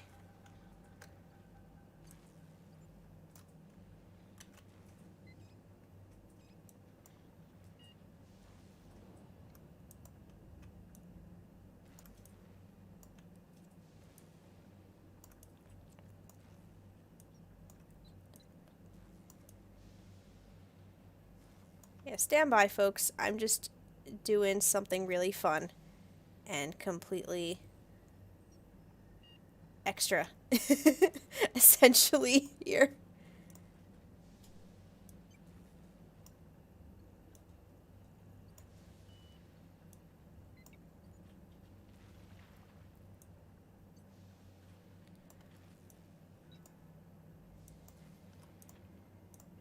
All right.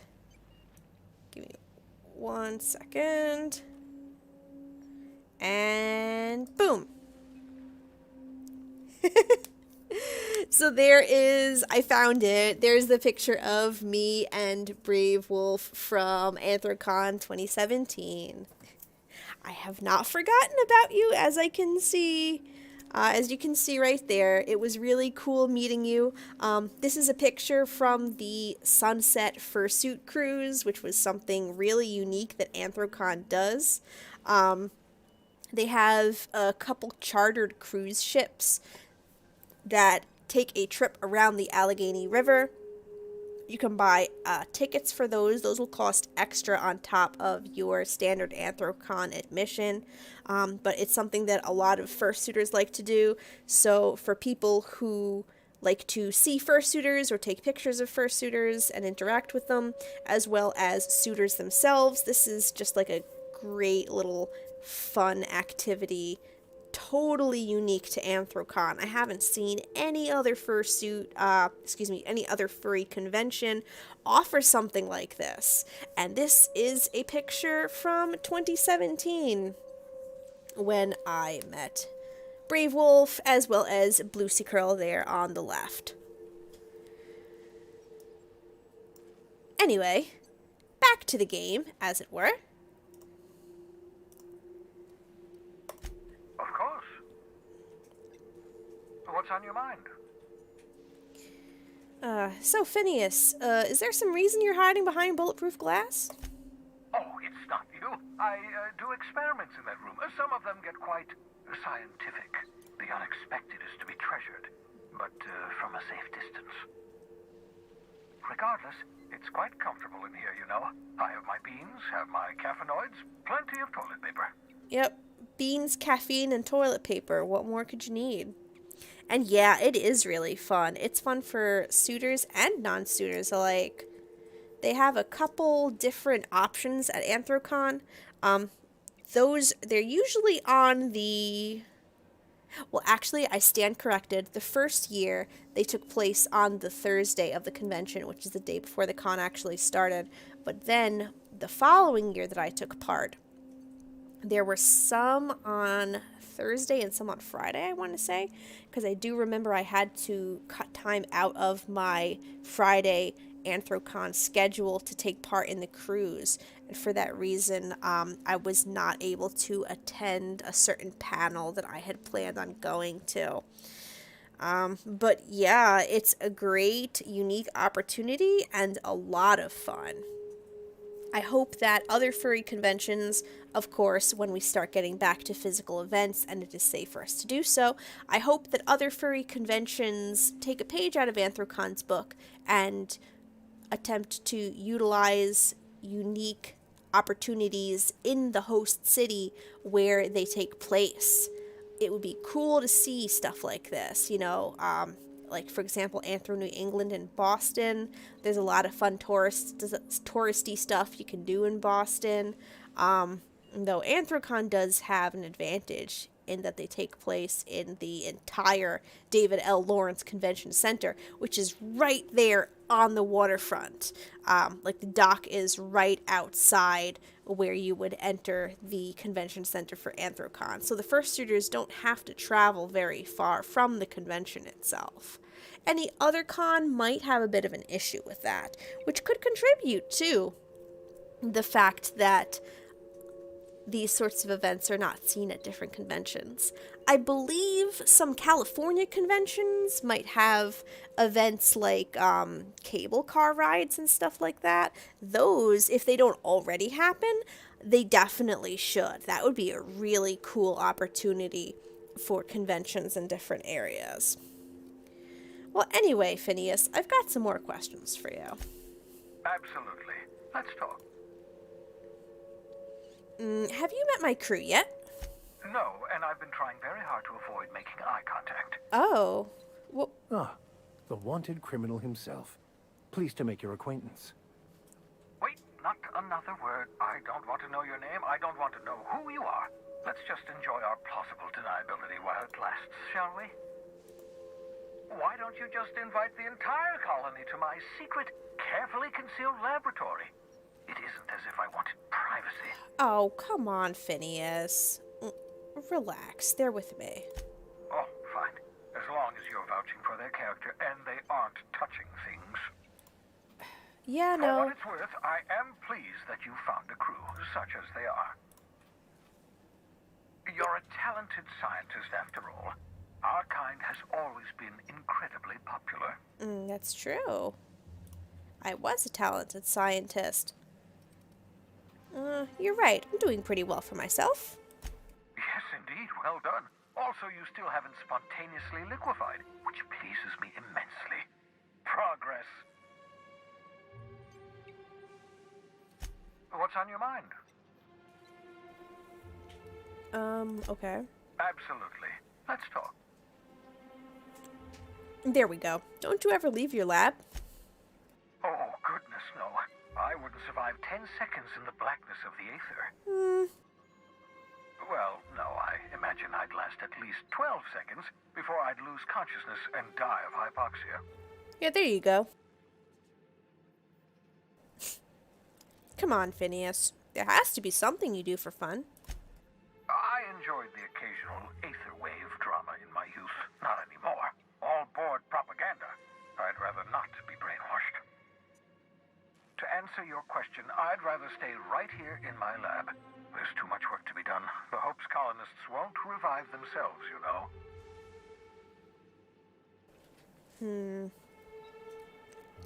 Why are you so obsessed with reviving the Hope's colonists?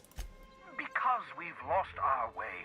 The board has a stranglehold over this colony, and we've all been conditioned into total obedience. The Hope is full of specialists, scientists, engineers, talented individuals like you. People who haven't been corrupted by the board. Unfortunately, the Hope's colonists have been frozen for decades, well past your shelf life, so to speak. No offense. None taken. Yep, ow, 3 hours in suit was how long I managed to last today. I really pushed it to my limit. Who knows? Next week, will I suit for even longer? Will I suit for even shorter?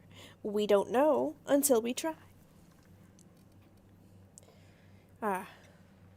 Well, you mentioned needing some special chemicals, Phineas. Is that why? Precisely. The chemical I need is dimethyl sulfoxide, a rare, potent, essential to reviving long-frozen bodies. 10 years. That's how long the average human can remain in hibernation. You were frozen for decades. In theory, you never should have survived the revival process. Wow. But the conventional theories are wrong. You're living proof that it can be done. There's yet hope for the Hope, get it? I'm glad to hear that. Everyone on the Hope is depending on us. We'll do our very best to save them all. I'd best get back to work. I can feel my last dose of caffeinoid fading. Gotta keep that energy up. Alright, Phineas, let's see what you got going on in your lab here. Well, here's the weapon. Ooh, a shrink ray. Aha! I see you found my portable molecular compression device, better known as a shrink ray. Find a target, point, shoot. Your target will shrink down into a manageable size, whereupon you may commence beating them to a pulp. Huzzah! Feel free to try it on a marauder sometime. I shall. We got a lot of other points of interest to look at here in Phineas's lab. Namely, this here cysty pig. That pig is very, very cysty. What's this? Scribbled note. Reminder, 14. Remember it this time. Absolutely vital. 14, 14, 14. 14 what? We may never know. Hopefully, Phineas at least can make sense of it. Here's a construction mechanical that's seen better days. As well as a sentry and a scrap mechanical. These mechanicals need a bit of work, Phineas. Here's another cysty pig. Oh, this one's got a hoof on it. The hoof of an adult cysty pig. These hooves are usually ground up and fed to cysty pigs and woolly cows to supplement their diet. They are rich in protein and hoofy goodness. Ew, did you hear that squelching sound when I took it? Nasty. Oh, here's another note. Reminder, mop up melted pig. Oh. Did you remember to do that, Phineas? I really hope you did. Here's a tamed canid. There's nothing on it, though. I'll take this stuff out of your bin, Phineas. After all, it doesn't seem like you're going to be using it very much. Here's some notes on the board. Oh, a pocket watch. It's mine now. Another mechanical. Are you having trouble keeping those mechanicals running, Phineas? Do you need a little help? What's on this here terminal? Messages. Oh, well.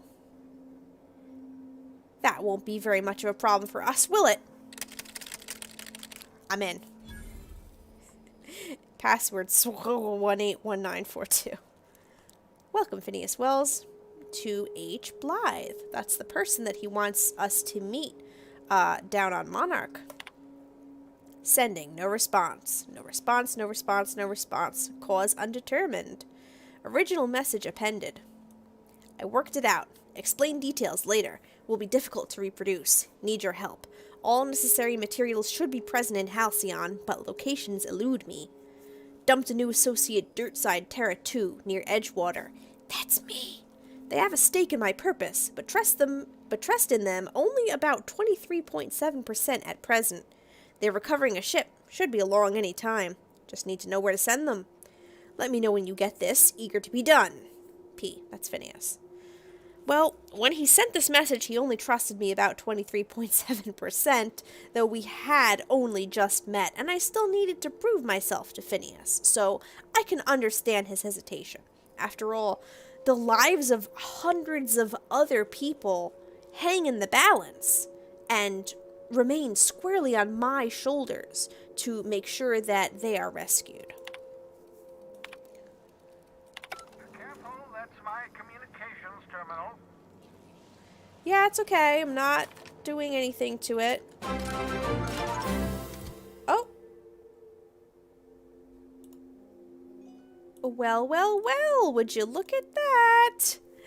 It seems like you have discovered my Treat Stream account. Woo! Thank you so much for getting me dinner and helping keep the stream going. That is absolutely awesome of you, Brave Wolf. Thank you so very much. There is your shout out in the chat. And yeah, for anybody else who may be unfamiliar, I do have a setup known as Treat Stream. A couple minutes ago, you can see that the bot was talking about that, but you know, streaming is very hard work, especially when you're fursuiting, especially when you're streaming for a long time. So, it is pretty hungry work. So that's just a little bonus that I added on here in addition to my regular donations. If folks are so inclined, you can also order me snacks through Treat Stream, and it will be delivered right to my door to help keep the stream going for even longer. Thank you so very much for the noms. I'm so excited to see what it is that you have ordered me. I have a whole bunch of I have a variety of stuff on there. Unfortunately, it is very limited in what you can order because it doesn't let you order food that's like too expensive or too cheap. It has like a very narrow range of options that you can put on there. But I did get in a nice variety of stuff that is great for me to keep the stream going. So I really appreciate that. And in a very short while, that will be arriving. Yep, I'm just checking my notifications from the food delivery. Thank you so much for doing that. I absolutely appreciate it even more than you know. And that'll enable me to keep streaming for even longer here. Some are not available for 13 hours. Let me take a look.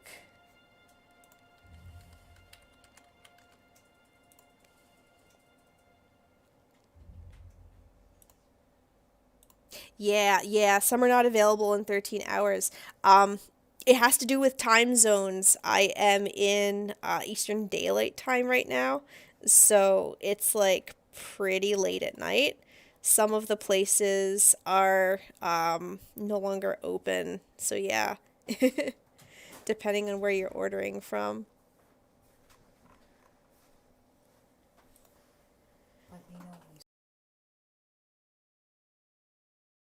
Bear with me 1 second.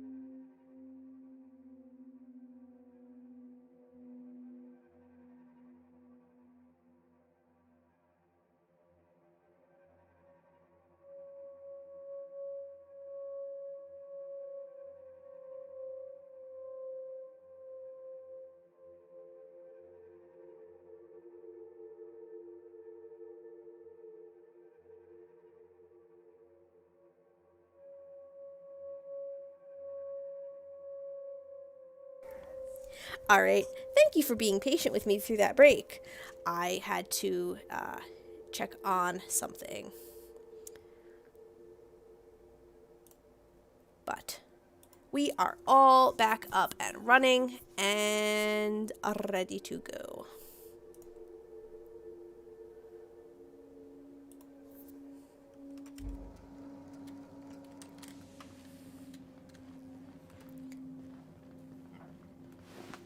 I wonder if it's... If you could get me a drink of water.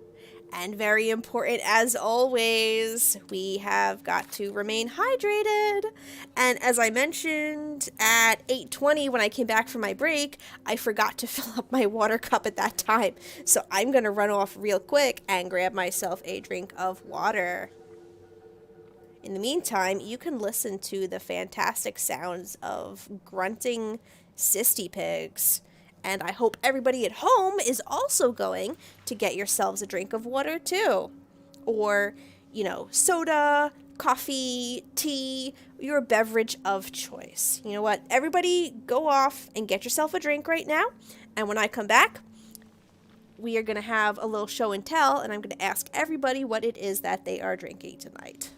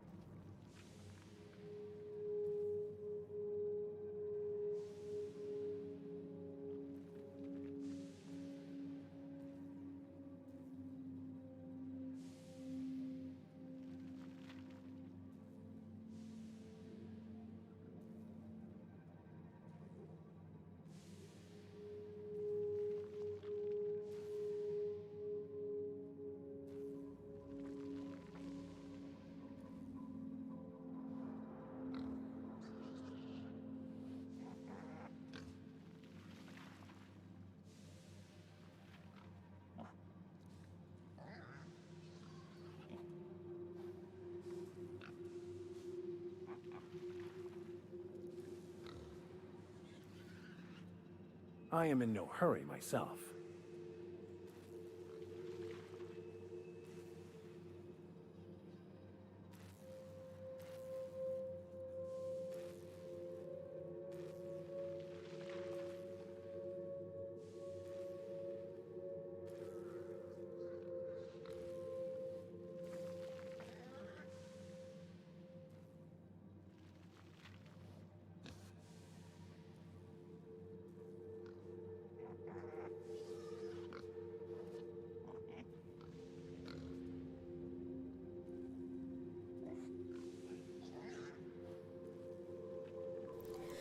Alright, my fine furry folks.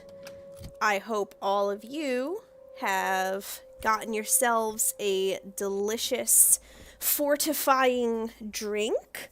And I'm going to be asking everybody here in the chat, what y'all drinking here tonight while you watch Shetani play video games, huh? I have water. Because I'm still recovering from my 3 hours and 10 minutes of fursuiting earlier, and I need to ensure that my hydration level remains up. It is the weekend, though, and I have a few things to do tomorrow. I've got a couple things on the docket. I do need to record a video for an upcoming online furry convention. So I am going to need to get into suit. I'm also going to need to set up my photo backdrop for that. But I got a lot of my chores done today, so I can afford to stay up a little bit late tonight. For that reason, I will probably have myself a cup of tea later on, even though it is getting a little bit late.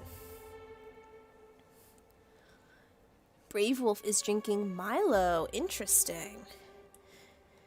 System Software is still nursing that raspberry lemonade flavored water from earlier, which sounds absolutely delicious, and of which I would love to try some.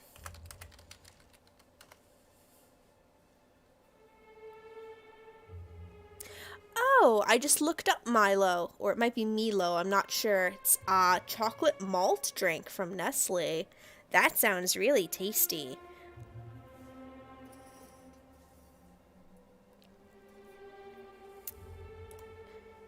As well, Al is drinking Limoncello La Croix seltzer. I've tried seltzer though I had a roommate once who was like really, really big into it. But the like mineral flavor of it is not one that really sits very well on my tongue. If I have to drink something like that, I really prefer to drink just plain water or fruit juice. Al says, I want tea, but I won't, because if I do, I won't sleep. Yeah, I struggle with that too sometimes. Tea is such a calming beverage for me.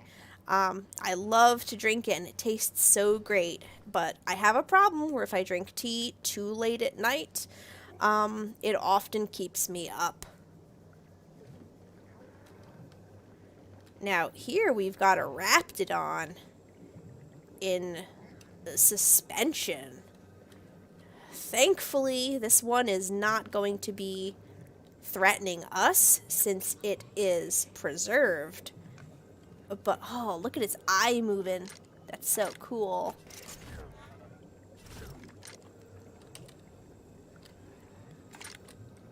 Yeah, Raptidons are killers. We will be running into those before you even know it.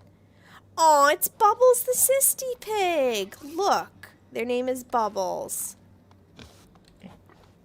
I'm trying to talk to Bubbles, but I'm not actually saying anything. Yeah, that's the tube. See, I want to get in this tube so I can be a Raptidon, but I can't. The tube is only for Raptidons, apparently. This is a window to the outside, it looks like. Fascinating. Very thick glass. Oh, a poster about Raptidon anatomy. I'll pick that up. This Sisty Pig is cystless. And here is another anatomy poster, that one being the head of the Raptidon. I agree, breadworms are superior. I wish there were more breadworms in this game. And here is some anatomy drawing of a Terror Ray. Those will make a wonderful addition to the walls of the Unreliable. What's this stuck over here to the side? Note, reminder, buy ladder. Yeah, you might need a ladder to get up to, like, this stuff or something. Mag pick in a bin. It's my mag pick now. Reminder, obscure body in the SK system. Phineas, do you have some skeletons in your proverbial closet? Huh? I imagine a man of your caliber definitely has a few scrapes in your history. And would you look at that? It's the pod I came out of in the beginning of the game. Hibernation chamber. You spent over 4 decades in space with nothing but the technology of this little chamber keeping you alive. The rest of your fellow colonists are still trapped in similar chambers, waiting for you to restore them. A sobering reminder of not only how far we've come, but how far left we have to go. Reviving you from hibernation was my greatest accomplishment. Your odds of survival were a mere 28%. I cannot thank you enough, Phineas. Without you, I literally wouldn't be here. Okay. I think we've pretty much established, everything that can be taken or gleaned from Phineas's base. Before I head out, I'm just going to talk to him one more time, see if there's anything else left for him to say. I hope you're not thinking of ingratiating yourself with the board. Chairman Rockwell and his cronies are not your friends. They might tempt you with promises of wealth, but don't be fooled. They're just using you for their own ends. What's on your mind? Okay. No more chat options for Phineas at this time. Let's head back to the Unreliable. Bye. Bye, Phineas. I'm waving bye to you. Blop, blop, blop, blop, blop, blop, blop, blop, blop, blop.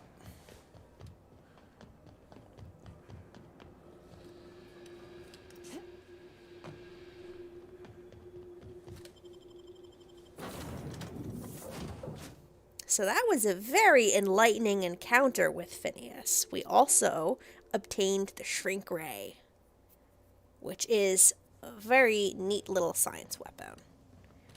There are the posters that we've acquired. Those are going to be stuck up in somebody's room. I think they go in Ellie's room.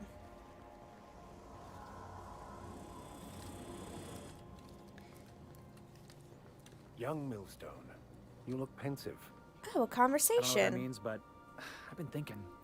It ain't easy carrying a torch for the Rangers. I understand. The Rangers' victories are your victories. Their defeats are likewise crushing. You serious? Wow, Max. Never expected you to understand. This may come as a surprise to you, Felix, but I understand what it is to be a fan. That's so. You know something? Maybe I was wrong about you. To be a fan is to cultivate a mental disorder.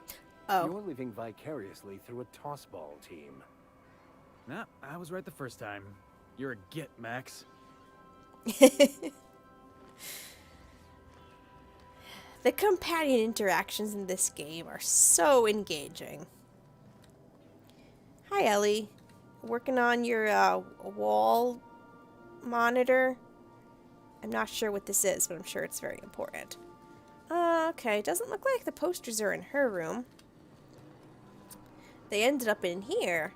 This is the room of a companion that we have yet to encounter. Looks like there's a leak. Ugh. Hope that gets cleaned up soon. I'm gonna check my computer real quick. Nope. No new messages. So, where to next?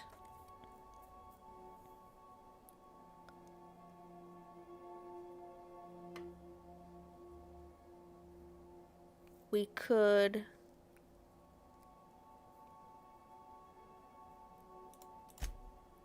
go to Roseway. I'm not going to Roseway. The Roseway is quite a dangerous area that we are not yet prepared to land in.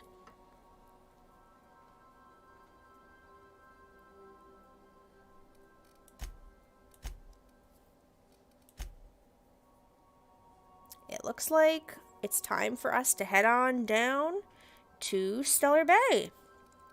We've got a main quest that leads us there. We've also got... Oops. Lilia Hagen's faction quest. Vicar Max's quest will take us to Monarch as well. It appears that this is going to be our next point of interest.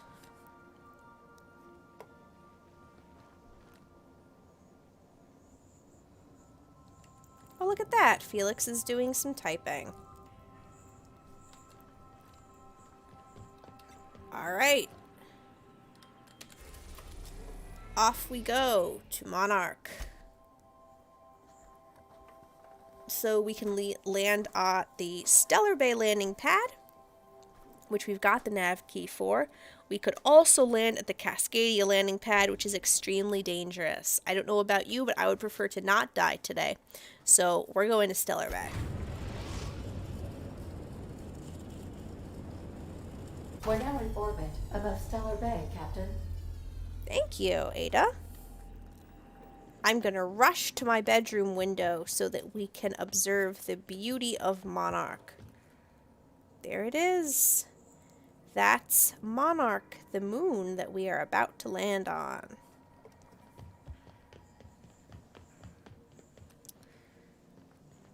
Before I go out, actually, I'm going to ensure that I am maximally equipped.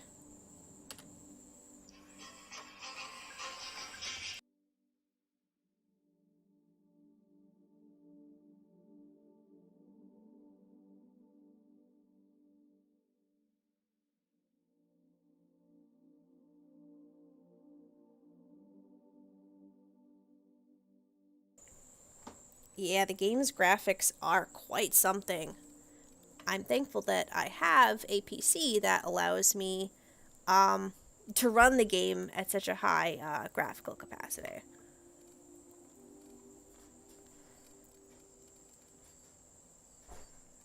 Heavy armor, light armor. Let me see what I've got in my inventory right now. I'm not going to be wearing this anytime soon, so let me move it over to the bin.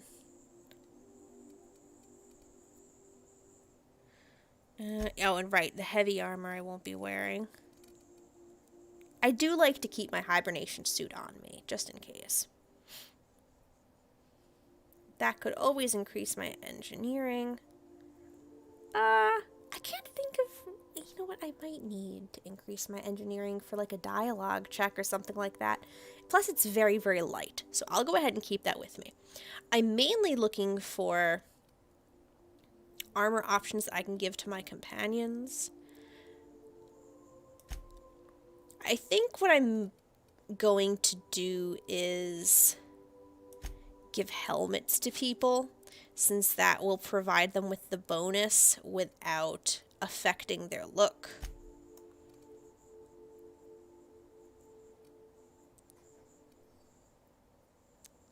That's not very...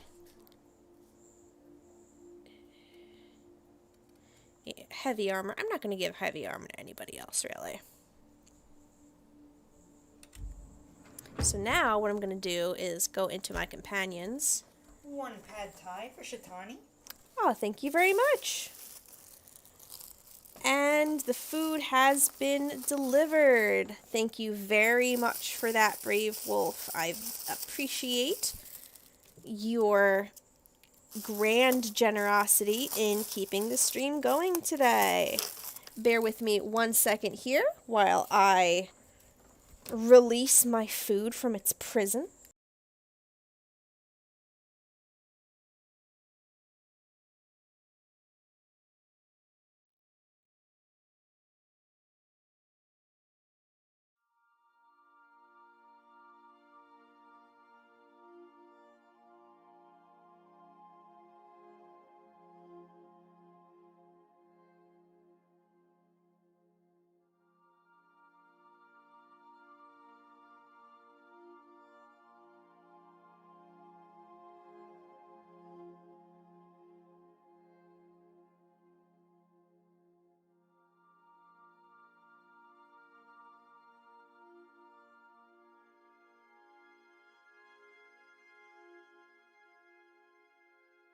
I am grabbing myself some silverware. 1 moment, please.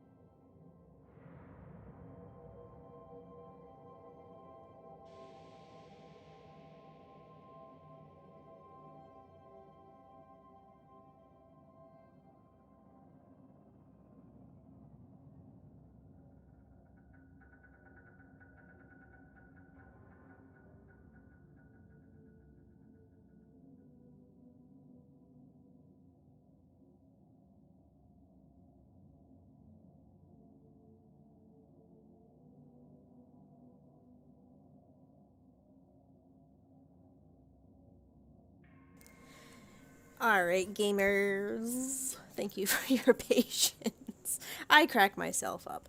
But, you know, as long as I'm laughing, right?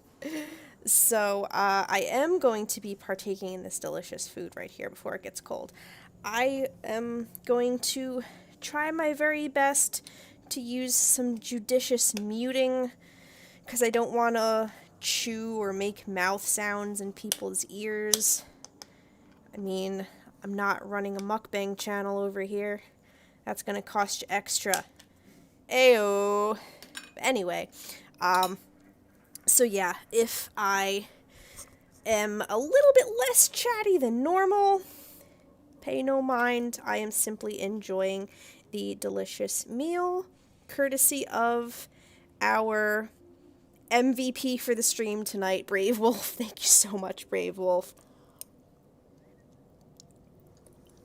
Treat stream does have a time limit of, I believe, 2 hours on it. I might still be streaming in 2 hours time. Who knows? We'll have to see. Oops. There we go. Get that gun back. Thank you. God. Anyway, so what I was gonna do is 14, 21, 14. Let's go ahead and give her this helmet. She can keep her outfit for now. Felix also has unique clothing. I'm gonna give him the ordnance control helmet. And they're the only companions in my party right now, so they are the only ones whose equipment I can actually modify at this point in time.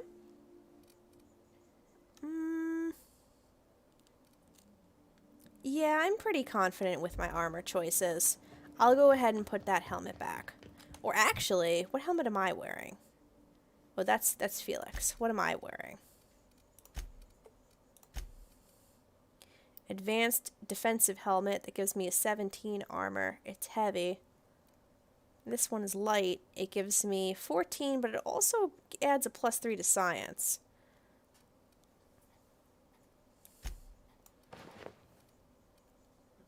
Whereas this one didn't offer any sort of a benefit, so it doesn't make sense for me to have that equipped right now.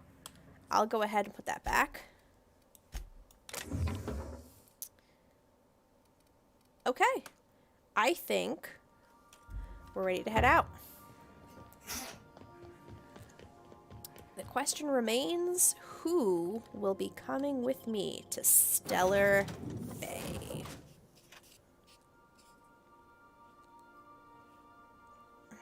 I'm pretty attached to Parvati, so I would like her to come along.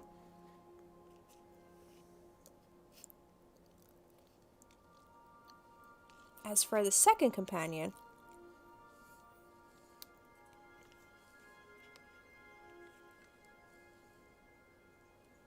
I'm gonna take Ellie.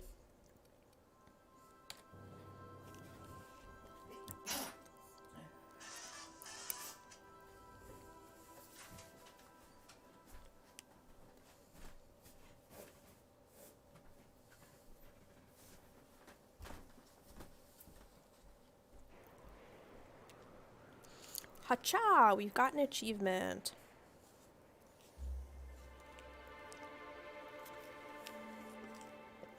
Oh, I realized the achievement probably didn't pop up for you guys. It is called Something's Fishy. So here we are in Stellar Bay. First thing I'm going to do is explore the landing pad because all sorts of goodies heading around. All sorts of goodies. Ripe for the taking.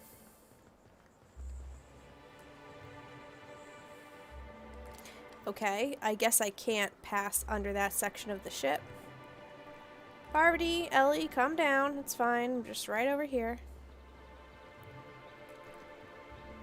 Oh, is tomorrow your birthday? That's so cool. I guess now is just like a great time for birthdays, because today was Inomnia's birthday too. Fish go blub blub, haha, theft. My god. Happy very early birthday, Al. I will not be there tomorrow to wish you a happy birthday, so I will have to do so right now. I hope you have a fantastic day tomorrow. Do you have anything planned? Anything fun? What are you going to be spending your birthday doing tomorrow?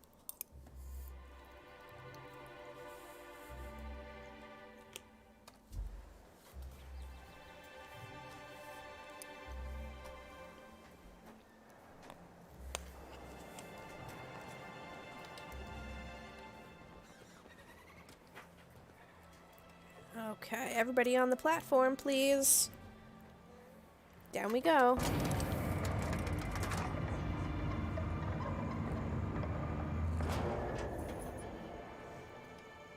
Hey, hold on there. I gotta sign you in. Of course, we gotta do things right around here. Not much. Gonna chill with your family and work on your fursuit.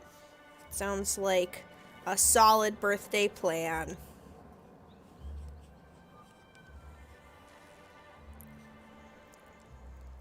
From what I've heard so far, your fursuit is coming along pretty darn well. I'm so impressed by the fact that you're making it yourself.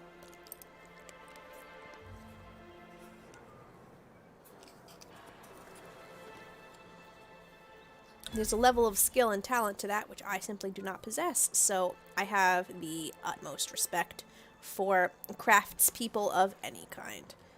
Okay, I'm not going to steal this Purpleberry Punch right in front of this dude with the severe hairline and the eye patch. Alright, Graham, what you got going on here? Don't think I've seen you around. That means you must be new to Stellar Bay. You are new here, right? Well, that is my ship on the landing pad right next to you. I knew it. See, I made what you'd call a logical deduction. You must have seen those UDL gunships on your way in. There's only 3 of them these days. Still, they tend to scare folk off. What are they doing out there? You may not have heard, you being new, but Stellar Bay hardly ever gets off-road traffic. Us being cut off by the board and all. Which means I never get to do this part, but I've been practicing, so here goes. On behalf of Monarch Stellar Industries, welcome to Stellar Bay, home of the freshest sal tuna in Halcyon. Please state your name for the records. Al says, it is.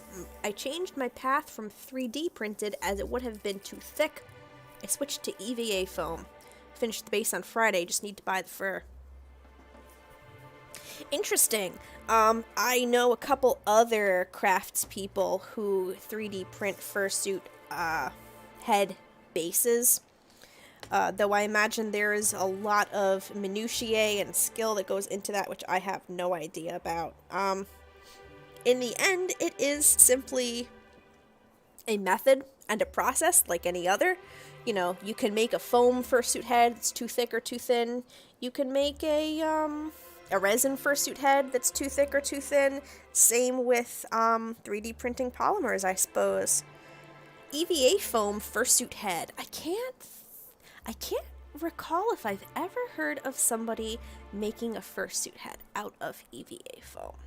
Upholstery foam is what I have the most experience with fursuit heads being made out of. EVA foam, in my recollection, is used a lot of the time for various cosplay pieces, especially stuff like armor or like braces, greaves, that kind of thing, because it's super easy to shape as long as you have a heat gun, and it holds its shape very well and is quite light. So yeah, if you're going for a light fursuit head, that would probably be a great material to utilize. Okay, so, stating my name for the records, I don't trust this place. I prefer to travel discreetly, if you know what I mean. Aw, don't be like that. I never get to do this part. Please. Okay. I go by Alex Hawthorne. Swell. There's one for the logs. I'm even gonna give you your own entry code. I'm not supposed to do that. It's against procedure, but Mr. Sanjar isn't so strict about the rules here. Besides, I got a lot of empty entries to fill. Wow, is Stellar Bay really that isolated? We don't get ship traffic in town. Only off-worlders who do make it out here are sublight. They got a base in Fallbrook. And thank the stars for them, or we would have run out of Rizzo's Purple Berry Crunch years ago. Perish the thought of running out of Purpleberry Crunch. You're not what I expected to find on Monarch. Oh, that'll just make Mr. Sanjar's day if you tell him. The board makes up lots of nasty stories about raptidons and cannibals and whatnot. But that's all outside our walls. Mostly. Mostly. I'm certain those are things that do need to be, paid attention to on Monarch. I can't imagine that the stories are 100% fabricated. Also, you know, we've had some folk confirm that, Monarch? Dangerous place. Very dangerous place. Are you saying the board's been lying about this place, Mr. Grimm? Oh, sure. It makes Stellar Bay sound like a rotten place, but it's not so bad. Get a good breeze going, and the sulfur smell mostly covers up the fishy smell. Anyway, Mr. Sanjar's got lots to say on that subject. Kinda goes over my head, though. Okay, I'm gonna have a look around town. Mr. Sanjar will be mighty pleased to meet you. If you see him over at headquarters, maybe you could tell him I did a bang-up job of welcoming you? Oh, and if you're headed that way, maybe you could do me a favor? That depends. What is it? I got this Rizzo's Rangers Tossball poster coming in on the next sublight shipment, signed by the Black Hole himself. Only I haven't heard anything in a while. You think you could check with Celia to see if it's come in? Who's the Black Hole? That's Bertie Holcomb. Only one of the greatest tossball hackers ever. I wonder if he's kin. Dad had family that worked for Rizzo's. I never got to meet them. Everyone's heard of him, even on Monarch. We still get some of the games. You been living in a sulfur pit or something?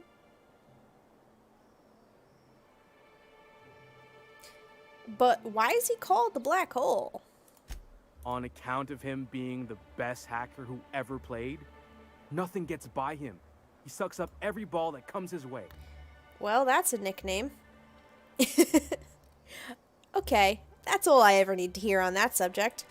Whatever you say, I could talk tossball for hours.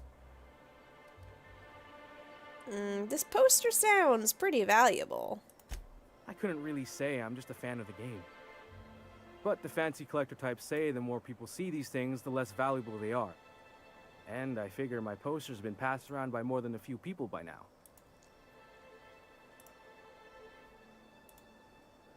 Sure. I can ask about your poster. Thanks a bunch. Celia works for Mr. Sanjar in the MSI building next to the bar. She's always there, so you can't miss her.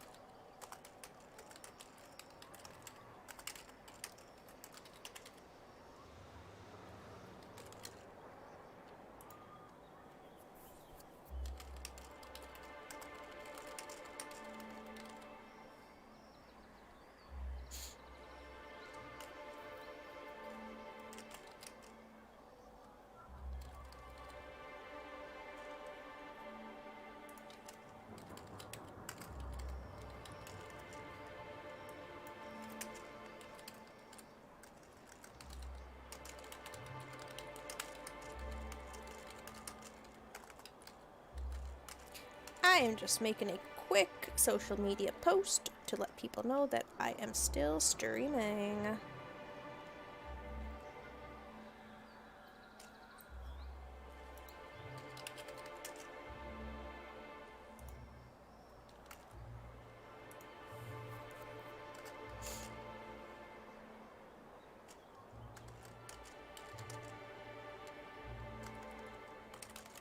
What's the hurry, right?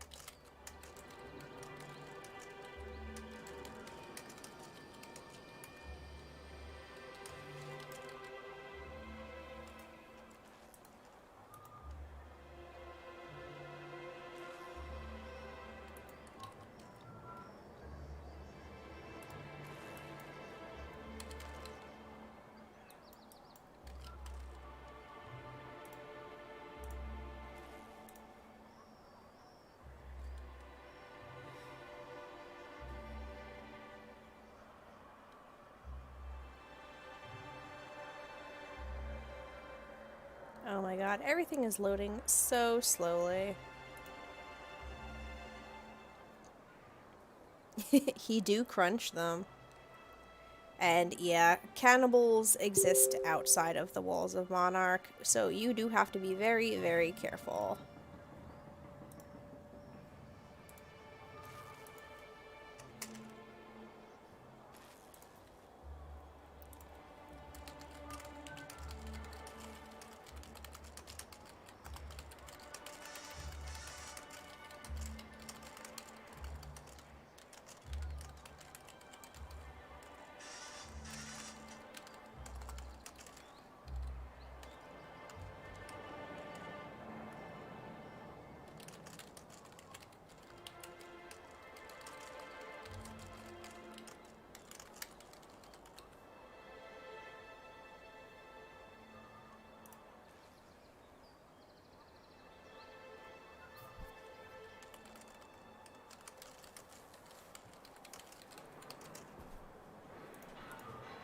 Arrow down.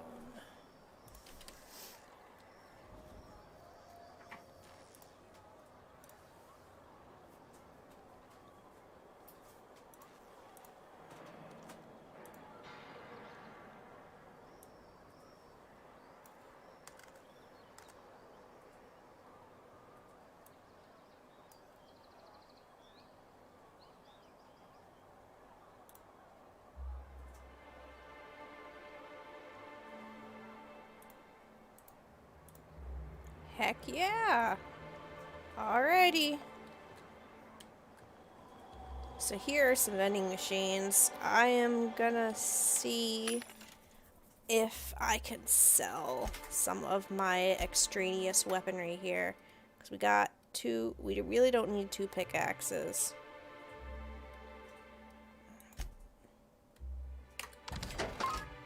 Oh, I don't want to sell that silencer. I will sell one of the plasma cutters, though. These are just two of the same tactical shotgun. All right.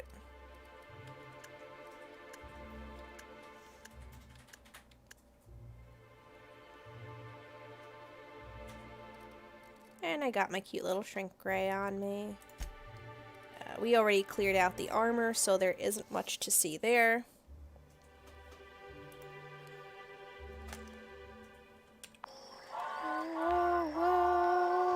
It's Rizzo's.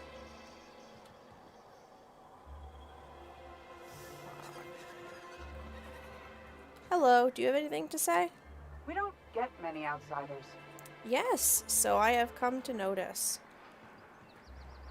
What are the chances of all the times and places we could have been born? Yeah. We're here, light years from Earth, going about our lives. Every time the punch clock peals, a worker earns his meals. What are you talking about? Sorry, I thought you were quoting It's a Wonderful Directorate. Little, reference to It's a Wonderful Life there.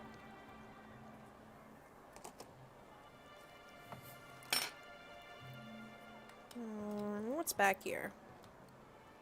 Well, I don't need Spectrum vodka. I don't need that sure grip either, to be completely honest with you. It's not worth stealing from these fine folks. Especially since that lady would probably see me. So, I'm supposed to be encountering a companion in here. Let's go ahead and... oh, looks like there she is. Let me talk to the barkeep first. Well, well. Isn't often we see new folk in Stellar Bay. First drink's on me, stranger. I'll pass. Suit yourself. If you plan on sitting through Nyoka's stories, you might could use a few. I could use a few and telling them myself. Now what can I do for you?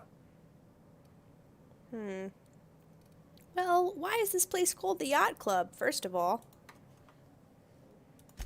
Thought it had a fancy ring to it. Name's the first advertising anyone sees, after all. That's true. Are there any yachts in Stellar Bay? Nope. But a man can dream. You said you're not used to seeing new faces around here. Not since Amber Heights. These days we have more leaving than coming. Off to join the iconoclasts or some such. What happened at Amber Heights? Bunch of marauders broke into the executive compound, slaughtered everyone. Corporations pulled out of Monarch not long after. I thought everyone knew. But then that was 10 years ago. Still feels fresh to us every time we look at our walls, though. Yeah, I was frozen in suspended animation 10 years ago, so kinda missed most of the recent happenings. Anyway. How well do you know Nyoka? Anyone who spends any amount of time in this bar is bound to get to know Nyoka. On account of her being here so often herself. And I don't mean that unkindly. Anyone who's rid us of as many beasts as you have is entitled to a few drinks. Something else I can do for you? Let me see what you have. Alright, he sells wine, mock apple cider, vodka, and lager. And that's pretty much it. Looks like it's time to talk to Nyoka over here. You gotta take the cap off that first? Slippery, right? On account of its blood, so it's sliding all over the place, trying to crawl away, getting so I can't tell the blood from the mud. But I gotta get in there, get right in that baby rap's stomach and dig it out. If so much as a drop of stomach acid got on that medallion, I don't know what I'd do. Might be I'd hunt every damn wrapped out there. Right. What are you staring? Wait. You ain't from around here. Who are you? I'm Shetani. Pleasure to meet you.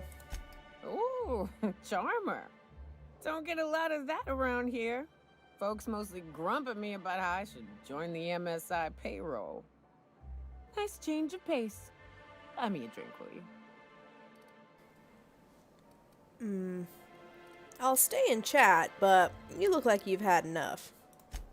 Another in a long line of damn fools trying to cut me off. I'll buy my own poison then. What are you doing in Stellar Bay, stranger?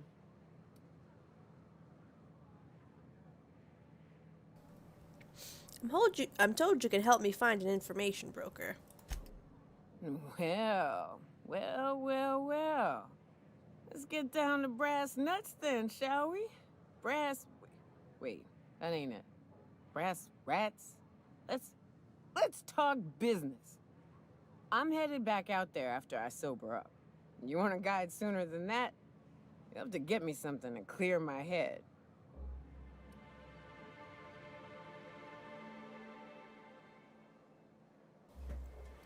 Sure, what do you need? Outstanding! Our dispensary here maintains a stock of, I don't rightly know what they are. Steroid or caffeine somethings? Pills. They're very good. I'm cut off for the month, on account of needing one just about every damn day. But I'm sure you've got your wily ways. Fetch me one and we'll be all set.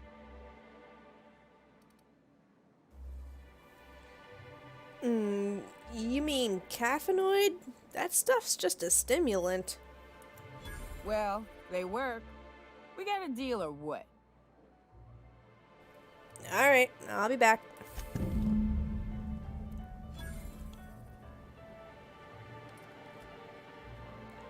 So Nyoka needs some serious help sobering up. And until we get those caffeine pills for her, she is not going to be very much help for us. I'm gonna nose around here, see what I can discover. That's my mag pick now. And that's also my Rizzo's. I really don't need the Spacer's Chaw. What's this vending machine sell? Okay. Saltuna of the Deep. Merchant machine. Canned Saltuna in brine. Okay. And some nicotine, ammo. And this is what the armor in this area looks like. It's very... it's very IKEA. Very primary color. Was there anything else that I wanted to offload? I can sell a couple of my, unneeded mods.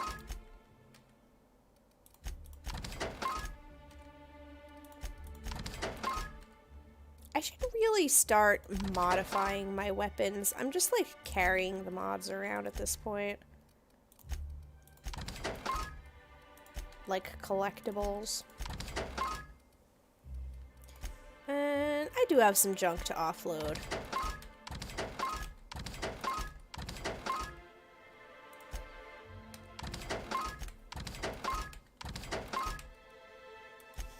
Just making sure none of these things are important. Because Adelaide's watch is a unique item. And I would love to make sure that I don't accidentally sell it.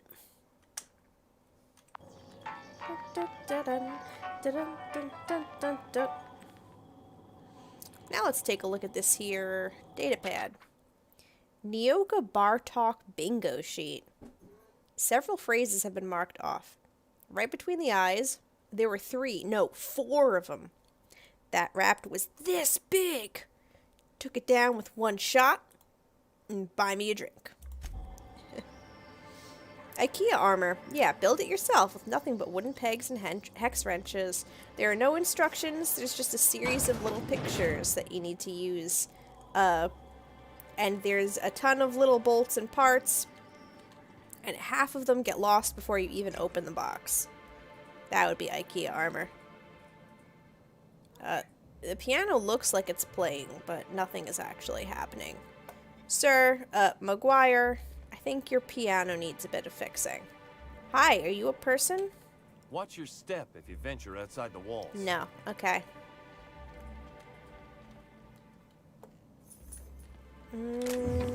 I don't need that Adreno, especially not if these two are going to be keeping eyes on me. Oh, this is nice. You go upstairs in the bar, and there's this little balcony. You can sit out here and eat, drink, be merry. Okay. You have a name. I dare say I have to be talking to you. New face, huh? You from Offworld? I love your glasses, dude. Yeah, Captain Hawthorne of the Unreliable. A ship captain? Well, I'll be. Here, let me buy you a drink. Glacier water, thank you. Why don't you grab a chair, sit a spell and revel with us? By the smell, he's been reveling enough for you both already. What are you celebrating there? Me and my friends have taken our destiny into our own hands. Oh? We're untethered, free of responsibility and worldly cares. Well, as long as we don't run out of bits. But until the windfall's gone, we're riding high. See, we just walked out on our work. Had enough, we did. So now we're striking. Oh, what could be so bad it made you walk off the job? It ain't any one thing but the sum of it all, having to work longer shifts for less bits. And the wages we do earn don't cover as much as they used to. Oh yeah, that supervisor, sucks. Velma, goes on and on about quarterly profits and meeting quotas. But that ain't what Sanjar promised us. Velma refuses to negotiate, so we're refusing to work. We won't go back until she agrees to pay us fair and proper. Us on Monarch, we're free from the board, you know? We have the right to lobby for better hours and pay. I'm pretty good with negotiations. I wouldn't doubt it. You look like the type who tends to come out on top. Not like us cogs, trying to be the squeaky wheel but just getting deadlocked. It's been days, but Velma won't even hear us out. Maybe you could just make her listen to our demands. Yeah, I'll mediate on your behalf. You would do that? We sure are lucky you decided to come up to the patio today. I knew drinking up here would be good for more than the view. Alright, we need to talk about Velma. Sure thing. What did you want to discuss? How long can you afford to miss work? Not forever, but we've each saved up our bits, and I stashed them safe in my home by the diner. I reckon we could last a week or two at least. Okay. Any suggestions for how to put pressure on Velma to negotiate? If I knew that, I'd have tried it. Talking reasonably got me nowhere. Maybe you'll fare better. The others wanted to blackmail her, but we're above that. Besides, them are just rumors. We got no proof they're true. What's this about blackmail now? I would never endorse such an untoward tactic, you know, but, well, there's rumors that Velma's taking a cut off the profits. So far, it's just gossip, you know, but if there was any proof to be had, it'd be in the Saltuna warehouse, I reckon. Alright, talk to you later. So I fully support you guys striking to get better wages and nicer hours, though it seems like they need some help negotiating a deal with their boss.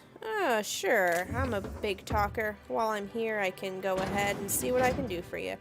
Okay, you guys wait outside while I steal all of this shit. Thank you for your patience while I just robbed the storeroom of this bar. Down the stairs we go.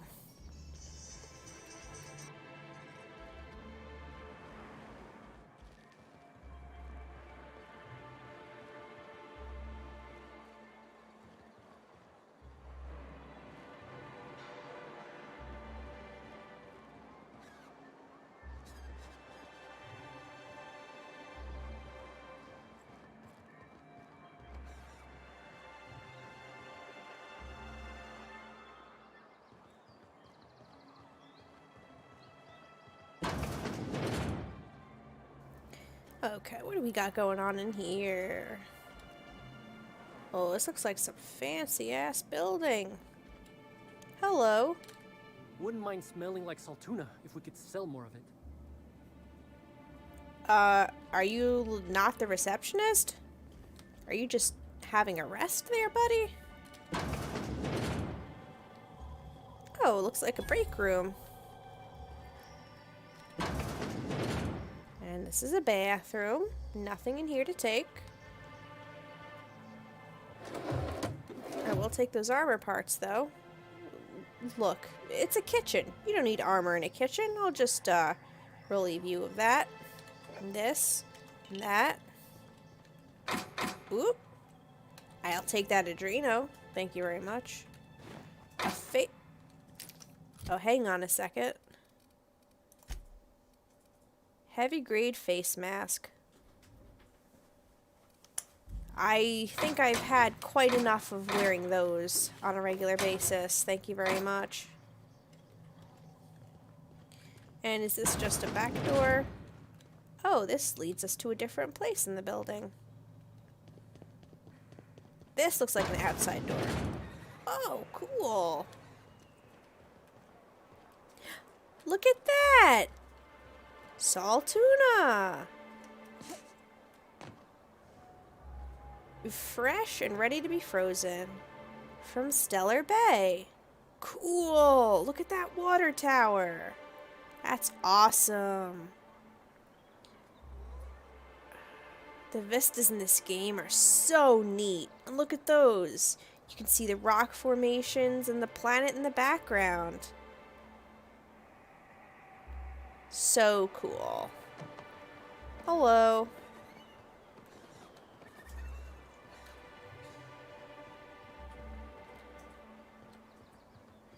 Ooh, that looks explosive.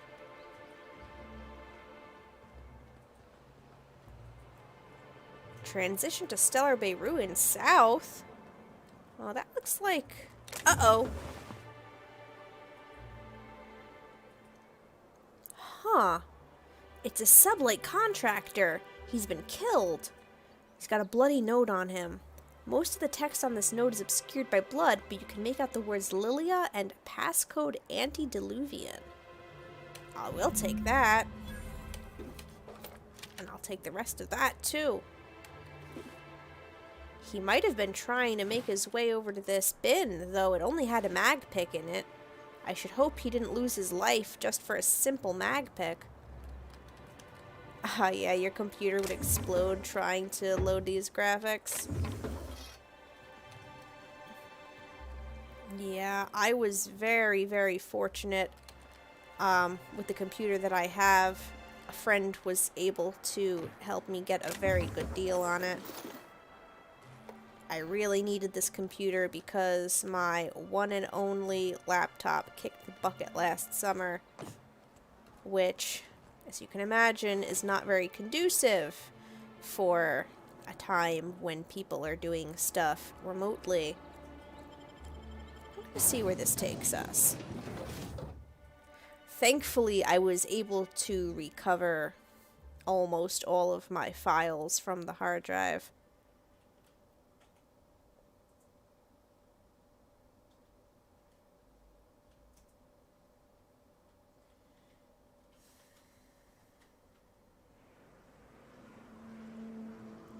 Okay, so it looks like this is just... Wait. This is a vertical door, but the hatch we went through was horizontal. I'm assuming that we traveled through some tunnels before we made our way out here.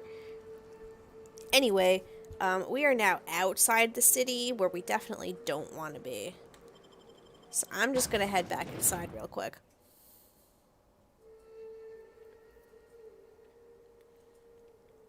As we observe Kieran and Cameron Fraser, the fabulous Fraser brothers of the Hammersmith Thunder. Yeah, like, look, you saw the door that I just went through, and it's on the floor. What gives? Well, I'm gonna go back inside. And where does this go? Okay, it looks like that goes on to, like, the work floor. What's up here on the balcony? Oh, this appears to be an office of some kind. The vermin. Oh, I think I have a the vermin. Okay, I don't need another of the vermin. But I could sell it. Okay, I could pick this container or I could get a key. Let me look around a little bit first.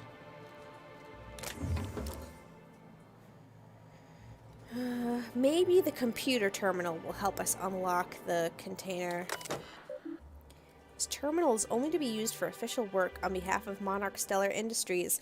Yes, that is me, MSI official worker. I am here for work business. Please enter authorization code to access personal files. I could just mash random keys. However, we are going to hack it. I'm in. Enter the name of the employee whose files we want to view. Well, there's only one. Let's look at Velma Ballard. Velma's personal files are a morass of supply contracts, order forms, spreadsheets, and financial records. Careful study of her financials reveals that for the past several years, she has been slowly siphoning money from her operating budget into a personal account. The theft is cleverly hidden. Individual instances could be excused as rounding errors or mistakes in simple arithmetic. The sheer volume of occurrences, however, indicates deliberate intent. Oh, Ms. Velma, have you been skimming off the top? That's not very nice. Let's take a look at Velma's messages here. To be hecked. Braxton, the fish in tank 23A are looking a little lumpy. If you're not going to make it in, that's fine, but you have to let me know so I can stay on top of the doses. Velma, doses? Lumpy? Do they have to give the fish medicine so it doesn't grow tumors? That's kind of nasty, considering people are eating this salt tuna. To S. Nandy. Mr. Nandy, we really need to talk about the salt tuna situation. I've had to let 4 batches rot in the warehouse over the last 2 months because we're not finding buyers. I know the situation with the board puts us in a tough spot, but we need to start thinking about how we're going to keep Stellar Bay afloat if we can't get sales up. B. Ballard. I wonder why they're having such a hard time finding buyers for the salt tuna. If you recall, back in Edgewater, they had a shortage of salt tuna. Something is not right with this fish supply situation going on. Dare I say, it's a very fishy situation. Here's another message to Braxton Hecht. Brax, seriously, where are you? You missed 3 shifts. This is getting ridiculous, even for you. Alright, so we've got some guy Braxton who's not showing up for work. I'm just gonna go ahead and pick this container. You gotta teach me that. Oh, has somebody redeemed something? What has been redeemed? Someone redeemed a chirp. It's not telling me who. Was it Al? I think it was Al. Al, did you redeem a chirp?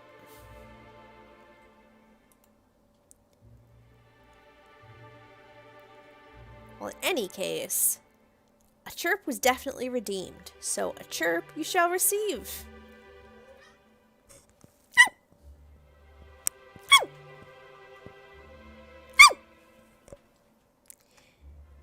And there you are. There are your cheetah chirps. Oh, look, it's that toss ball poster that the guy wanted. I could grab that.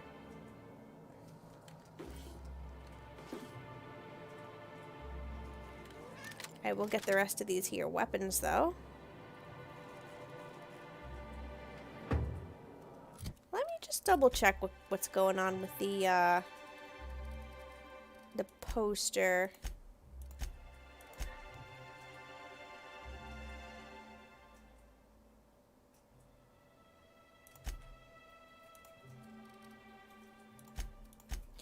Oh, it might not even be a quest on here.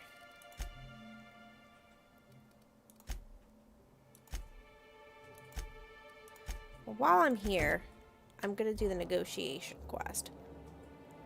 Sure, I'll take the poster.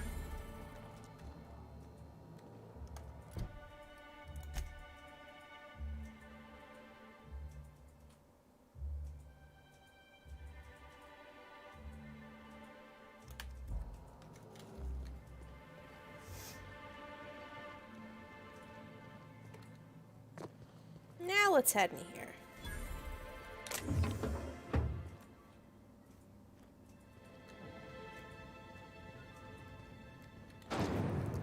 Oh my god, did I really confuse your cat by chirping? That's adorable. I myself have a cat on the floor who's chirping because it's her dinner time in 10 minutes and she wants to make sure that I don't forget because she has been unfeeded for 600 hours and is dying of starvation. Oh, are you Velma? Well, Velma, I got some things to say to you. Look, you can tell Catherine the new shipment will be ready when it's ready, all right? She's welcome to come up here and pack boxes herself if she's in such a hurry. Hey, take it easy. I'm just looking around. Well, if you're that friendly about it, then you definitely aren't one of Catherine's sublight toughs. My mistake. I hope you can forgive my temper. This job has been running me ragged lately. First, my autoloader foreman stages a walkout, and now my chief pescatological health manager is missing. Your chief what? Braxton. He's in charge of getting the fish fat, but also making sure they don't get too many tumors. That explains it. He's a real wizard with pharmaceuticals, but he has creative notions of working hours. Comes with living in a free colony, I guess. Yeah, I guess so. Don't you have rules about that sort of thing? We're not keen on rules for rules' sake around here. Means Braxton skips work sometimes, but it also means no company boss is telling me when I can take a shit. That is very helpful. Since you don't seem to be constrained yourself, maybe you could check up on him. He lives in the apartments. Yeah. Tell him Velma said to get his lazy ass down here, or she might start noticing those extra jugs he's been taking from supply. Something else on your mind? You said Braxton had been stealing drugs? Stealing's such a nasty word. Let's call it skimming. And yeah, let's just say I've noticed the sterile biotics we use for the fish would get used a little faster on Braxton's shifts. Awfully nice of you to not say anything. We're not like those corporate towns where you get fined for sleeping on the wrong side of the bed. Besides, the Spacer's Choice stuff we use is cheap enough. And Braxton knows how to get the Saltuna, fat and mostly tumor-free. Who's this Catherine you mentioned when I first came in here? Sublight boss out of Fallbrook. Handles most goods that come in or out of Stellar Bay. Has a mouth like a Ground 6 Spacer. Let's talk about Caleb. Unless you're here to tell me he's agreed to do his job again, I've got nothing to say. They're hard workers, aren't they? Don't they deserve some compensation for that? Hard workers? They turn dials and flip switches. The machines do all the actual work. I'll wager she don't pay those folks that maintain the mechanicals decent neither. Caleb and his crew have it better than anyone else around here, I'll tell you that much. Alright, Velma, it does not look like you and I are going to be seeing eye to eye on this. Look, Caleb says they need a raise to keep up with prices around here. Tell him to complain to Catherine in Fallbrook, not me. Sublight's demanding more money for the same contracts, which means we're all in the same boat. If Caleb wants to keep this job, he'd better get back to it. I'm about ready to hire Sublight contractors at this rate. Yeah, well, this is when she eats. My kitty eats twice a day as well. She knows her feeding times, and she makes sure to monitor us so that we do not forget when to feed her, though it's not like we ever could.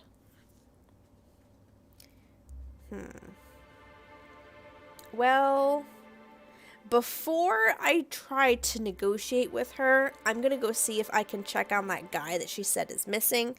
Maybe if I do a favor for her, she will react more positively to me, and she'll be more willing to negotiate with Caleb and the workers who are striking.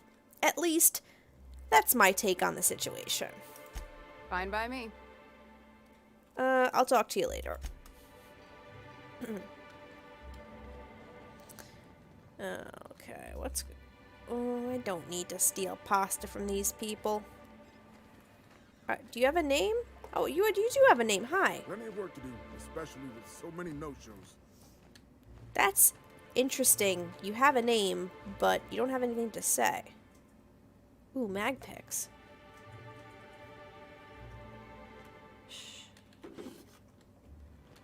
Okay. And this is just another door into the place where I was. Velma seem out of sorts to you? She's always cranky.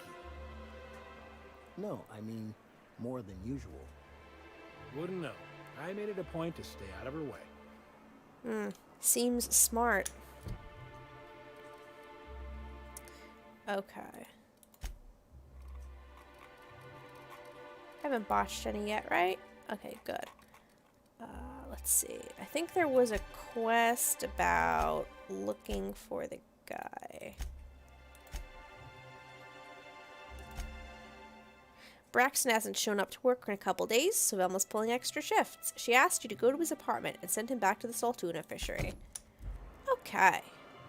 Looks like Braxton lives over in that direction. Let's see if we can pay him a visit.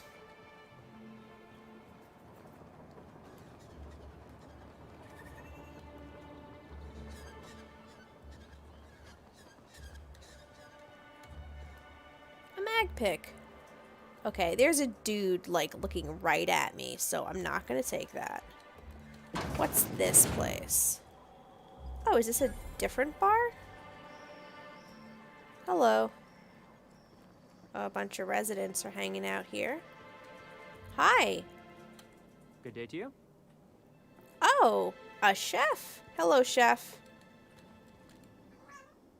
Whoa, by the stars, my poor heart. I just about pissed my jumpsuit. Gross. Why would you admit that to anyone? Because there's no shame in having overactive bladder muscles, all right? It's a perfectly normal medical condition. Yep. Sure, for lily-livered cowards, in my medical opinion. You sound like a terrible doctor. Oh my god. It's more of a hobby these days. Ellie. See what I deal with? This place is enough to try anyone's nerves. How's that? Where should I begin? With the oversized mantisaurs? Or perhaps the rats spewing acid at our walls? The board was right. This place isn't fit for human habitation. And I was a fool for staying. Why did you decide to stay in the first place? Sanjar, of course. He had all these glorious ideas about how he'd run Monarch. Rest periods between every work shift. No shift more than 10 hours long. Those sound it all viable. sounds wonderful. Until you realize there's only a few centimeters of repurposed steel between you and the deadliest creatures in the galaxy. Seems like you'd want more than centimeters. That's what she said. Hey! There's truly no end to my suffering. Have you ever thought about leaving Stellar Bay? Only every day. But in case you haven't noticed, we don't exactly get ships on a regular basis, yours notwithstanding. And even if I did scrape together enough to buy passage out with sublight, which would mean reaching Fallbrook without getting eaten, shot, or dissolved into green goop, what then? You forgot stabbed. That's also a possibility. Well, thank you for reminding me. As if I weren't already destined for an early grave. Only every day. Anyway, why don't you just tell me? Nothing. That's what.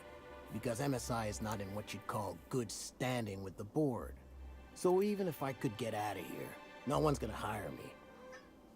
Yeah, even in the future, people are making that's what she said jokes. Some things just remain in the public conscious. Well, that sounds rough, Chef Raymond. Even talking about it has my blood pressure up. I've really gotta stop. Okay, well, see you later. Lucky you. I'd offer you passage on my ship, but I have no idea when I'm gonna be able to get out of here. I have the feeling I will be on Monarch for quite some time. Anything upstairs? Can steal some stuff from this guy. And some ammo from the bathroom. People just love to keep ammo in their bathrooms on this planet, I guess. Grab that Adreno. Grab that Moab Fizzy Tea. Oh my god, Moab. It's like mock apple. Moab Fizzy Tea. Easy. Go ahead and pick that door for free. Ooh, Vortex Mace. That looks fun and or expensive. Now, what have I just scooped up?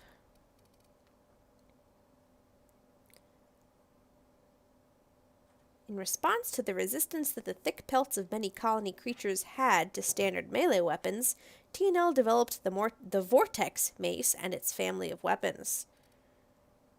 Ooh. Wicked looking. Alright, ladies. We've fully cleared this place out.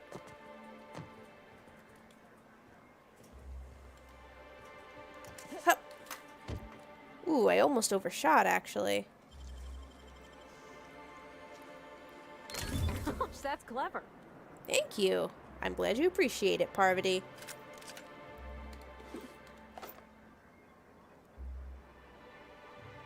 Oh, this is Herrick's stuff. A bit cartridge containing Caleb Herrick's savings, which is different than the other bit cartridge that was here. Well, I feel bad for robbing this guy now, so I'm gonna leave that. Hup. Down we go. Help! Someone's been killed! Someone's been killed? What? I think I'm gonna be sick. Oh my god. Pull yourself together, man, and tell me what happened. I clean the apartments while everyone's at work. I've seen all sorts of messes, but this... If you're going into the apartments, do not go into the lower one on the right. That's where the body is. Lower one Now, on the if you'll right. excuse me. I need to go contemplate a hot shower. Okay. The body's in the first apartment on the right. So much blood. Oh boy. Who wants to bet that has something to do with Braxton, the guy who's been missing from work for the past few days? Okay. Okay, well, nobody's gonna be using this vodka. Maybe I should look at the rest of the apartments first. What's in here? Oh, this guy is sleeping. Is he? Oh, she, excuse me. She is asleep. Can I steal this? I can.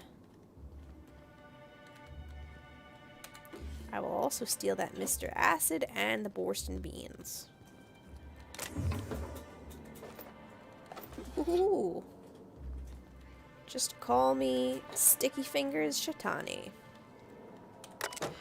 What's on this computer? A message to Mr. Nandy. Mr. Nandy, sorry to bother you about this, but something foul is leaking from the apartment upstairs. I don't know what Celia is keeping up there, but she works for you, right? Do you think you could talk to her about it? Here's a message to I Rose. Isaac, can you please try to keep your windows shut? As I've tried to explain, leaving them open, especially when you've got food out, invites mantis swarms, and a mantis swarm infestation is everyone's problem. Oh yeah, that's nasty. Don't you hate when your neighbors are just completely disrespectful of cleanliness and then they get infestations and you have to deal with it? Such an awful situation. I can understand why this person would be frustrated. And here's a message to our unfortunate, I'm sure, friend Braxton. Braxton, I know you keep odd hours. I know because I've heard you coming and going at all times of the day and night. But maybe you could try to close your door a little more quietly.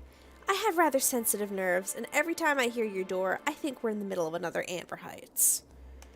Okay, so this lady's a little bit of a Karen. But it sounds like a few of her demands are fairly reasonable. Basically, she just wants the people she lives with. Tossball to Isaac. You'll never hear the end of it. You know, I haven't seen him in a while. If you'd gotten stuck in an hour-long rant about mostly colonists, you'd be thankful. Well, anyway, as I was saying. Here's another apartment we can loot. Thank God everyone is asleep. Hey, I saw that. Uh-oh. Ma'am, you were all the way out there. What do you think you're doing? Nothing. Go away. Carry on. Close the fucking door. I said... Oh? Okay. So, we have our first flaw here. Spacer's Choice found a flaw in you. During your adventures, things may happen to your character that can trigger a flaw offer. Taking the flaw is optional, but doing so provides you with a perk. The choice is yours. So my flaw is paranoid. Repeatedly getting caught by guards has made you jittery, doubly so when roaming around restricted areas or sneaking. So this is the way it works in this game. If I take this flaw, I will have this negative effect. However, it gives me a perk point that I can spend on perks right now if I so choose.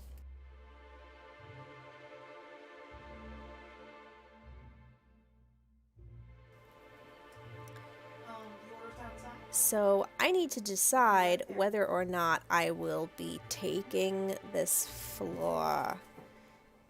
It'll give me a -1 to personality attributes when sneaking or roaming around restricted areas.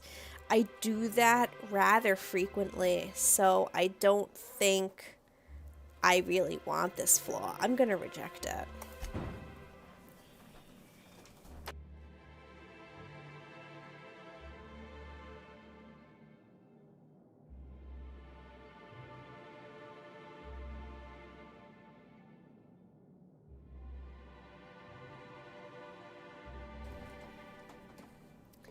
Anyway, I was closing the door so that I could finish stealing from this woman's apartment.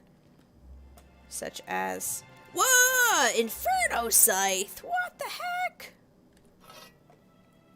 Give me that.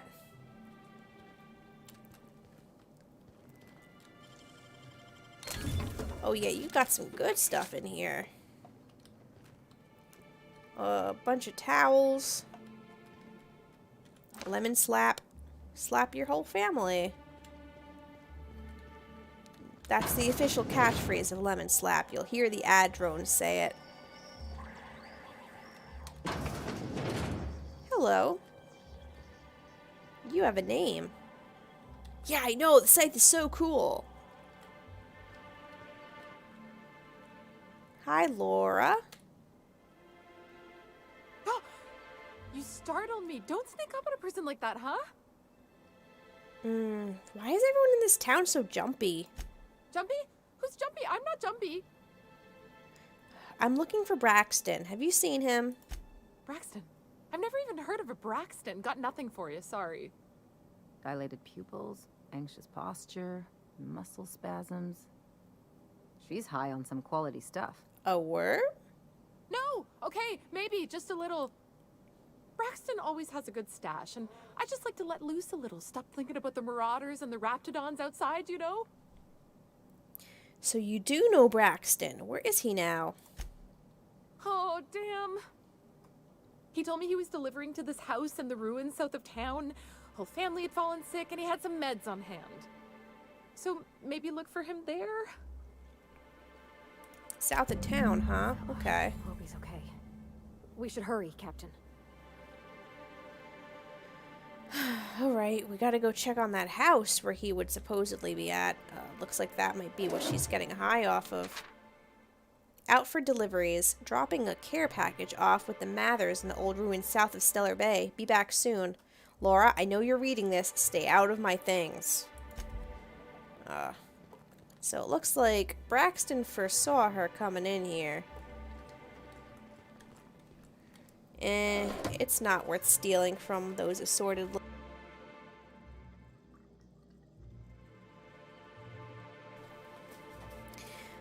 Though we now need to check on this murder victim downstairs, who apparently is not Braxton. Oh, sorry. Just spooked me, was all. Not much I can do for this guy. Ooh, yeah. Well, it seems like you have a severe case of tomato sauce head. It's chronic. There's nothing I can do for you. I apologize. Alright, let's look for some clues. Well, first let's steal some evidence.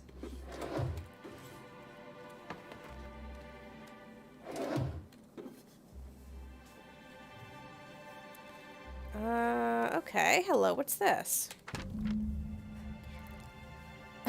Moida. A moida most foul. A tossball betting slip. This betting slip lists some increasingly bold wagers made for a team called Mostly Colonists. It's from left field tossball betting.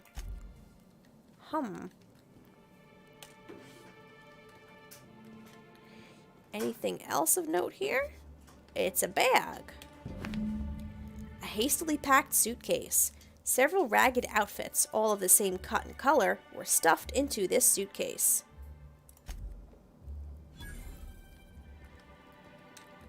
Anything in the bathroom? No. And it looks like we are all done in here. This looks like it should be something I can interact with, but I can't. So we've also got to investigate a betting agency, a sports betting agency, that doesn't appear to take kindly to that poor son of a gun.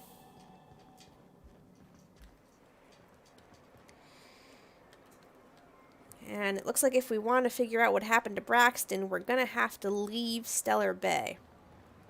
Before we do that, let's continue exploring the town.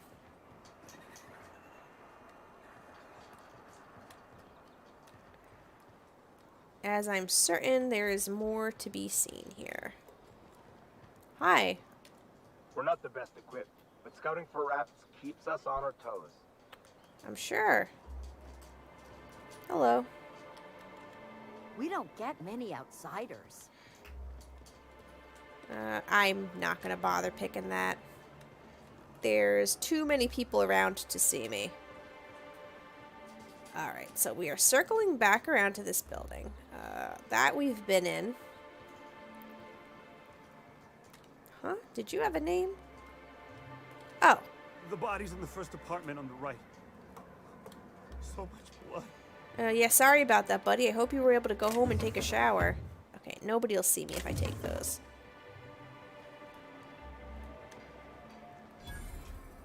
Ooh, what's this? Hello. Well, well. The only new folk I ever see in town are sublight runners from Fallbrook.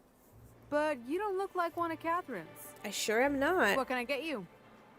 We got another cheetah fact in the chat, courtesy of Al.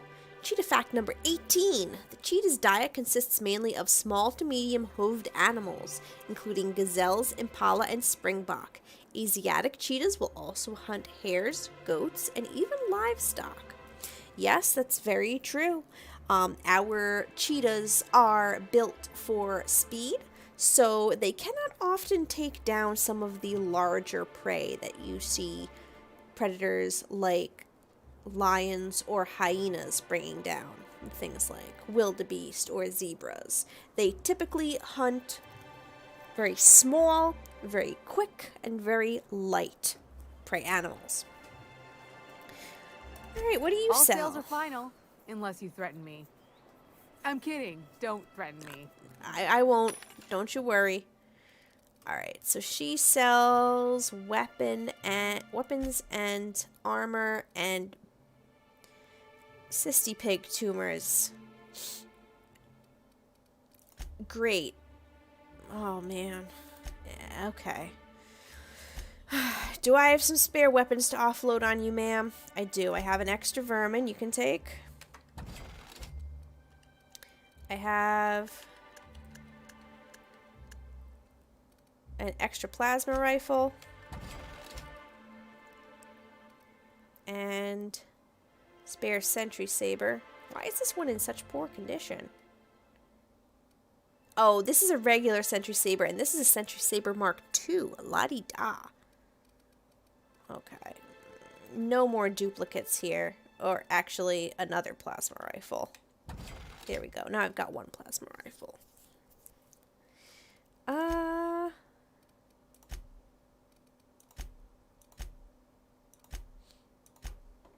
can buy back stuff from her, which is always useful. Do I have any junk to offload? Nope. Thanks for your business.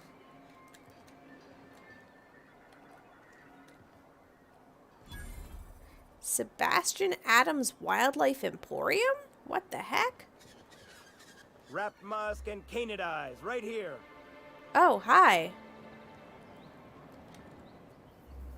Hello, stranger. Can I interest you in a raptidon tongue? Or maybe some canid toenails? You look like a woman who's looking for some mostly fresh animal parts. Why would I want any of that? I don't know. Celia usually buys whatever I have, and Mr. Pickett seemed real interested. So I thought maybe I was onto something. Mr. Pickett? Franklin Pickett from Edgewater? That's him.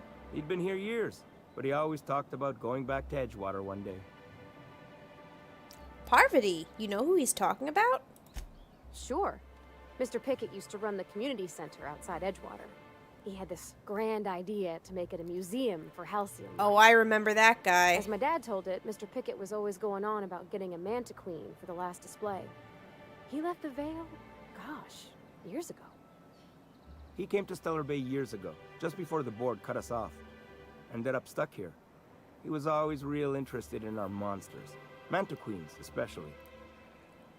Yeah, he was trying to get a Mantiqueen for the exhibit. Never actually managed it. Have you seen a Mantiqueen? Sure. They're real big. Hard to miss them. Where have you seen a Mantiqueen? Well, I could send you to the same place I sent Mr. Pickett. But I haven't seen him in a few weeks. To tell true, I'm starting to get a bit worried about him. Captain, can we look for him? I'd feel awful if somebody from home was in trouble and we didn't do nothing. Oh, sure, Parvati. Tell you what. I'll tell you where I sent Mr. Pickett if you promise to look for him. Help him out if he's got himself in trouble. Fair deal? Sure, I can keep an eye out for him. All right then. Leave town through the southern gate, the one right here, and head past the abandoned ruins. Oh good, the abandoned ruins. Last Mantiqueen I saw was in the wilds out that-a-ways. Could be Mr. Pickett still out there too. Great. About Mr. Pickett. Yeah. You find him yet? Where should I look for him? I sent him past the ruins just south of town. He was hunting for a Mantiqueen out there. Okay, he's just recapping. Let's see what you have to trade. Oh, good. Celia hasn't come by in a few days, so I haven't sold much. Alright, this guy sells Raptidon meat, a lumpy slice of fresh Raptidon. Enthusiastic local gourmands have compared the flavor to select cuts of woolly cow meat. That's interesting to know. Mantiqueen chitin.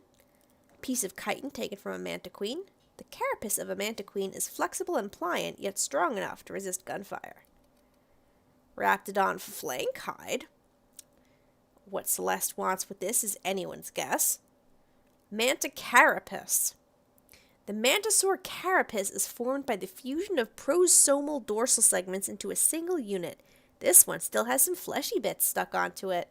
Ooh, delightful. Raptidon hide. This chunk of skin, newly removed from a once-living Raptidon, is brilliantly colored, intricately detailed, and quite odorous. And finally, those good old-fashioned cysty-pig tumors. You know, you said you had canid toenails. I don't see any canid toenails for sale here, buddy. You're lying to me. It looks like these items are needed for quests. I can't think of any quests that we have so far that we need these items for. So, I am gonna... Ooh. Oh, it's so cool. Look at it. It's shimmery on the underside. Can even zoom in and out. Oh, nasty. And there's the chitin. Neat. It's very expensive. I'm gonna hold off on that until I know what we need it for. Thank you, buddy. I'll come back later. That person looks like they're in trouble. Hello? Ma'am, please, I need your help. I can pay. Yes, that is me. I am here to help. What's going on? Oh, thank you for stopping. Everyone acts like nothing's wrong, like my little boy isn't at risk of being eaten by some vile creature. Please, you have to help me get my little Tucker back. He ran away and is going to get himself killed. Oh, I just know a Raptidon is melting him with acid as we speak. It's more dissolving than melting. That is not helpful. No, it's very helpful. Okay, ma'am. Take a deep breath. Calm down. Tell me what happened. Don't you tell me to calm down. I promised my boy I'd protect him for always. But how can I keep him safe if he's run away? He ran out into the wilderness a few days ago. I warned him about the Raptidons, Mantisaurs, and Marauders, the toxic sulfur pools and poisonous plants, but he didn't listen. Oh, law, Captain. A youngster won't last long in a place like this. Please, can't we help? Please, won't you go and find my boy? Ma'am, why would Tucker run away? He's been pining for an adventure. Says he's tired of living cooped up behind the walls. But he doesn't understand how dangerous it is out there. I warned him. A raptidon would snap him up first chance it got. I just know one's ripped his arm off and is gnawing on his sweet little fingers. He should have listened to his mama. I promised I'd keep him safe here with me. Where would he have gone? He's been listening to those awful broadcasts that the iconoclasts put out. I begged Sanjar to put a stop to them, but did he? No! And now I just know my boy's run off to Amber Heights. Amber Heights? That is, if a Manta Queen hasn't spooled out and eaten his entrails for breakfast already. Amber Heights? I think someone mentioned a massacre happening there earlier. That can't be a very good place for a missing boy to go. Where's Amber Heights? That old settlement, southwest of Stellar Bay. I don't know which is worse, the thought of my son shacking up with the nutty iconoclasts, or that he never made it. Sprats could be nesting in his rotting body alongside the road as we speak. Ma'am, you need to stop being so defeatist. Or maybe marauders got him, pulled all his teeth out, crushed him into their drugs and made him snort them. Oh, the things that could happen to my sweet baby.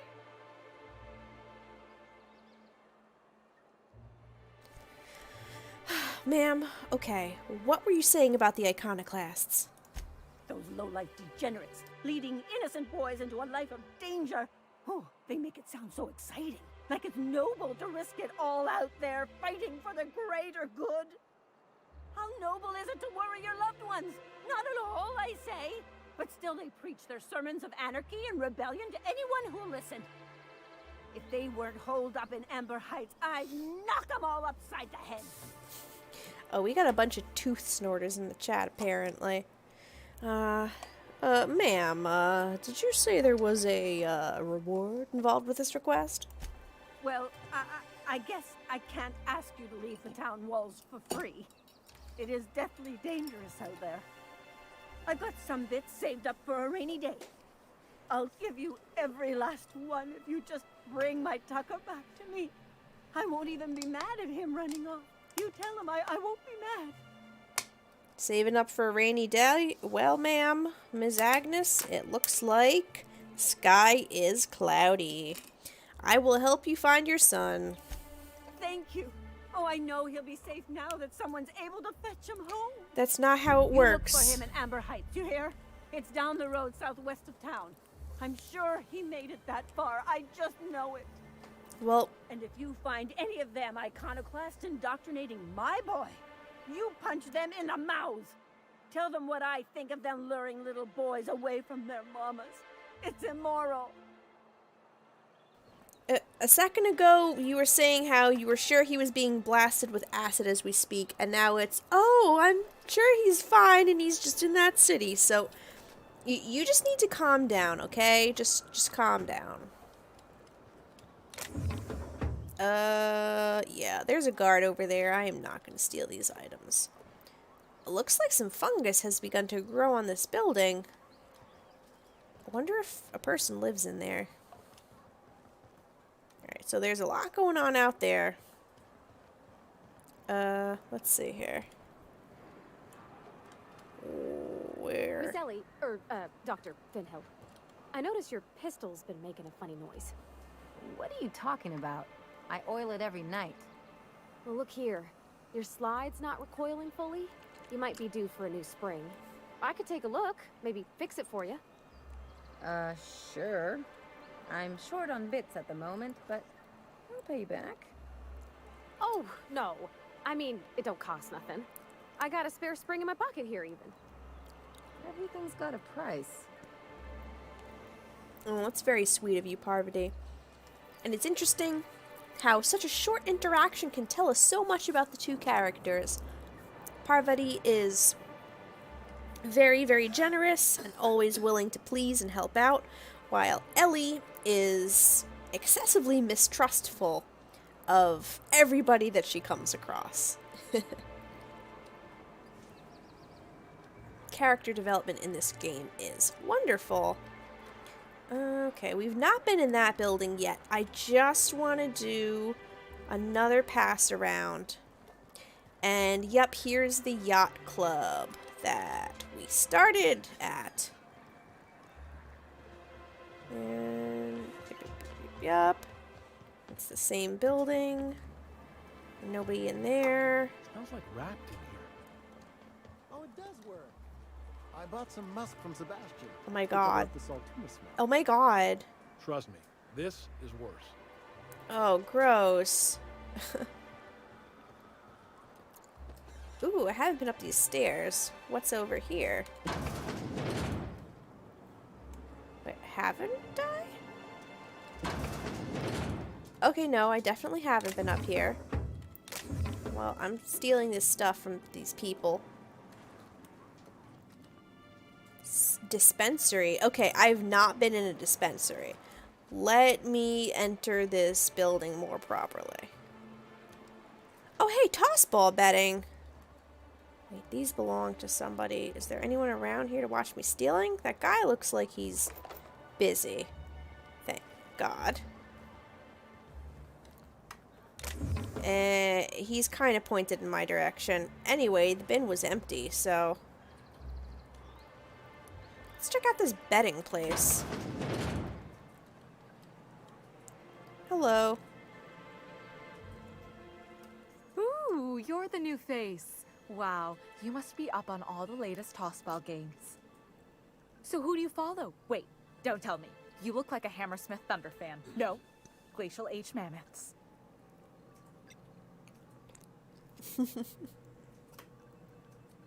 Should I lie and tell her I'm a tossball player?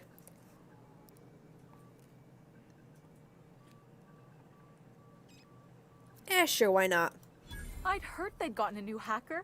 Is that why everyone's making such a fuss about you? But what are you doing on Monarch? It's part of a goodwill tour of Halcyon. We're meeting our fans across the colony. Maybe we're not so isolated as I thought. So, what can I do for you? You said you were having trouble receiving the tossball game transmissions? Graham's always filling the airwaves with his propaganda. Like it's done him any good. All it means is the tossball games get to us in fragments. Makes them real hard to watch. I found this betting slip in a dead man's apartment. Any idea what might have happened to him? Poor Isaac. I was wondering why I hadn't seen him in a few days. I'd really like to help. Isaac was a sweet fellow, even if he did have terrible teeth. Okay, what do his teeth have to do with anything? They were pretty distinct. Monarch doesn't exactly have a thriving dental industry, and Isaac seemed to get stuck in all sorts of bad habits, dietary and otherwise. Sometimes he'd drink purpleberry punch by the liter, other times he'd keep betting on a losing team. Started owing the wrong people money.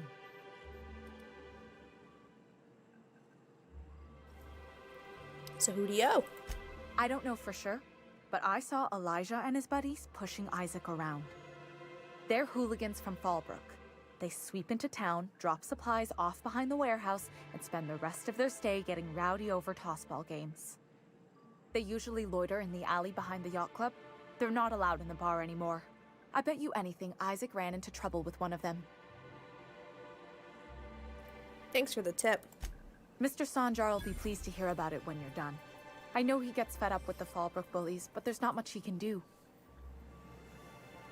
Okay.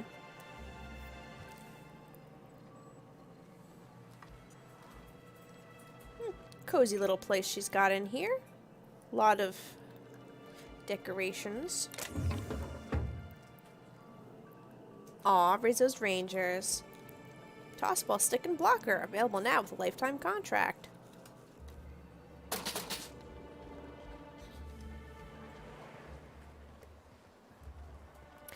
Oh, a constable. Looks like there is some police presence here. But first, whose house is this?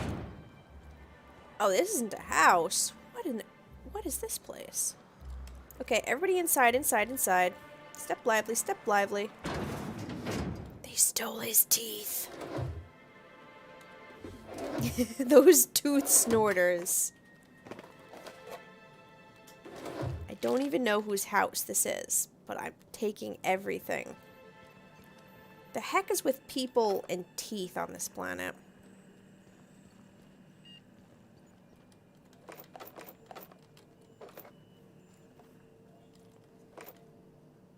What a weird place.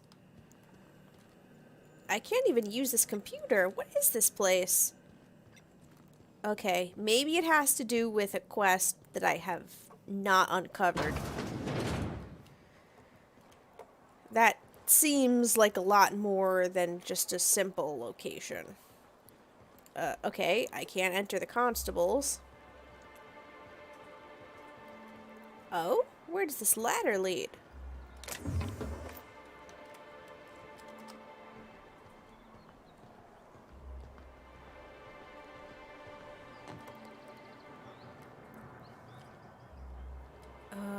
Looks like there's another ladder over there.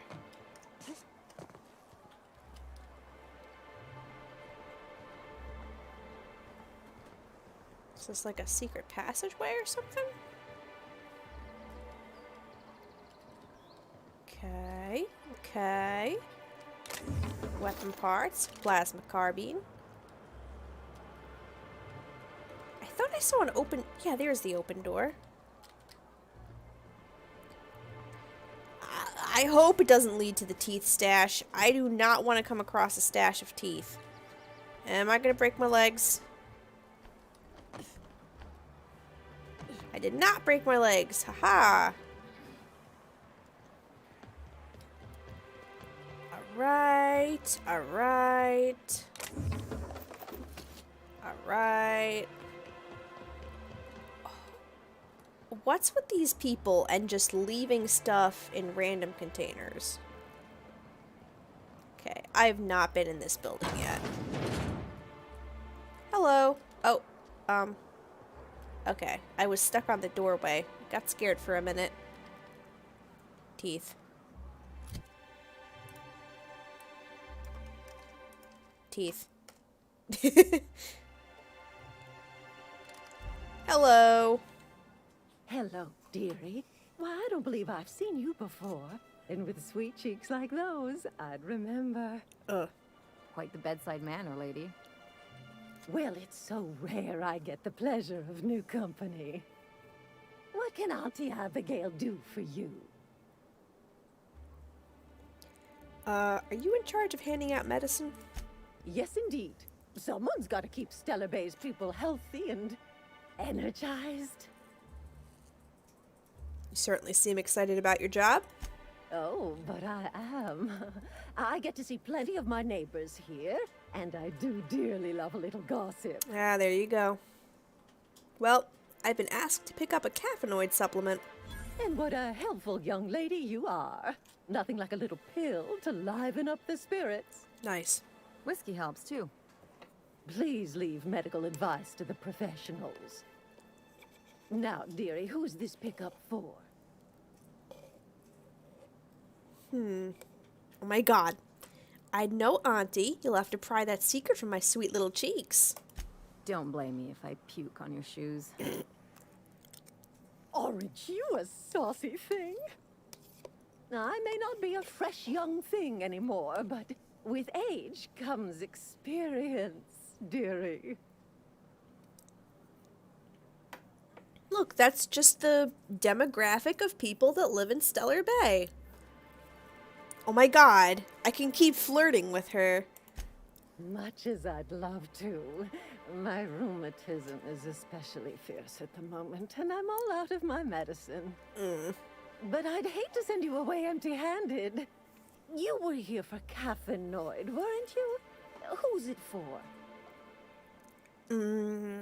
Should I tell her it's for Nyoka? I have a feeling she's not gonna... Oh my god. What if caffeinoid is made with powdered teeth? We've done it. We've cracked the mystery. Yeah,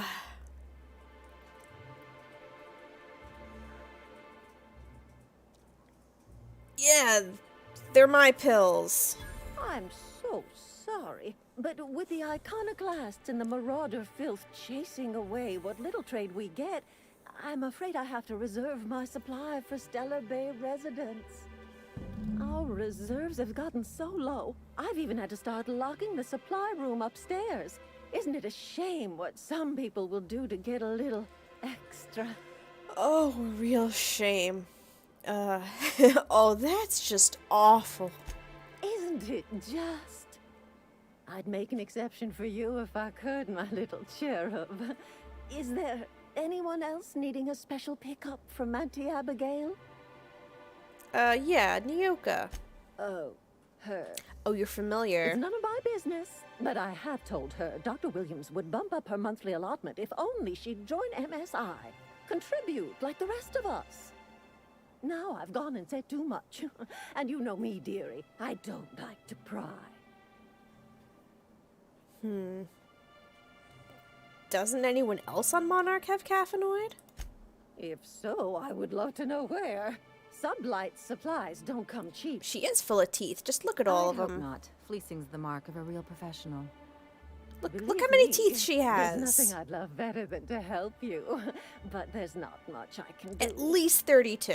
Dr. Williams managed the town's allotments from his terminal upstairs. Even I can't access them.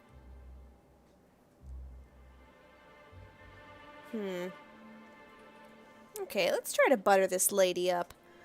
I thought you were in charge around here, Auntie. You sure ought to be. Oh, you flatter an old woman. Me, I'm just here to be a pretty face for the customers. And to keep an extra key to the supply room. Yes. For all the times Dr. Williams misplaced his. Okay, flirting with the creepy old lady has actually paid off. Forgetful fellow, eh? Careless experimentation with medicinal substances does take its toll, eventually. But until then, it's lots of fun. Episodic pharmacological delirium is no laughing matter, young lady. Where can I find this Dr. Williams? In the town graveyard, I'm afraid. Oh. Poor man was always searching for the flower of enlightenment. On the way, he tried some rather daring substance combinations. The flower of enlightenment? It's a philosophist symbol of some kind, dearie. Never you mind.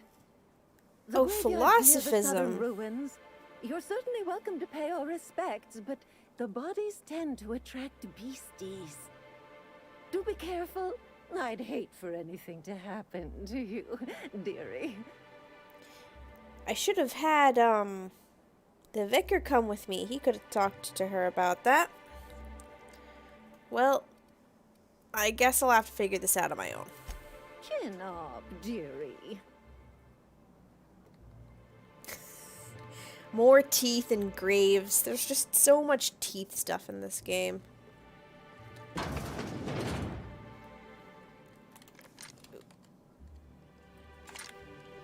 Excuse me, Auntie. I just need to go upstairs for no reason. Okay, employee login. Please enter your assigned login credentials. If you've forgotten your assigned login credentials, please report to your supervisor for reassignment. Can we create a new account? Nope. Let's log in with Williams. Oh, that was easy. I didn't even need to hack anything. Patient records. Let's look at Nyoka. Caffeinoid allotment, standard. Medical engineer notes. Liver damage, likely the result of prolonged alcoholism. Attitude problems, likely the result of prolonged alcoholism. Frequent social withdrawal, likely the result of prolonged alcoholism. I can increase her caffeinoid allotment. Oh, here's records on me. Patient not found. Why is my name in the database if the patient isn't found? Or, oh, is this indicating me typing the names into the computer? I imagine. Thiefus of teeths. Thievening. Teth steal. Let's go ahead and increase her caffeinoid allotment. Allotment increased to high. Warning, excessive caffeinoid consumption may lead to side effects such as irritability, fatigue, uncontrollable bowel movements, nausea, and death. Warning, caffeinoid storage is approaching critical levels. Resupply recommended. Okay.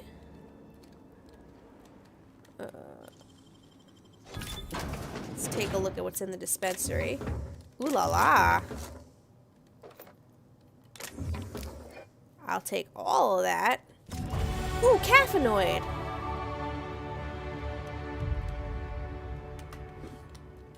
Alright, so there was like a 1. I could also search that doctor's body, but I mean, we already got the pills. Not much of a need to do that anymore. Come to share a secret with Auntie Abigail? I guess not. Well, I increased Nyoka's allotment for the future, so she won't have to worry about running low on pills any longer. Let me go ahead and put some of these here points into... we can get determination up to 40 at least. Inspiration still leaves a bit to be desired. Maybe it's worth putting some points into my weaponry. We got 40 in long guns at least. I got 1 more point.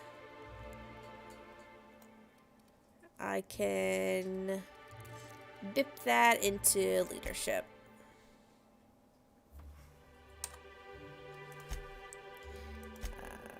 No perks for these folks. Okay, we've still got Braxton's house call thing on here. Perhaps we can find him.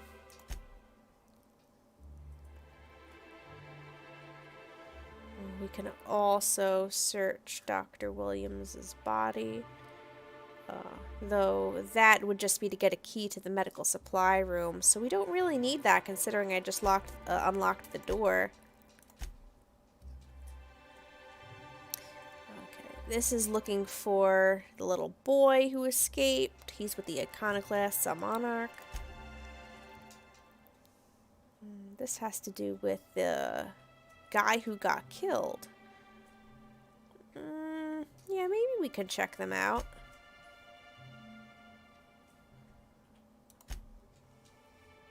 Oh, and we have the poster. We could deliver it to the guy. Oh, wait. There's one more building that we have yet to explore here.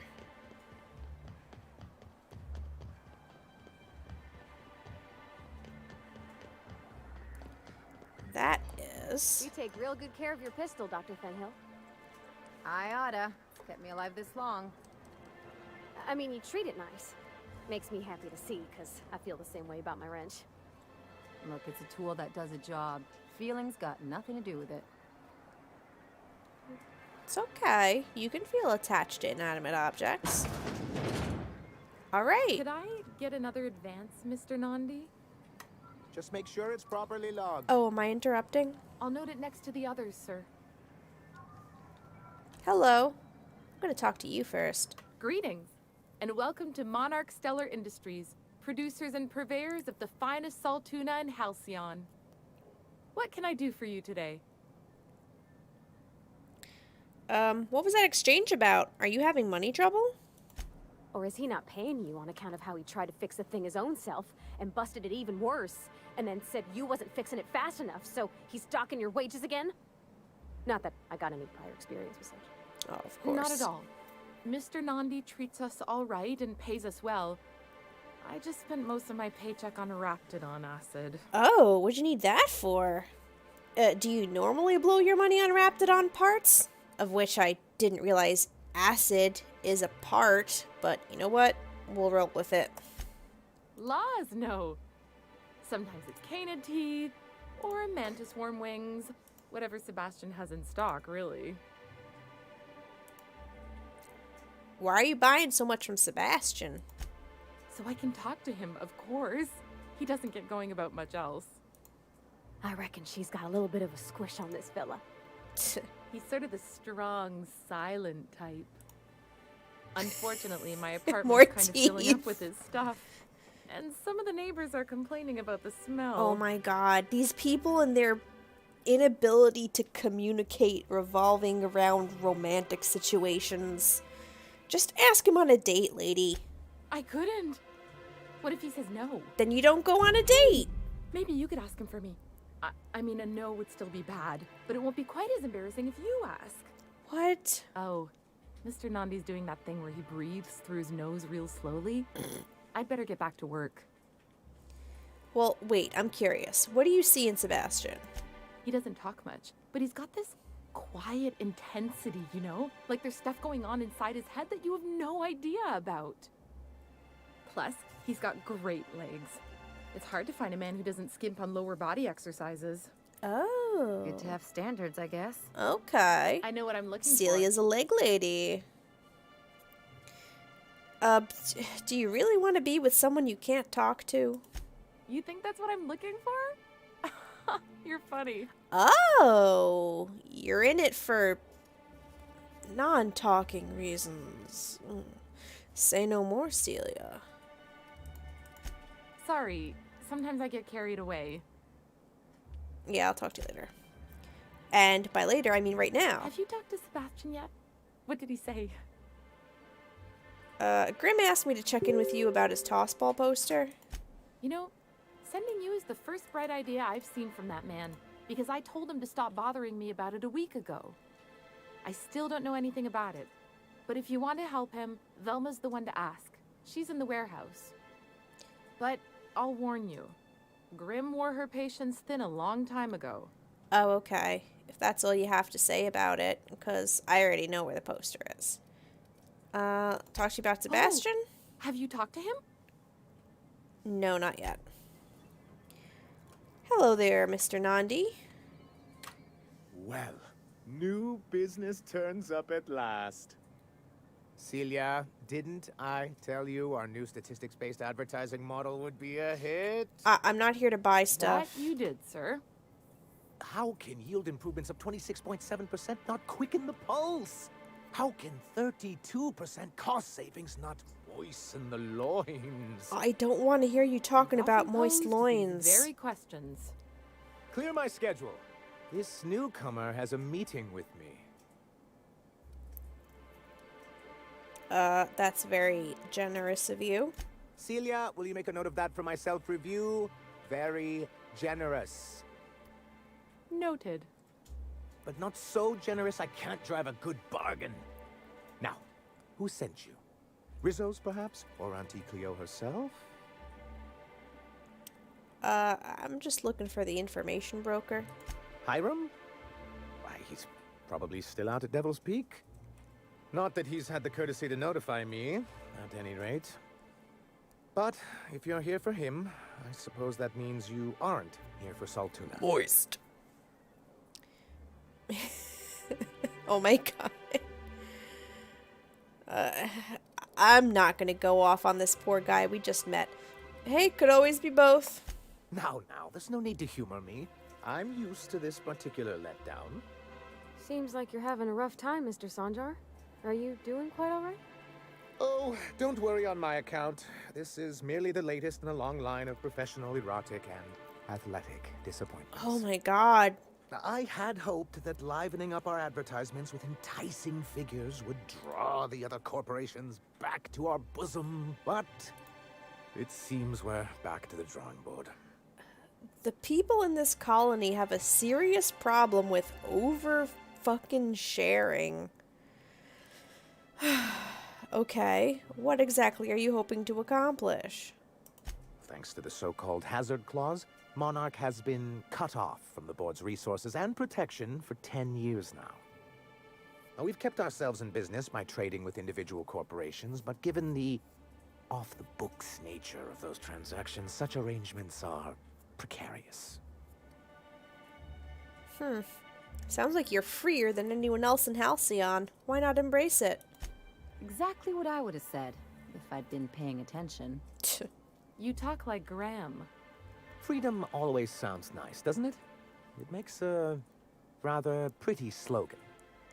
But if you sit down and tally up the costs, how you provide for yourself in the absence of aid, how you protect yourself from a hostile galaxy, it starts to lose its shine. So, what do you mean to do about it? Well, Mr. Nandi here has a rather ingenious plan to get MSI restored to the board. Oh, you don't want to be on the our board? terms, mind you. But will that help the people here, Mr. Sanjar? Keep them fed and safe? That's precisely what I'm trying to do. And if our advertising scheme hasn't borne fruit, then perhaps it's time we took matters into our own hands. Okay, this lady knows what's going on. It's true, our Celia is an alarmingly competent middle manager. At any other company, she'd be wasted in data entry. The plan she refers to is a two-pronged approach, and the first part involves seeing Stellar Bay properly defended. Yeah, these people are just completely isolated, so they have no sense of personal boundaries, and they're all just oversharing. Plus, they're really, really excited to see a newcomer for the first time in years. They're like, oh boy, new friend! Let me tell you about my personal, athletic, and erotic disappointments. How long did it take you to figure out that you need to defend your city? Not long, but the devil is always in the details. And the salient detail here is a Bolt 52 cartridge. What? If you can get us what we need to rejoin the board, starting the Bolt 52, we'll be able to become one of the most productive and secure cities in Halcyon. And you'll have a powerful ally on the board. I don't care about the board. This Bolt 52 sounds useful. What is it? Why, one of the strongest defenses in Halcyon. An extremely powerful ordnance. Never realized fighting the bureaucracy could be this interesting. It is quite the rush. Ordinance or ordnance? Because there is a difference. An ordinance, of course. We do things in a civilized fashion. Oh, here. okay. Not like Graham's iconoclasts. There's nothing the board likes so much as paperwork. Oh no. Al, you said something that the stream bot didn't like. Oh my god. Okay. I guess Streamlabs doesn't like you talking about anal rashes. Sorry about that, buddy. Look, now, see, that's how a normal person should react. But here in the colony of Monarch, everybody just always talks about their anal rash. So, yeah.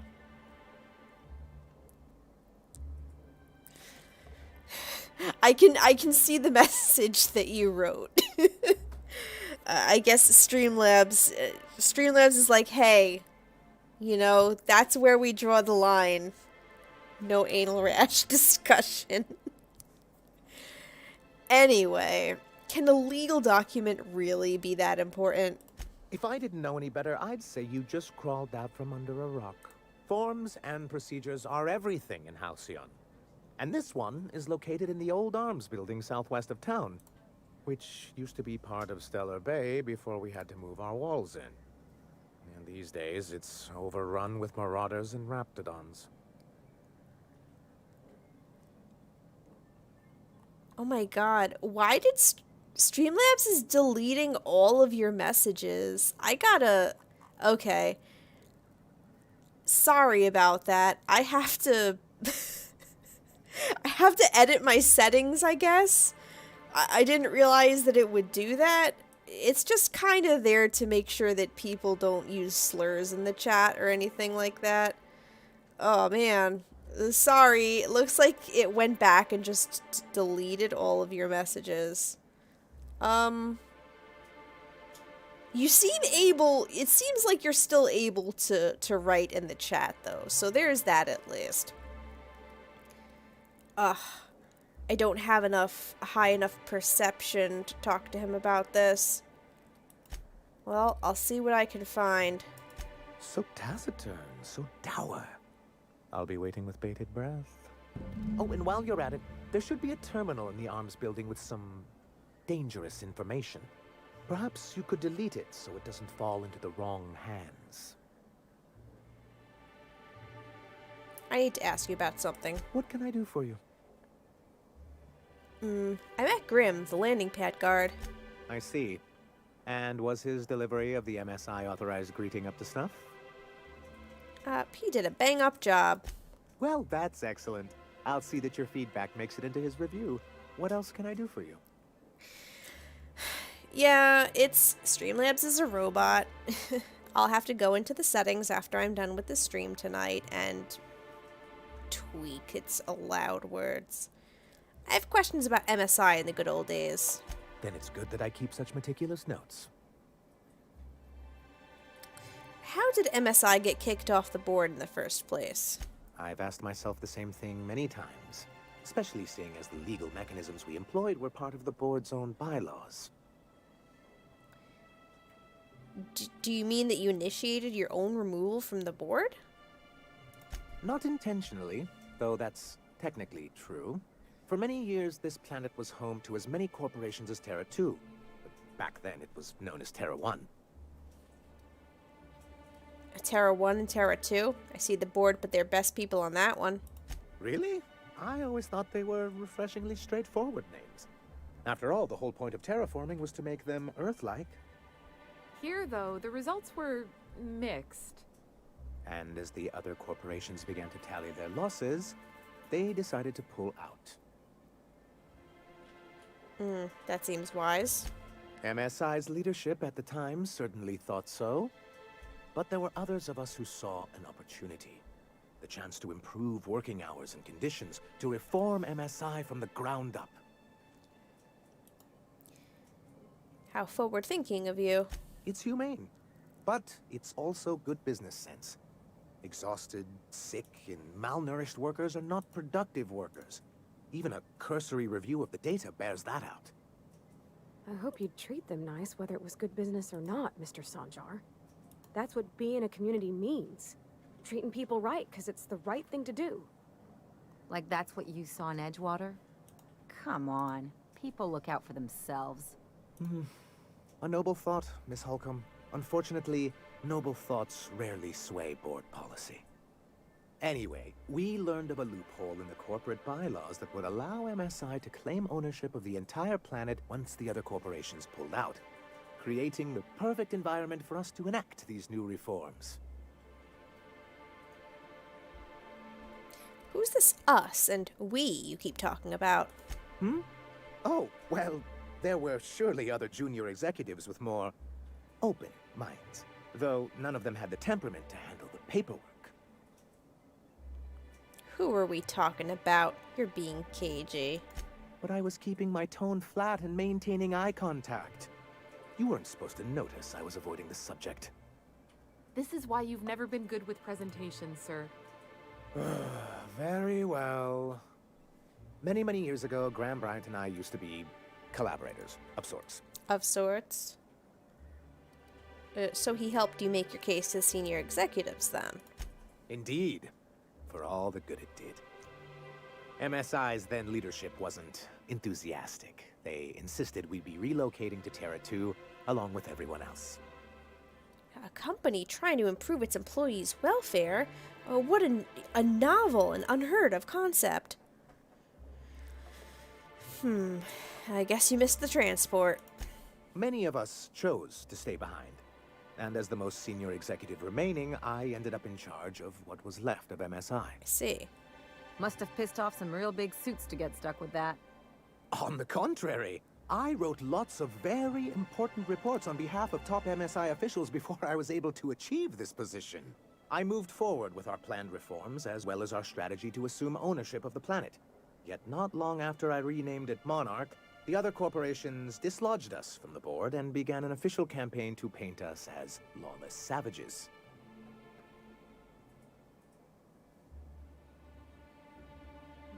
But why would they do that? I don't know. Everything we did was legal and above board. We followed their rules, and yet they still found reasons to declare us outlaws. I do think there's something useful in a governing body like the board. Something that keeps us from anarchy, but I dearly wish it functioned differently. Why exactly do you want back on the board? Why wouldn't anyone? They own nearly all the resources and infrastructure in Halcyon. Yeah, but they suck. If you can't beat him, might as well join him and reach into their pockets. To be on the board is to be part of the colonial community. And being cut off means slow strangulation. They've treated you pretty roughly. Is it worth going back to that? I'm not a man to put pride before progress. If membership on the board can ease our hardships and provide us with opportunities, then that's the path I mean to pursue. Besides, I'm hopeful that additional leverage on our part will allow us a more equitable relationship. Just be careful. The board doesn't mess around. Oh, believe me, I've learned that much. But I'm also not going to leave MSI at a disadvantage. My hope is to maintain the reforms we've managed here, and who knows? Perhaps once we're restored, we could spread them to other corporations.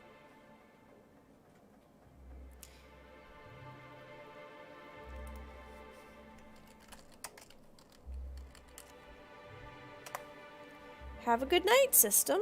Thank you for watching the stream for so long. Very much appreciated having you here. Get some rest, and I will hopefully see you back here at the same time next week. What is the hazard clause? It's a legal provision that gives the board the authority to cordon off any planet or location that it deems dangerous. But wait, what happens to the folks stuck on the wrong side of dangerous?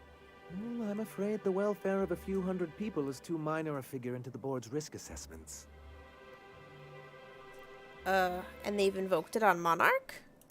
Yes, making all of MSI criminals in the board's eyes. Rather hard to run a business that way. Oh.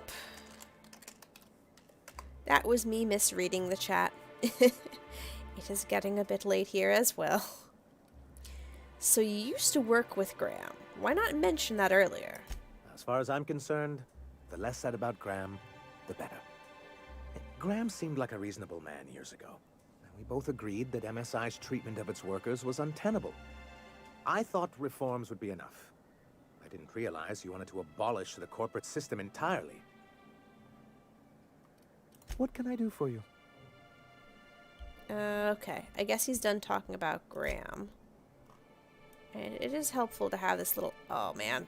It's helpful to have this little history tab here, but it's very, very small.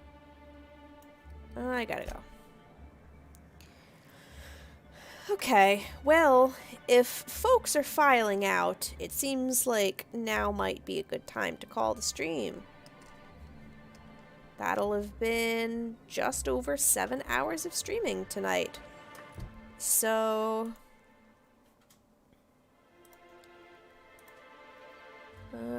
yep. Doesn't look like there are many more folks still watching here. At least, no one remaining active in the chat. So, I think now would be a good time for me to go ahead and call the stream. Thank you all very much for watching as usual. I intend to be streaming again next week, same time, same place. Unless something happens between now and then, I will be starting again at 5 p.m. Eastern, same time as I started today for whatever time zone the rest of you international or cross-country folks may be in. And yeah, there is a lot to do here in this city. I mean, we've just about finished talking to most of the NPCs in Monarch, and we've got so many quests. Look at all these side quests here that we have to resolve. There's a lot that we need to do here on this planet, and I very much look forward to spending that time working through all these quests with you folks again next Saturday. Aw, were you lurking here again, Misa? I'm glad that you were watching the stream and enjoying. It's really great that there are so many folks who just, you know, have a good time experiencing these fantastic games with me, or one so far.